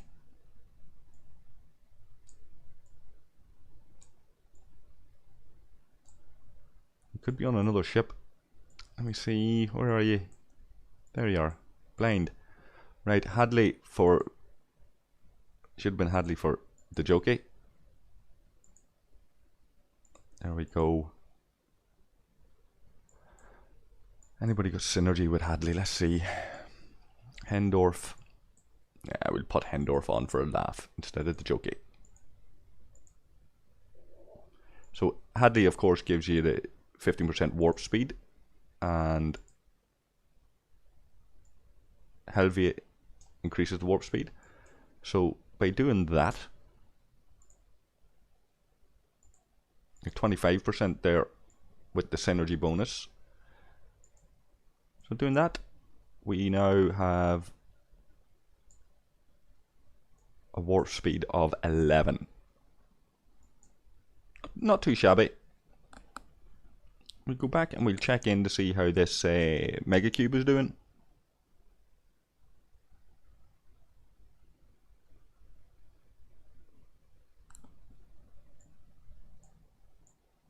Six minutes remaining. Okay, Bad Moon Rising.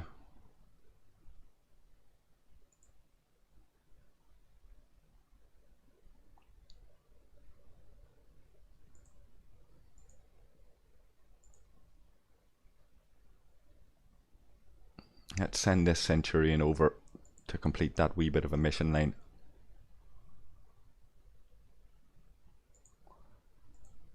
We'll get in 2 or 3 swarm kills perhaps while we're waiting on that Centurion to arrive.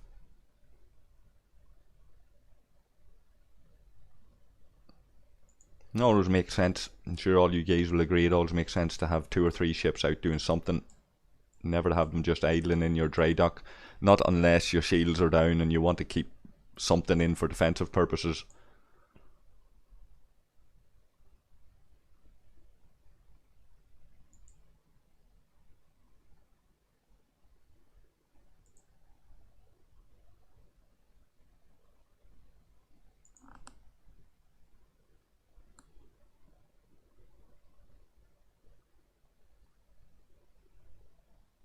Okay, I gotta check Alliance chat here now in a second as well, because the lads are talking about something. I want to make sure I'm not missing any instructions.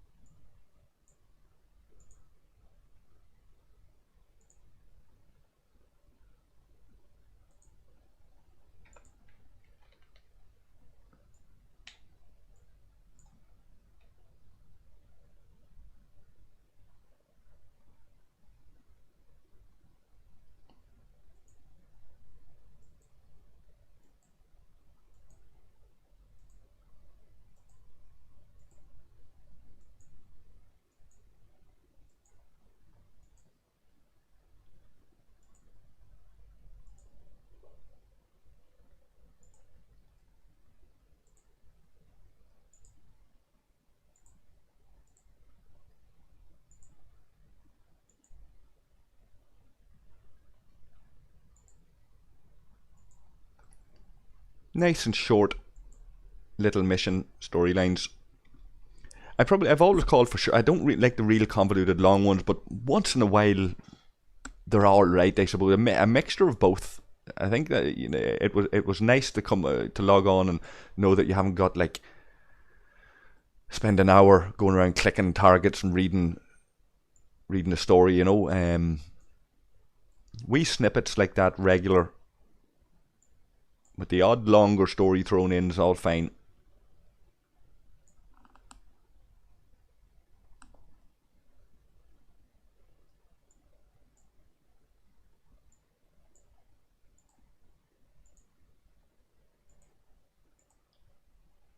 How are we looking over at Tisiphone? 3 minutes remaining. take a wee look at who's in there now, see if it's changed, and we take a quick look into our alliance chat.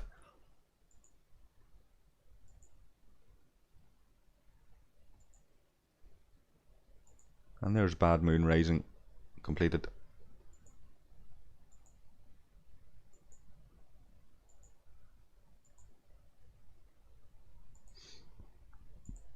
One last effort.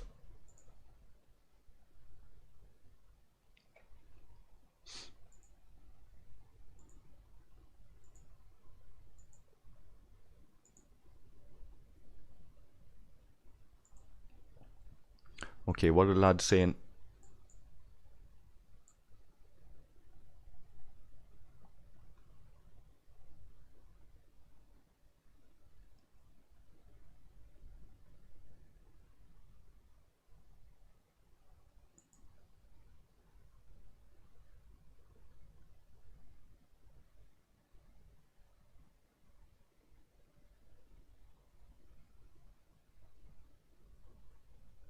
It's a fair point by Devil there. Kirk as captain is pointless.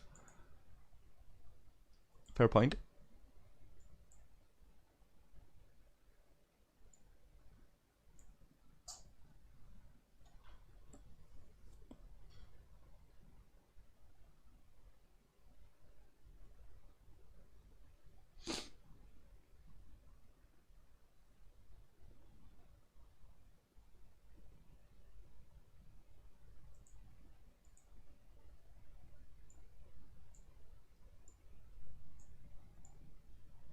Okay, let's have a wee nosy at who's locked in here.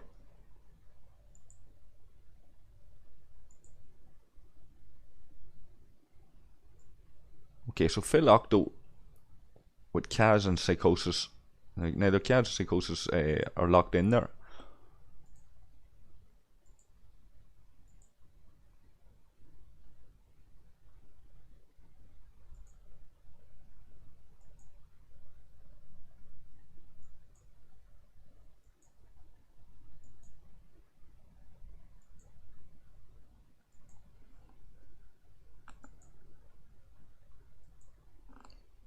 I'm not keen on the jokey Kent. Like, he's useful. He's situational. He's useful in some situations, but he's like, he doesn't exist in Star Trek canon until Scopely tried to put him in there. You know, it's like.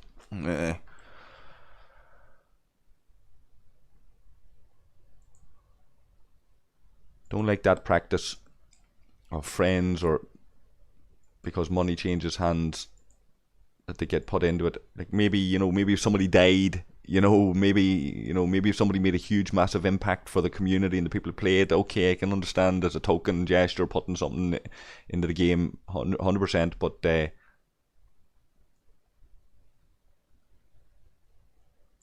I don't know. I think Amorgin deserves to be an officer in the game as much as that guy does.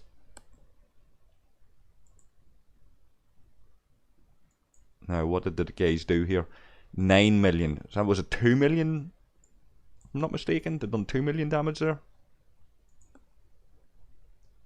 So this is looking like another 4 runs here, unfortunately.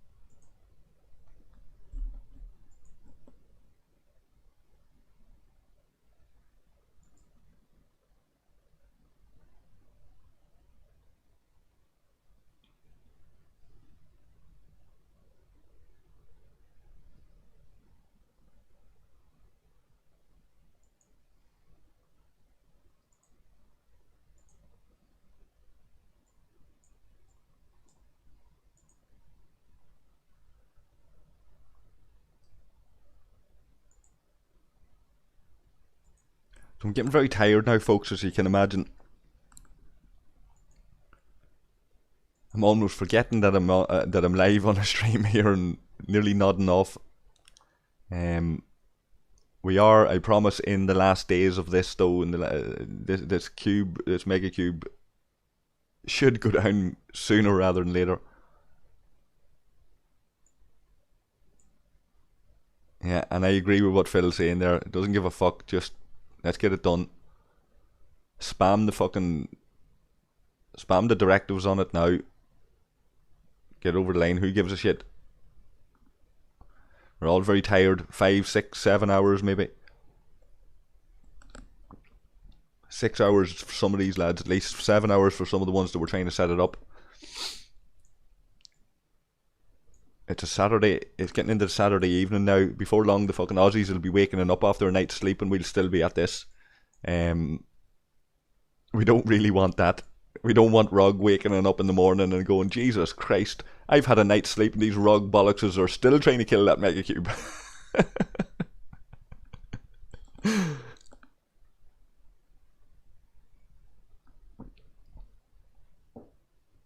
Fair bet that all of these guys that are here now are Irish. Very few Aussies has sat up this long.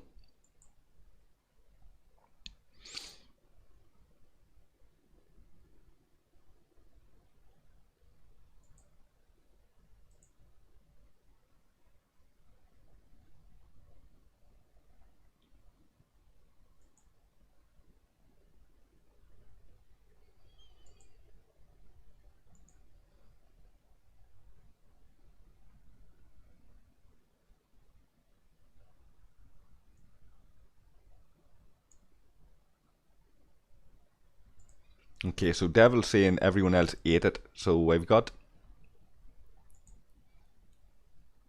my 8 of 10 there.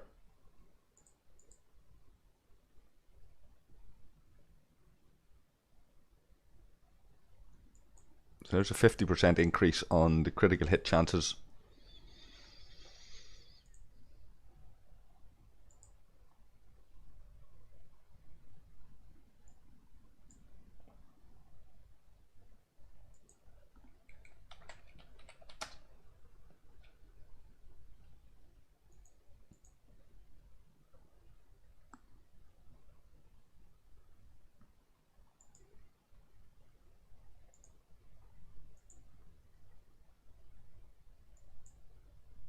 And it's at least it's good to see, even though like this hasn't always gone our way in this stream, and we've been at it a long time and stuff.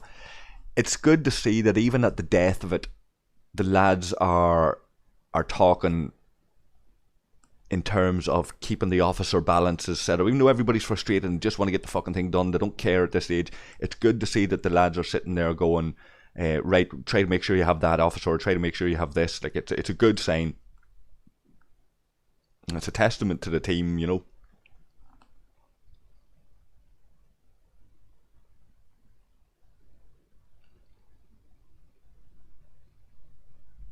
Yeah, so Kent asking there about the Klingon and Romulan dailies every day. I do have them every day, yeah, but I've heard a lot of complaints about what you're saying there, and that this new dailies events here, just like yourself, I forgot to join them. I'm also noticing sometimes you're hitting the button, it's not letting you join immediately.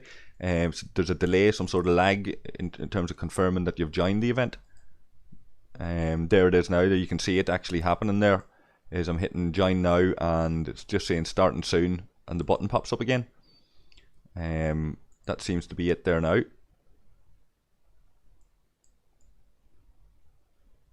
And we have an ore mining expedition there. I must go out and do that. And officer recruit heroic and research event there in the dailies. That's what I've got. It's easy enough to forget that that's there, because these things are so in your face. And it's for me, it's extra painful every day when I open it, and the first thing I'm looking at is 0 points on this War Effort Alliance milestone. I've been looking at that for over 2 weeks, and I'm in a situation like this where I'd just love to be able to throw in a couple of these Megacube directives and help the lads, and I can't.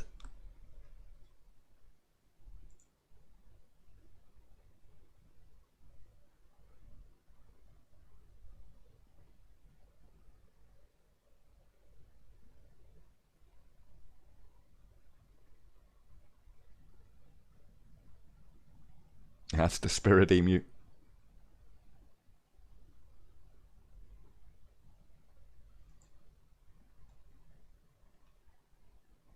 So 8 minutes remaining on that.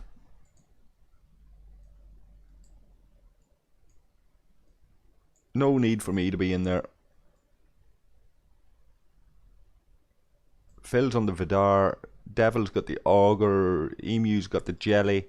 Shady's the leader, so he's the Vidar. And HOM.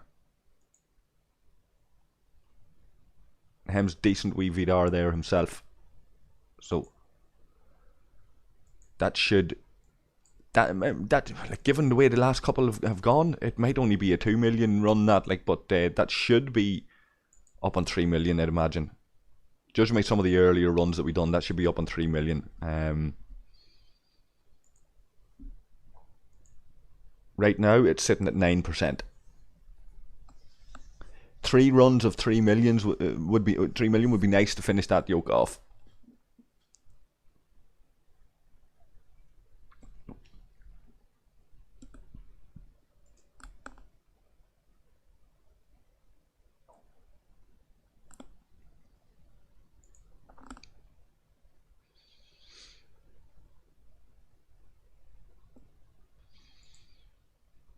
Let's squeeze in a couple more of these swarm kills.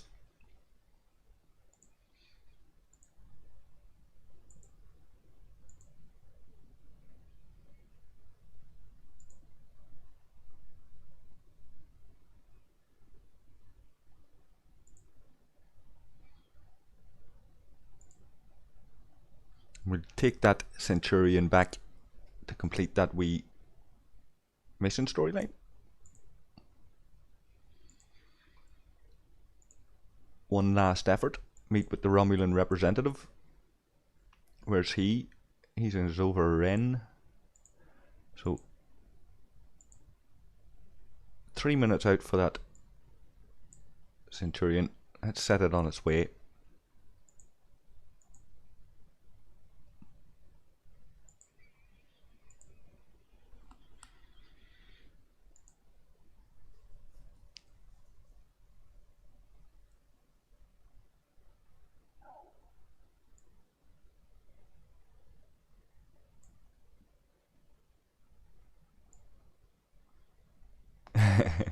Sam tells having a wee joke there about the amount of 10-minute chests he got by being online for so long.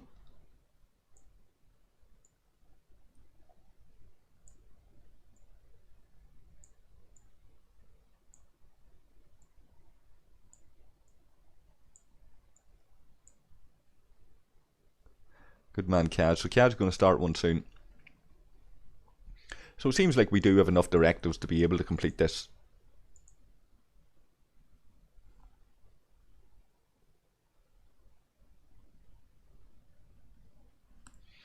Mickey's asking about the G2, G3 ore mining event. So we've got the extra refines. We used to have 3 extra refines. We used to have 3 refines, 2 extra refines per day. I'll just illustrate this to you. This being on the founder server, this is what I was saying earlier, Mickey, about giving us back our purpose with these server merges and all of this kind of thing. Low populated servers. These guys have played this game, tested it through all its phases for Scopely and before Scopely even. And you can see there I've got 2 G3 crystal refine options, 2 G3 gas, 2 G3 ore. I used to have 3 of each instead of there being 2 of each, but they downgraded us, presumably in advance of any merges. But the big question for us will be, will they remove another one, or will they put another group of people on our server that will be able to avail of these extra refine options? And with that, on a daily basis, we also have these mining events. Usually don't bother with the G2, but can, like, it's not that hard to do. So we'll take a wee look at the G3 one for you. So by mining resources, by doing your dailies anyway. But sometimes, you know, like there's me with gas, for example. I'd mine gas if a gas event came on, even though it's not part of my dailies. And that'll give you in total something in the region of 50, 65k by mining 10k. So it basically it's almost like mining at 7 times the rate once a week for each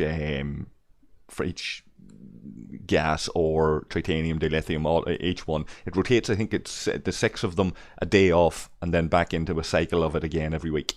And it's a nice wee boost. It's an extra 60 odd 70k boost to go out and mine something that you might normally be mining anyway.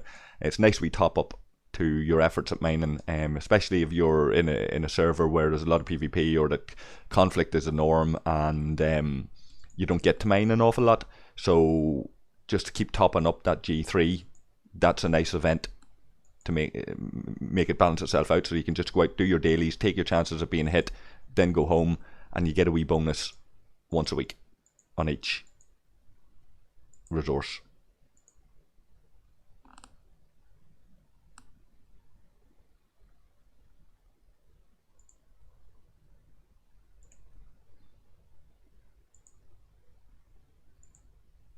Now, meet with the Klingon representative is the next one in this wee mission storyline.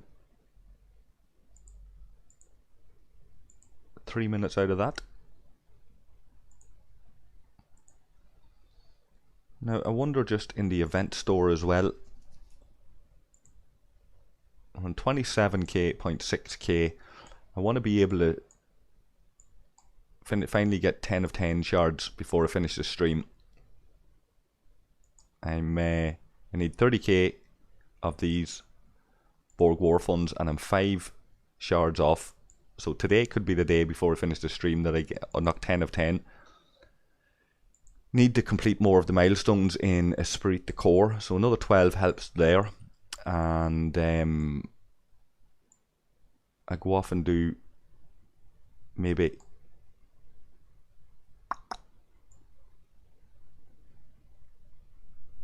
oh, well, I'll not do that until the Megacube is over. Let me see, what can I do? What am I getting with that 12? Another 1,000, so that's still not going to bring me over the line. May not get 10 of 10 on this stream.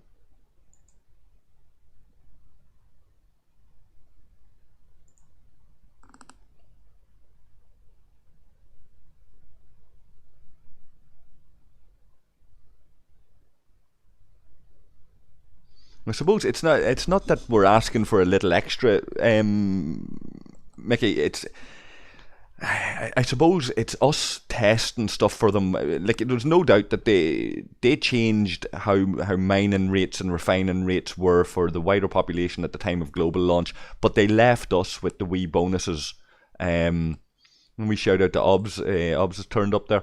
They've left us with the wee bonuses. Like, they did slim it down, but they left us with the wee bonuses, and that's a hangover from when we were testing this in the alpha, beta testing phases and all throughout the game. We've been some of the most loyal players that are out there, and we've been pushing on this server to give us back our purpose. I've said earlier in the stream, why wouldn't Scopely give us loads and loads of these directives on this server, so that the lads here wouldn't be too worried about how many Megacubes we can launch. We have Econ, we have Triple H, we have Lost Pinky, we have Amorgin, all content creators in this server. We've got Phil, Octo, LCars 1.0, LCars 2.0. We've got all these people. Hivemind came from here as well. We've got all these people that originated in this server that do all of this testing all of the time, are constantly in touch with the community. Why not just spam us with Megacube directives? Give us 3-4 times more than what others get, to let us go out and test this, and then showcase it to all of you guys, so that you can come back and say, no, you're doing shite, try this, we done it like this, we got these results, exactly like we've been doing today in this stream. Like, I couldn't promise always that I'd be online streaming 6-hour sessions, but I could hand on heart say that I would showcase some of this stuff. It's what I've been doing for over a year now. So, and the novel way of giving us, rather than just giving us loads of freebies and assets, a novel way of doing it is, and I'd love to see this paying tribute to all of these players on the Founder server that have been around for so long, is create an event for the Founders. Maybe even mentioning HOM and ROG and all the Founders players that have been with us for so long as tribute to use, and maybe then we can get extra assets, extra credits out of that event to be able to go and test this and then showcase it. I don't see why that would be beyond the realm of possibility for Scopely. It really comes down to the will. They seem to have this aversion to letting anybody get anything free. And we've lost our purpose and our population has dwindled. I honestly think that I wouldn't be looking at it in like we should have extra. I'd look at it as we should be getting the same as what yous are getting. But if we're going to test it, then we can honestly say this works, give this to the rest of the community. So like the refining things that you're talking about there, we've been testing this essentially for the last year or two. The refine rates, when they narrowed it down to 2 refine options a day for each G3, we've been testing that and seeing how that works. And they're able to study that and see how it's affecting our economy. It hasn't blown the economy out of it. And people are complaining about the rate at which they can get their uncommon and rare G3. So an extra refine clearly is the answer for that. So it needs to be other servers being brought in line with the founder server. I don't necessarily require that we get content before anybody. I don't necessarily require that we get any special treatment as such. But give us back our purpose. Let us do what we've always done, and that is test these things and share that information with the wider community. You've got a ready-made test server here. Let the players be players. Let them buy their packs and let them participate in the content and organise themselves and do whatever they want. But just trust that the guys who are NDA'd, like Phil and Octo and Farty and all of these guys that came from this server, even NDA a few more, talk to the ROG guys, NDA Iron Monkey, NDA Chargina, whoever, and trust that them guys will go onto the server and say, like, listen lads, Scopely's on our back, we need to showcase a bit of this content. Or listen, this is going to be great, we're going to have loads of Megacube directives between us all, we're going to go down, we're just going to spam them on this Megacube, try a dozen different combinations and show it off in streams and videos and whatever, and get Econ and Amorgin and Triple H and everybody to do their own wee bit on it, and promote the content and test it and reveal, engage with the community and reveal the results. And it's all a process about refining this down until you have tried and tested ways of doing this in as many different scenarios as you can imagine. So you're doing it with lower level ships, you're doing it with different crew setups. Just keep at it. And then we'll be able to advise people, if you don't have G4 ships or you don't have Epic ships, what's the best way to go about engaging with this board cube? This Megacube is the best way. Cheryl mentioned in the stream there earlier about not having enough active players in the alliance and not being strong enough to actually have a reasonable hope of doing this. Well, somebody else came into the stream and said, well, they tried 4 alliances launching on a Megacube within 10 seconds of each other. Mainly with the main purpose of bringing it down as quick as possible in some sort of inter-alliance co-op. That's what you want to see. So I don't see why Cheryl's alliance wouldn't be one of them alliances that does that with 3 or 4 other alliances, tries to launch it all at one time, and therefore making a reasonable attempt to bring down that cube that little bit quicker. It makes sense. I'd love to see ROG and Borg come in and do the same with us, so that we're not sitting here for 6 hours the next time. We could maybe do this in 2 hours. Question will be for us, when will we have these directives? When will everybody have a restock of directives to be able to go and do it? Surely it's in Scopely's interest to have guys on the founder server, Borg, ROG, HOM, the whole lot, with 2 or 3 people able to stream it, 2 or 3 people able to record it, and be able to do that in 2 hours, or maybe 3 hours, not 6 hours. And we're no pushovers, like we're not the strongest alliance out there in the game or whatever else, but very knowledgeable and experienced players here, and it's a big ask. Like, there's no real rewards out of this, so to ask all of these guys to come back and do this again in another 6-hour session, not on your Nelly. The boys might come out and test 1 or 2 runs with Gorkin and them critical hit things, see if they can crack off these fabled 20 million critical hits, be able to take this thing down quicker. But until we have the directives to test it, that ain't going to happen, you know. So we're limited even in the content that we can share with you.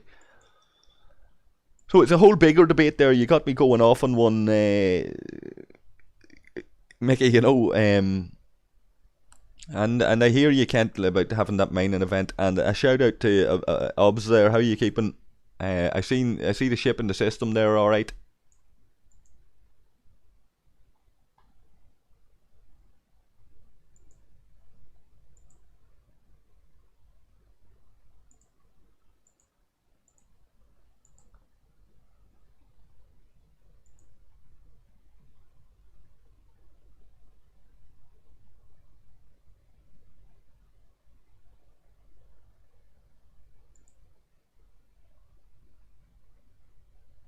So Obs is running the Gorkin, Kerala, and 8 of 10.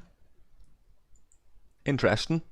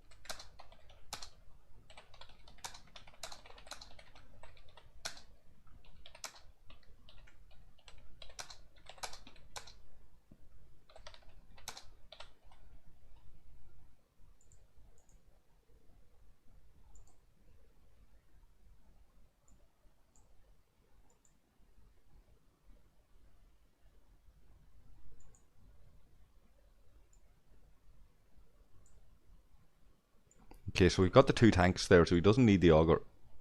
And he seems, he has Kronk's Vidar there, so that's all cool.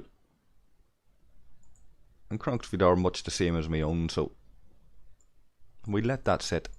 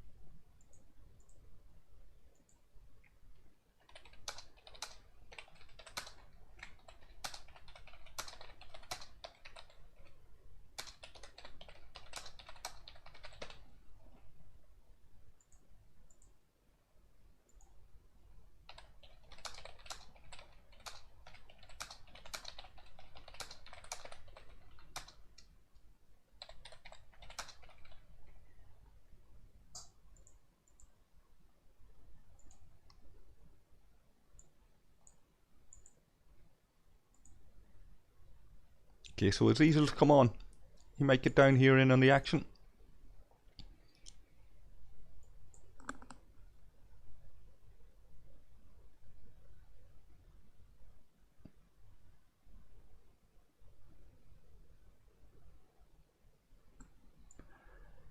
Thanks for that, Mickey. Well, I don't think Scopely's going to look after me too much. You know, I've been a wee bit of a thorn in their side in the last while. It could have been very, very differently, you know, if I wasn't issued ultimatums, and like I'm not NDA'd, you know.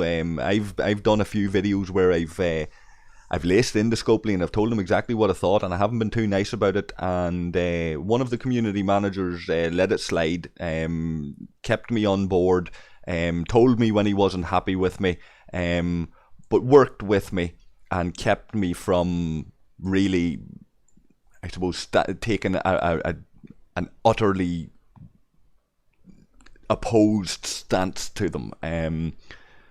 He didn't poke the bear, essentially, but another community manager decided that it was wise to issue. I think they made a mistake. I think they thought I was NDA'd, to be honest with you, and thought that they could just issue orders and tell me what to do, and if I wasn't going to do it, this is what's going to happen, outlining the consequences and all, which ultimately is an ultimatum, you know.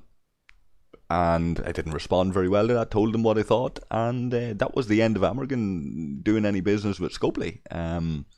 And so I've let them know what I think ever since. It suits me fine. I'm not like any of the other content creators where I'm trying to make a living out of this. I understand completely if this has become somebody's job, or they're trying to make it their job, then it's a very different motivation to my motivation for doing this. So I understand that they want to get working with and for this company and whatever else. 100%, let them at it. More power to them. That's not my motivation though. So, you know, I'm not here to be bought off. I'm here to genuinely get involved in the community and use my platform to that benefit as best I can. And you know, I'll have my own wee soapbox. I can go off and bang a drum about it and waffle on about a load of shite. But then there are other times it's just nice to be able to chill out for a couple of hours with the lads that I played this game with for yonks now, years at this stage, and show them at work. It's been a bit of a long one. It's been tiresome, but we're nearly there, and it's a pleasure to be able to do that. I was out of HOM for a little while. It's great to be able to come back in and just slot back in, and all these lads turning up and sending their ships down and just waiting for the call. And it's a testament to the lads, and I'm proud of them.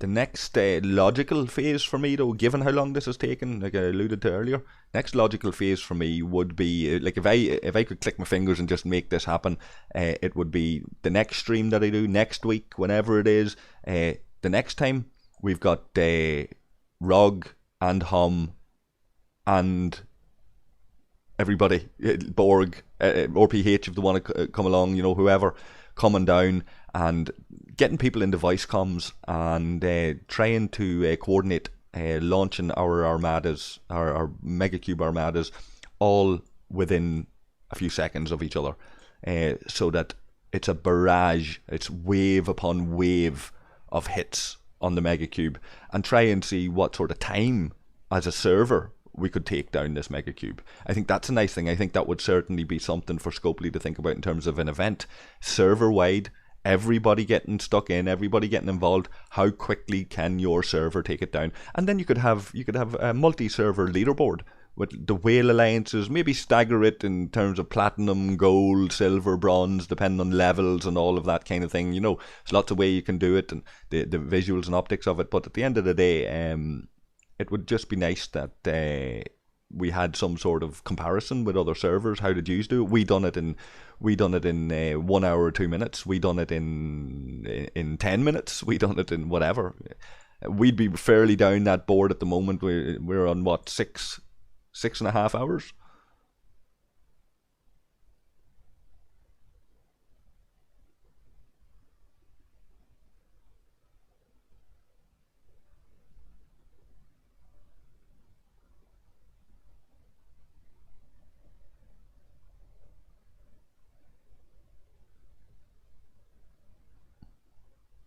So I appreciate the kind words as always, Cheryl, from yourself and other people.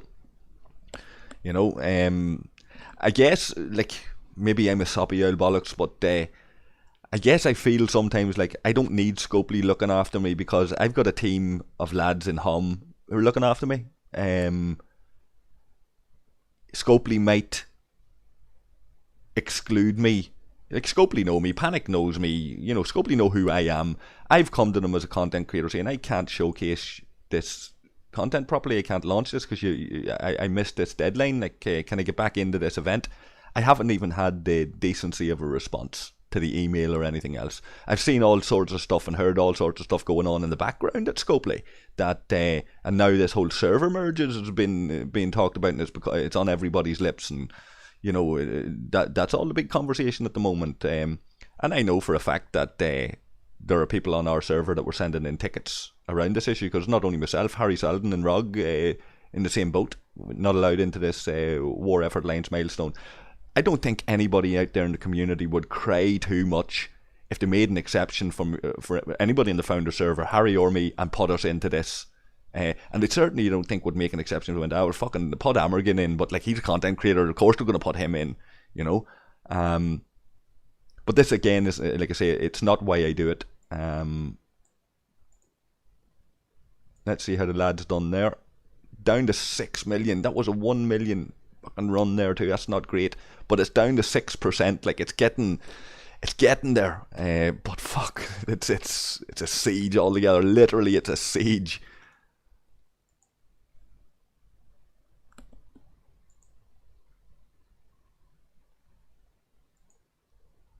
Fair play, Amy. I'm going to call back this auger and change the crew according to what Devil was saying earlier. I'm going to put Gorkin, I think, on.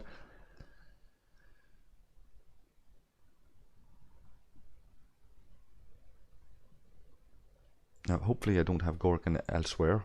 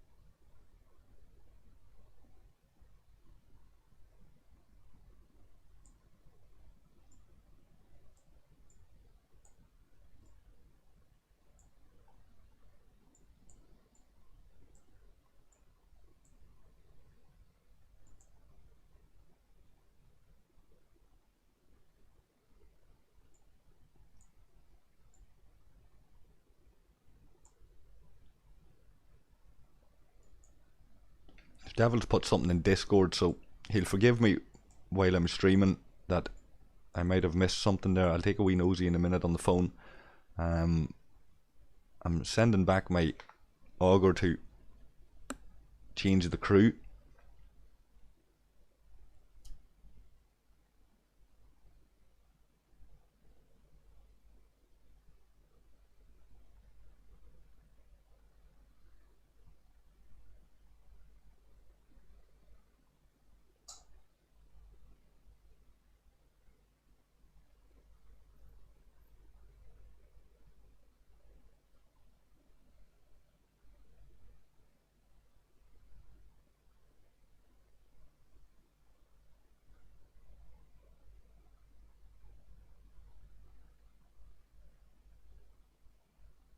I'm just going to reply to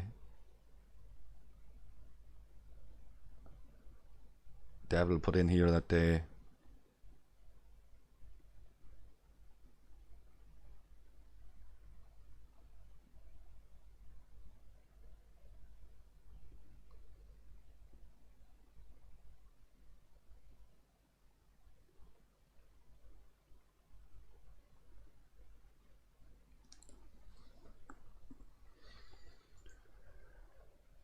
and what's Octo saying? This and one more looks like it may take it, providing we get decent numbers, that is. And that one really went for me from the start.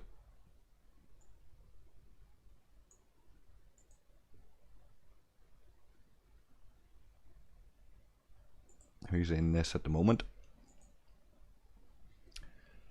So Octo's in with the Vidar and Hemtel's in with the Vidar.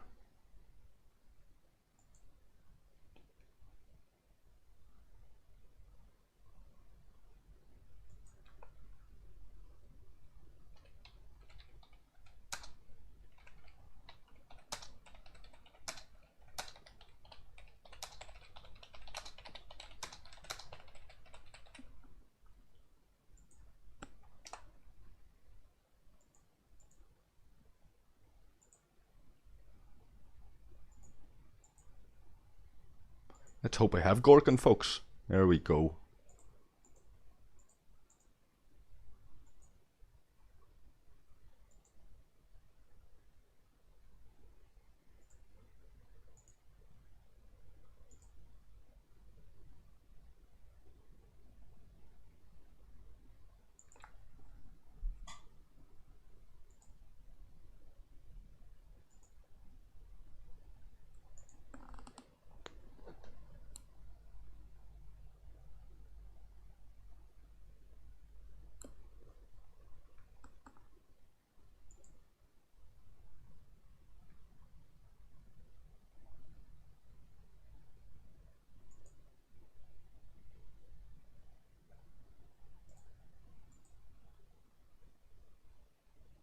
Now let's get this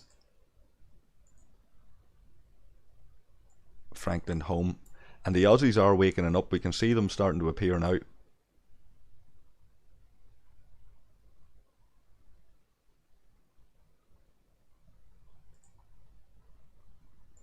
I should leave that there for a few minutes for some of the lads to get their esprit de corps hats in.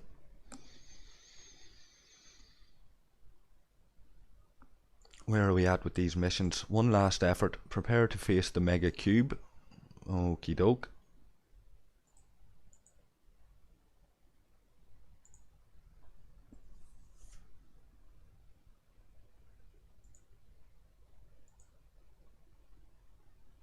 Now there's another visual bug. Takes a wee while for it to register. The ship's actually warping.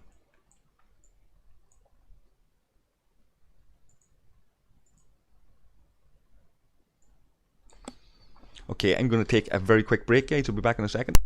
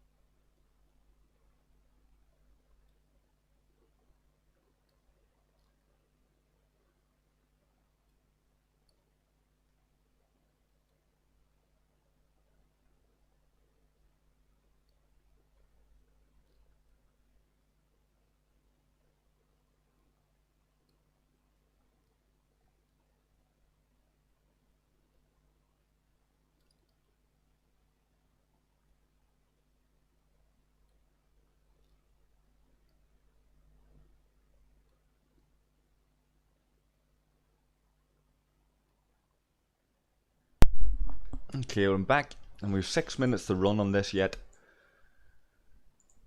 Megacube.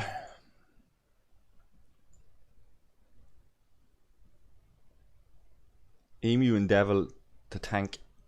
Kaz in there, presumably, with Amy and Phil. Now, Octo's been swapped in now. Oh, he's gone, hold on. Right, so Octo, Devil, Phil, and Emu is in. Let's see what this does.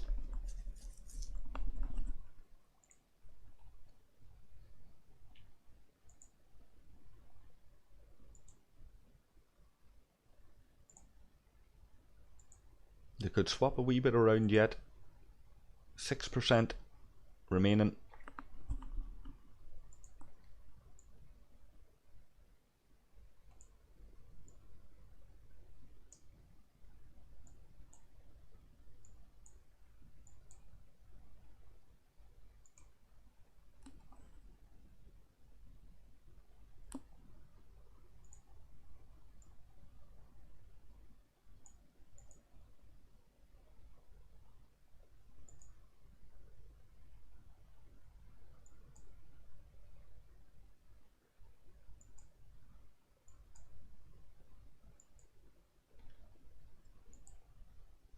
Okay, there we are. That's that done.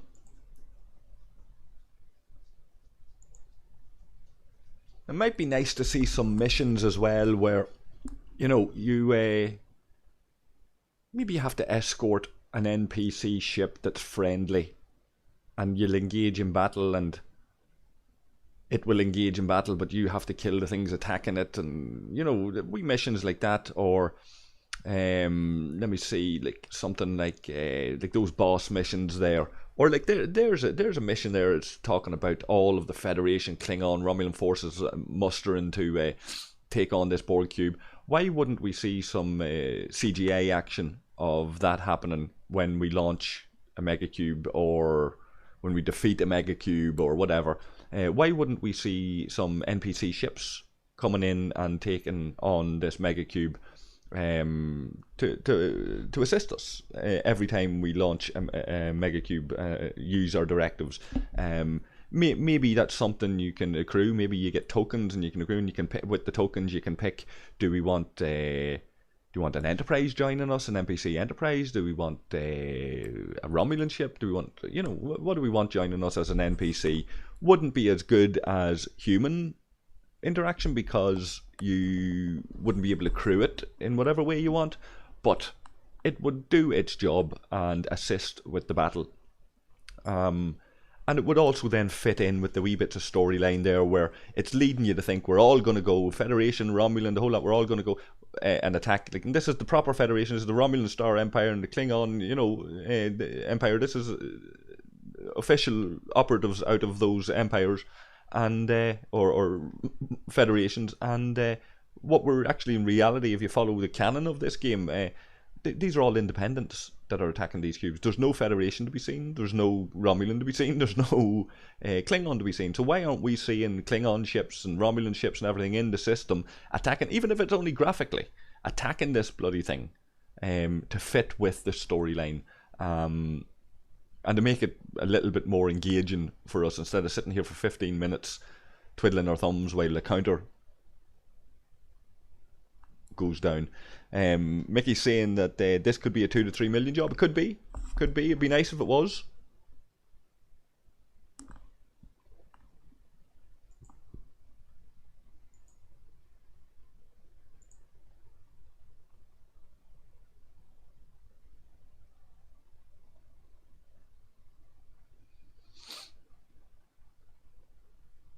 Okay, so Devil and DB seem to have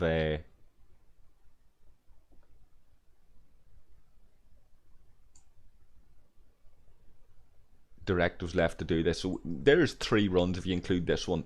At 6 million, we should get it done in that. Although I've been saying that for the last hour, and it's been very slow going this last hour. One would wonder if there's an improved defense capability on these things when it gets to its final 10% or thereabouts. If any of you guys that happen to be watching or have defeated these and studied the logs or anything, I'd be more than happy to have a conversation or hear your thoughts on that. Around if you found it tougher down last 10-15% before it died.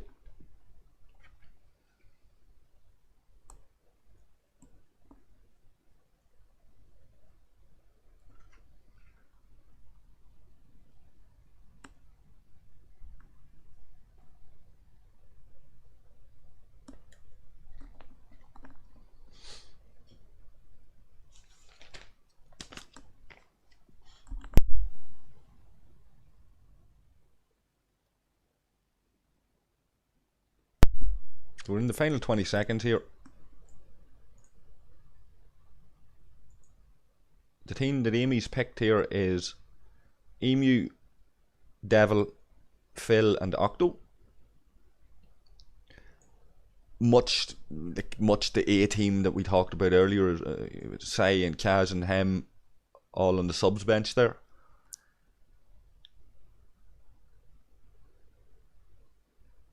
Okay, what are we talking about here? What's that at? 2 million. That's a 4 million run. Excellent run. Well, excellent run for our...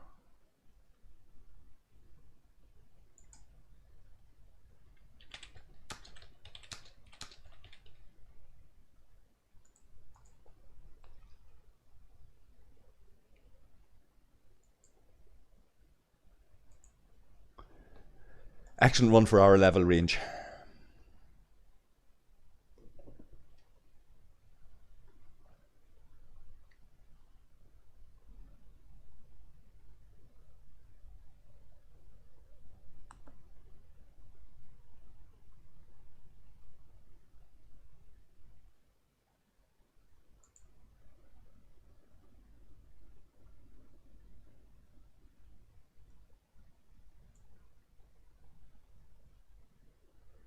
Yeah, Octo's claiming the credit for that. We'll let him have that one. Okay, no problem, Octo. It was all because of you.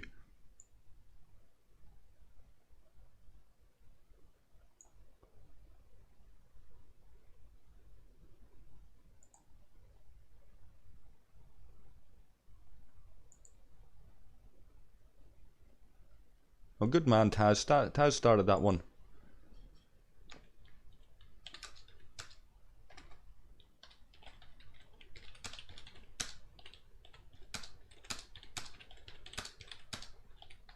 I don't know if who's coming back.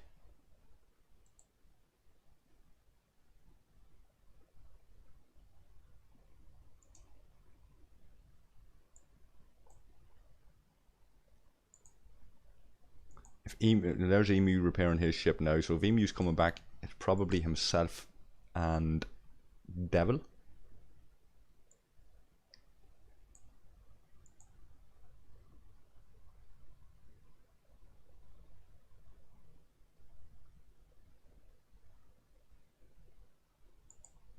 Did Taz start that? Hold on 1 second. Oh no, that's DB. That's my mistake.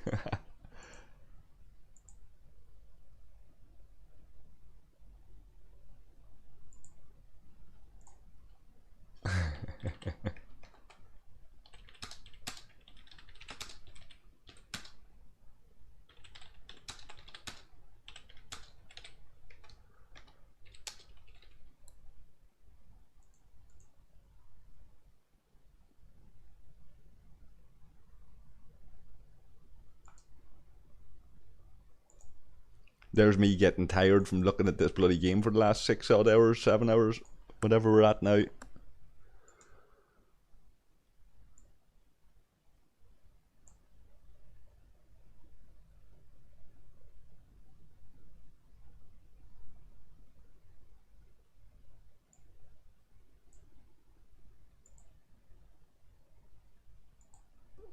Devil's missing from that, so I'll not bother going near it. Sai is in there with his jelly. Octo probably has to arrive again. I don't know if Octo's coming back, so Hemtil's in there at the minute, but let me see.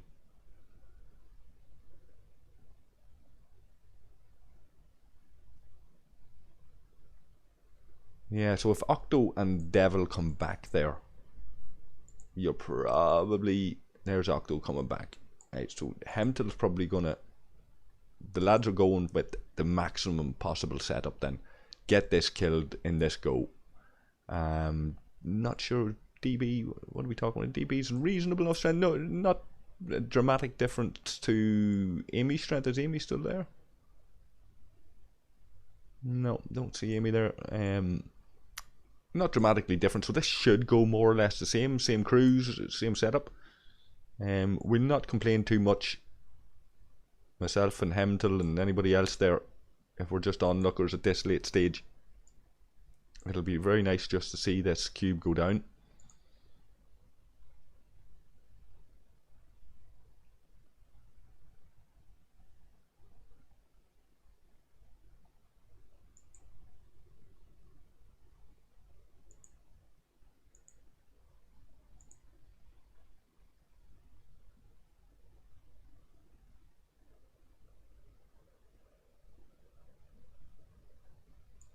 So we're going to start wrapping this up now, guys. There's 10 minutes left on that. I have my ships being recalled. I'll recall this Vidar in a few moments as well. Just leave them sit until we're absolutely sure it's over. Let me see. 5 more points on that Esprit de Corps. I'm not going to have enough. 1,000 Borg War funds. I'd need another 20 helps to be able to get 10 of 10 before the stream ends. I don't think that's going to happen, unfortunately. If I got the 20 helps, I think everybody's very tired at this stage. Half the guys are either asleep or waking up and going about their business. It's a big ask. 6, 7, 8 hours to be at one bloody target.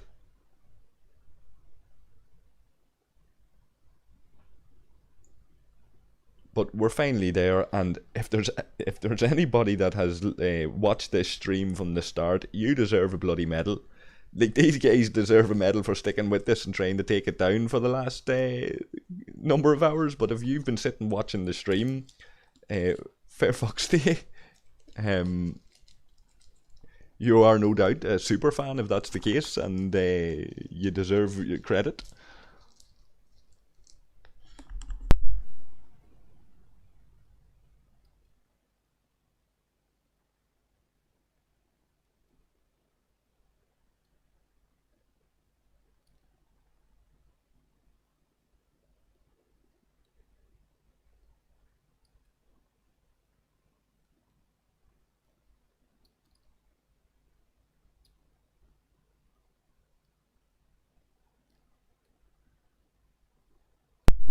Let's heal up this Centurion. What's repairing for me? The old Franklin. Get it out of the way and give the guys another option for hitting that help button. Only 11 minutes on that, so we let that sit for a minute. What are the boys saying?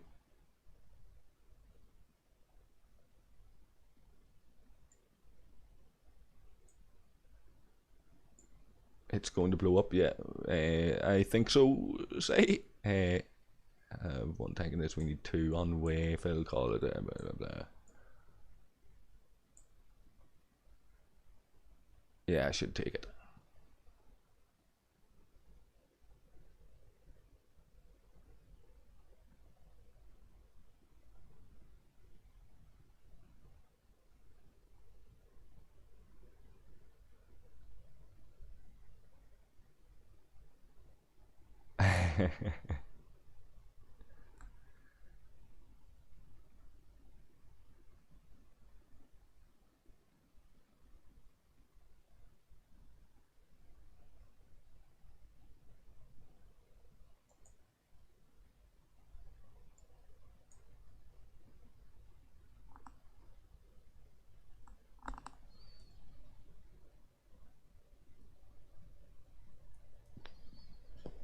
So a shout out to Voyager, Kent,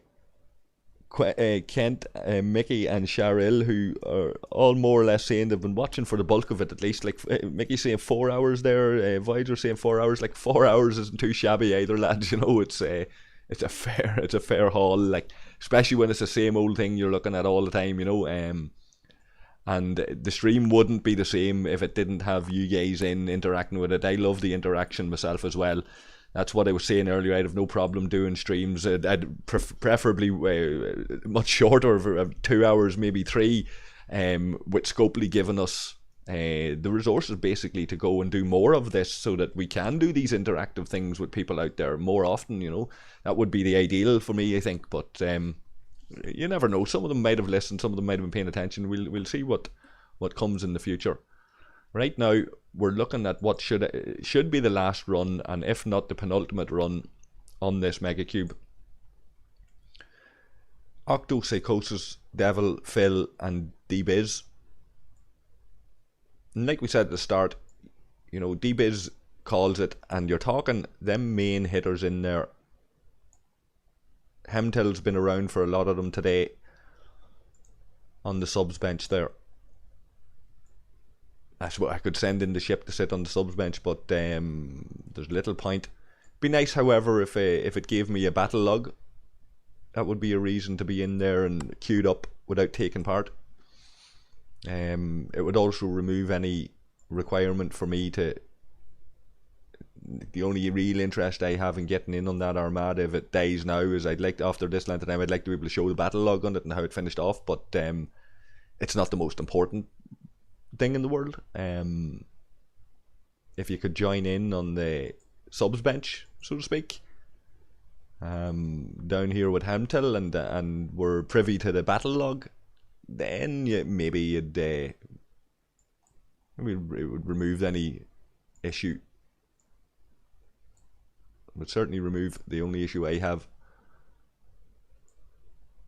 The bigger issues being, of course, of the general way that this was done. Having this dependent on your Armada operations, your Armada control center, the exact same as standard Armadas, does not make sense. If it must be done by the Armada control center, why wouldn't you double the participants? Why wouldn't it at least be? Why wouldn't it be 4, 8? You can put 2 ships in, for example. Each player that launches one can put 2 ships in if they want, or double the number. If they have 4 slots, it turns into 8 slots. If they have 5 slots, they have 10 slots for the Borg. Wouldn't imagine it would be the hardest thing to program in.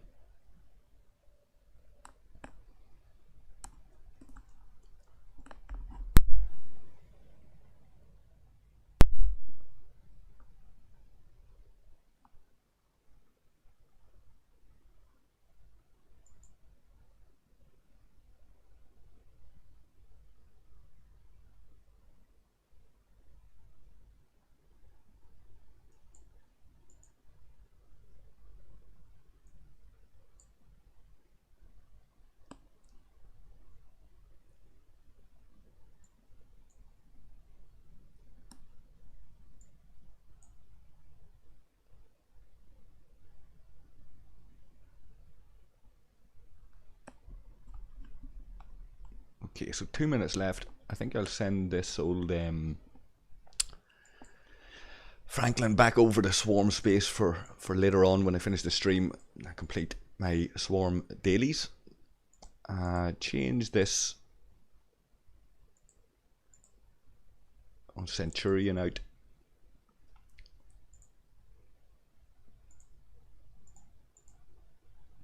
Now, where is Stun when you want him?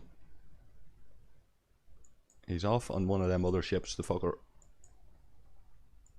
He is. He's on that Vidar.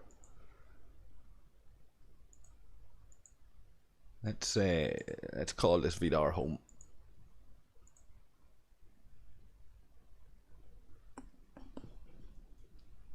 We'll take stun of it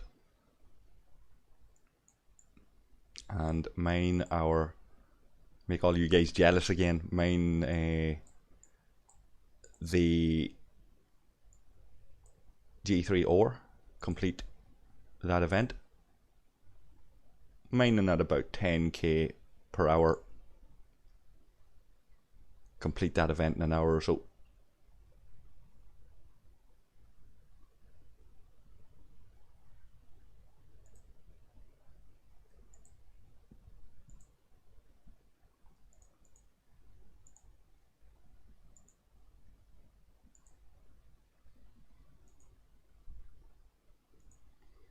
Now, let's pop back in for the big finale.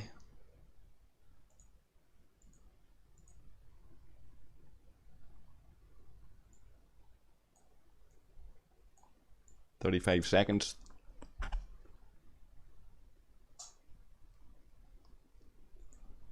His Psychosis moving out. What's he doing? Ah, that's his Vidar.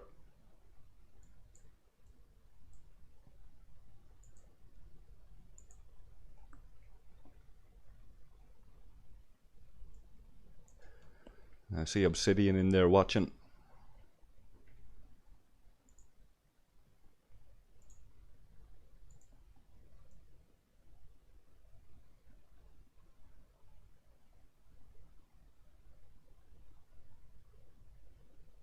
And it's still standing. Ah, for God's sake, 839k. Oh, God.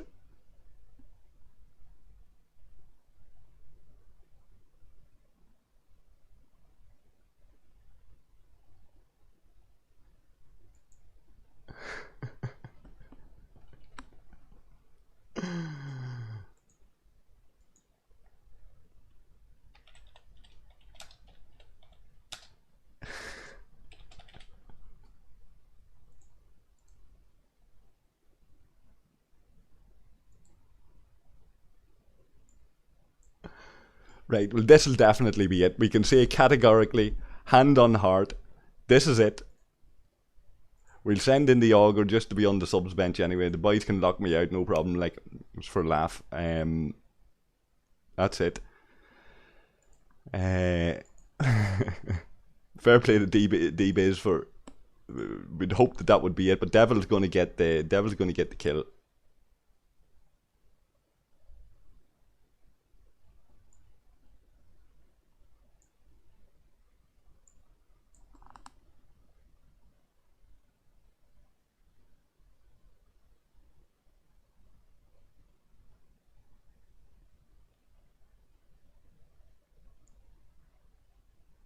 Hello to Andrew.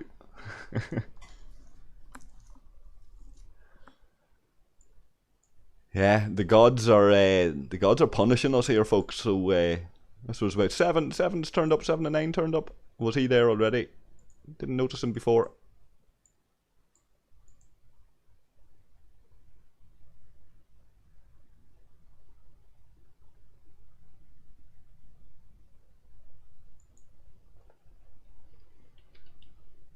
Yeah, no, I should leave it.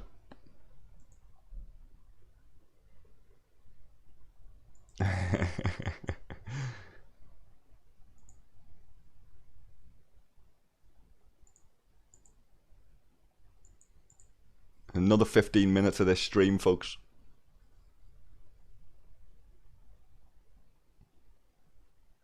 Unless something goes dramatically wrong for some reason, that'll be it.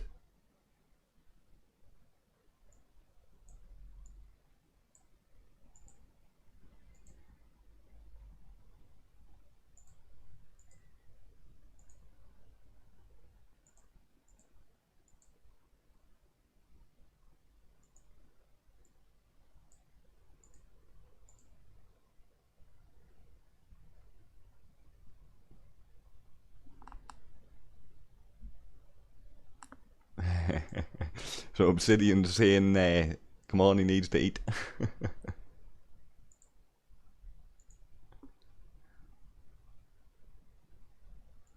Let's get this ore miner out for the dailies and the ore event.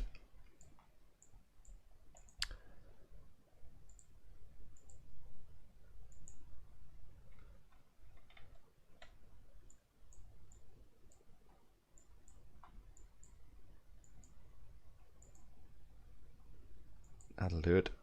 So almost 12k an hour.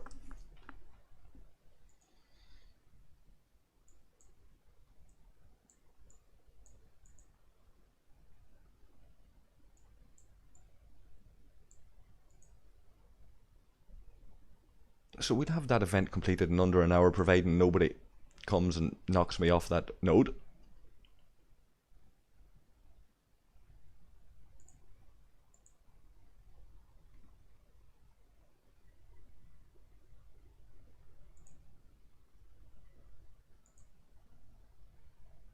So nobody's locked in yet. Was it Devil? Devil launched that, I think. All the boys are in. Great to see it.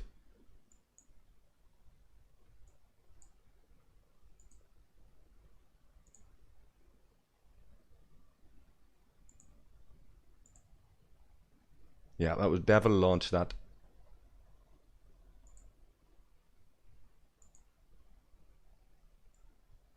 He's not there yet. But 1, 2, 3, 4, 5, 6, 7, 8, 9, 10 of the lads with Devil to come. So 11 of the lads 11 of the lads stayed till the very end. Some of them only arrived a wee bit late, I suppose, or whatever. But it's a good showing that we've been steady with 15, 16, 17, 15, 16, 17 people here at any given time. And they're the lowest I think it's dropped is down to like 11, and there could be one or two of the boys here active. And I'd suggest them, if you're watching the stream, lads, and you have a ship in the system, stick it into that Megacube there anyway. It's up to Devil there now to lock in who he wants. So just for the optics of this and for the end in the stream, get your ship in there if you're active and you're online. There's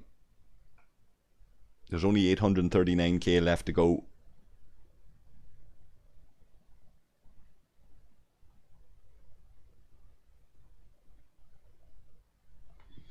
I don't feel so bad to hear Aditya. I don't feel so bad to hear that it still took 8 to 10 attempts with Katingas and stuff.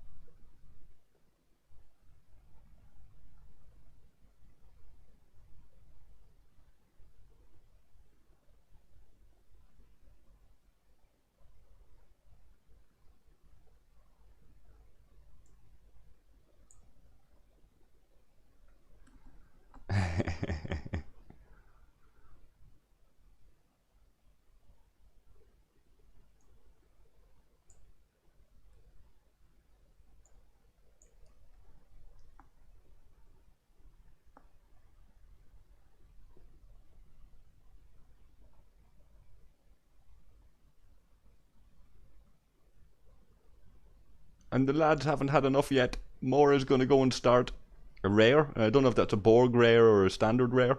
The lads still haven't had enough. There are some of these lads at it 6, 7 hours more, and they're still going. Got their second wind. But I'm going to end the stream when this thing dies, guys. I didn't think it was going to take this long. I'm glad I didn't have too many interruptions and that I was able to stay the pace. I'm glad so many people dropped in and weighed in the conversation.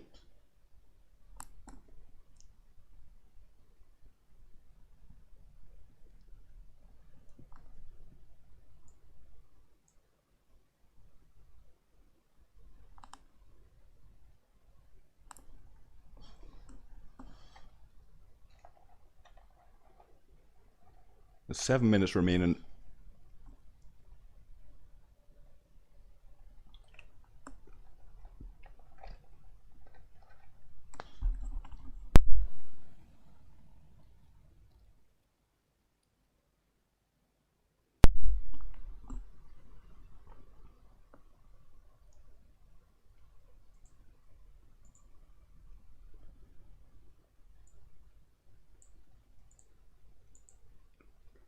And see if we can squeeze in the Moras here.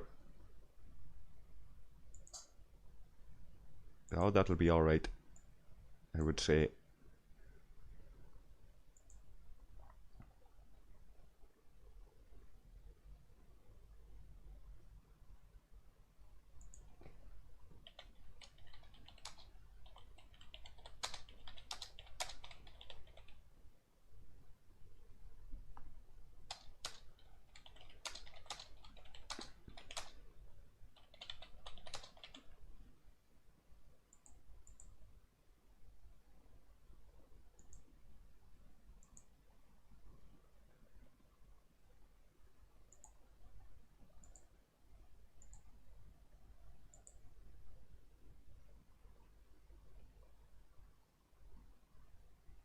5 minutes.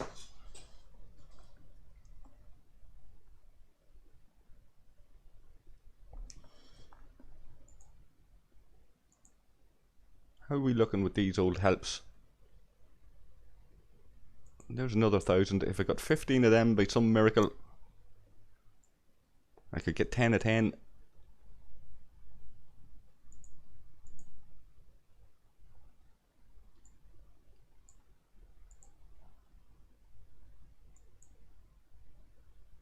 Less than 1%, guys.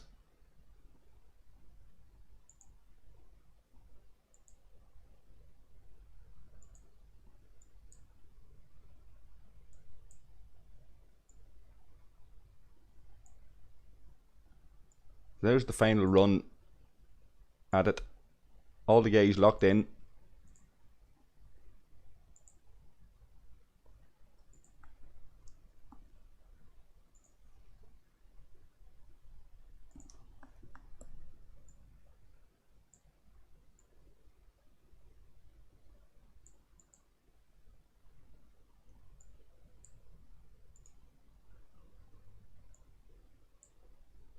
Do I see Taz talking about a fight?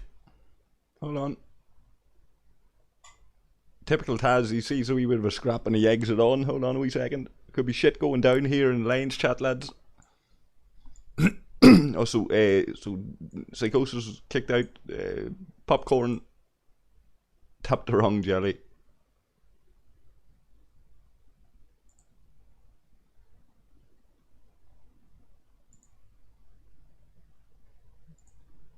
Lads are all hungry or drunk and tired.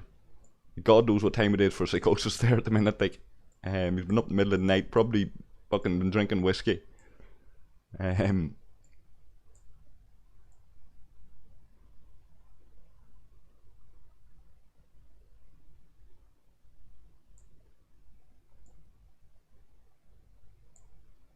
he's in.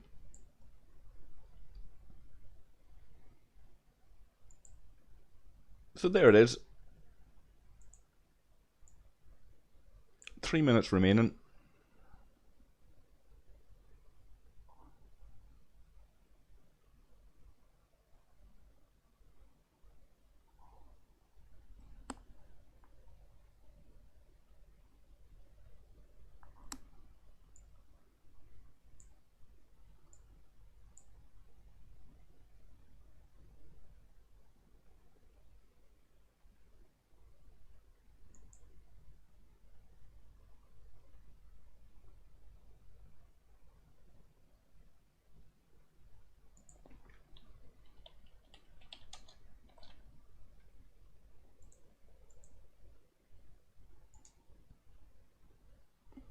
A bad time to be leaving, DB. 2 minutes left to go. But that's the mark of the man, because he comes in, weighs in, does his bit, and then goes when he can do no more. Fair for fucks to him.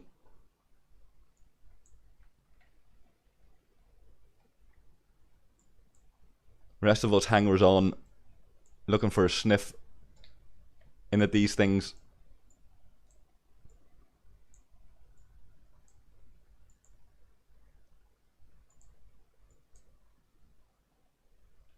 So we're down to 10.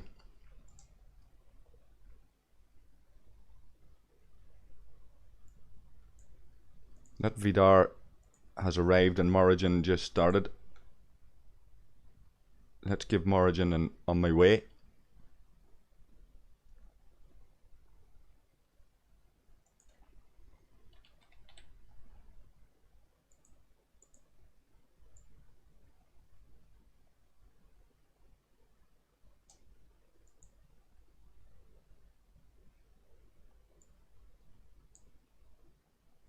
There it is.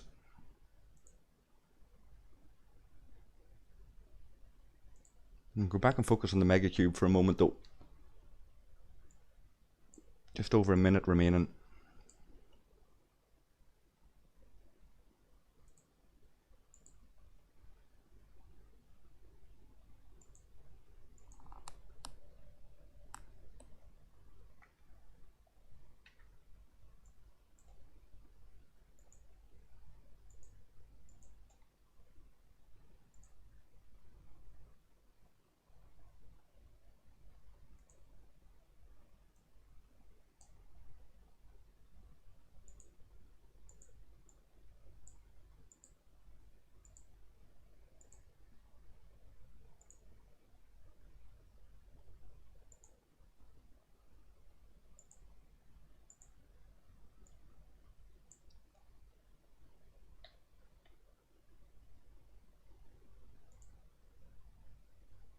20 seconds.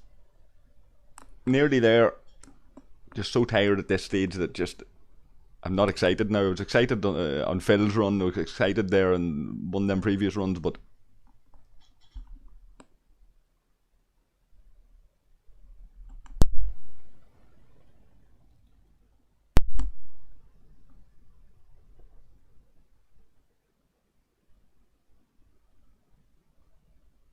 Finally. There we go.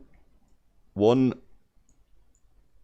node on this Megacube down. HOM have defeated the Megacube eventually.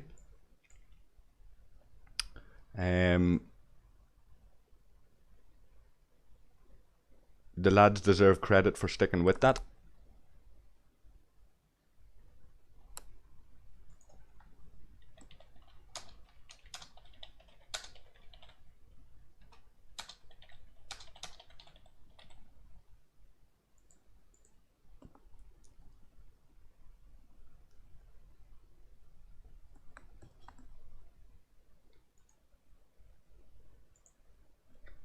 And Psychosis checking on the leaderboard. I wasn't even thinking about the events leaderboard.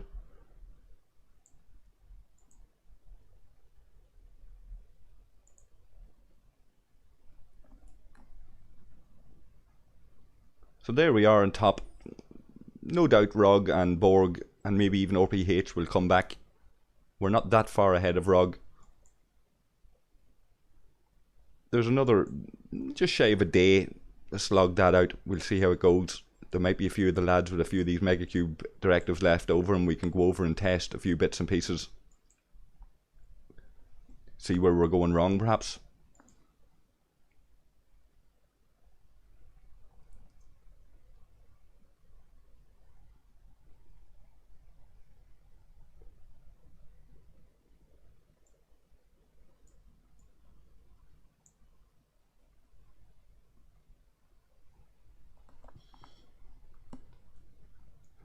Well said, Phil.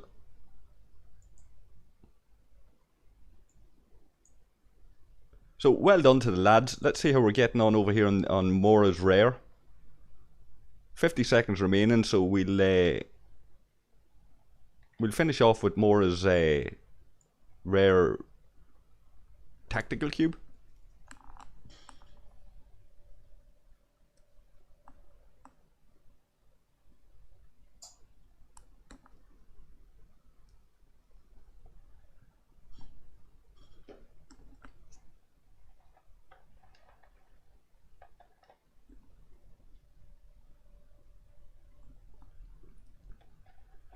We'll check in on this Alliance chat again.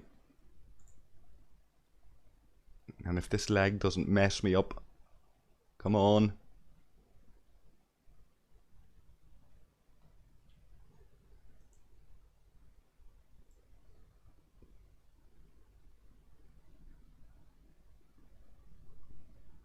And down goes a rare. We'll scan through that battle log as the final part. Take a quick look at the officer setups that the guys are rocking. There's Taz, Shady, Mora, Emu, and myself. And the battle log, 7 rounds.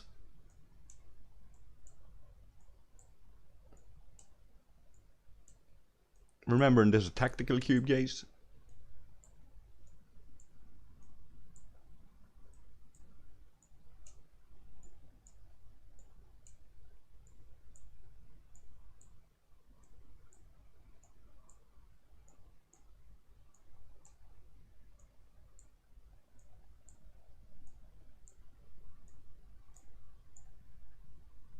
Happy with that critical hit there, I guess. 5 million.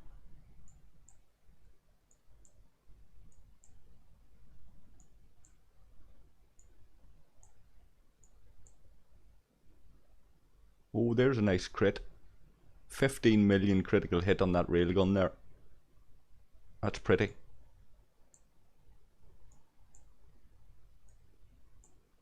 And there's another crit of 5 million. And another crit of 5 million.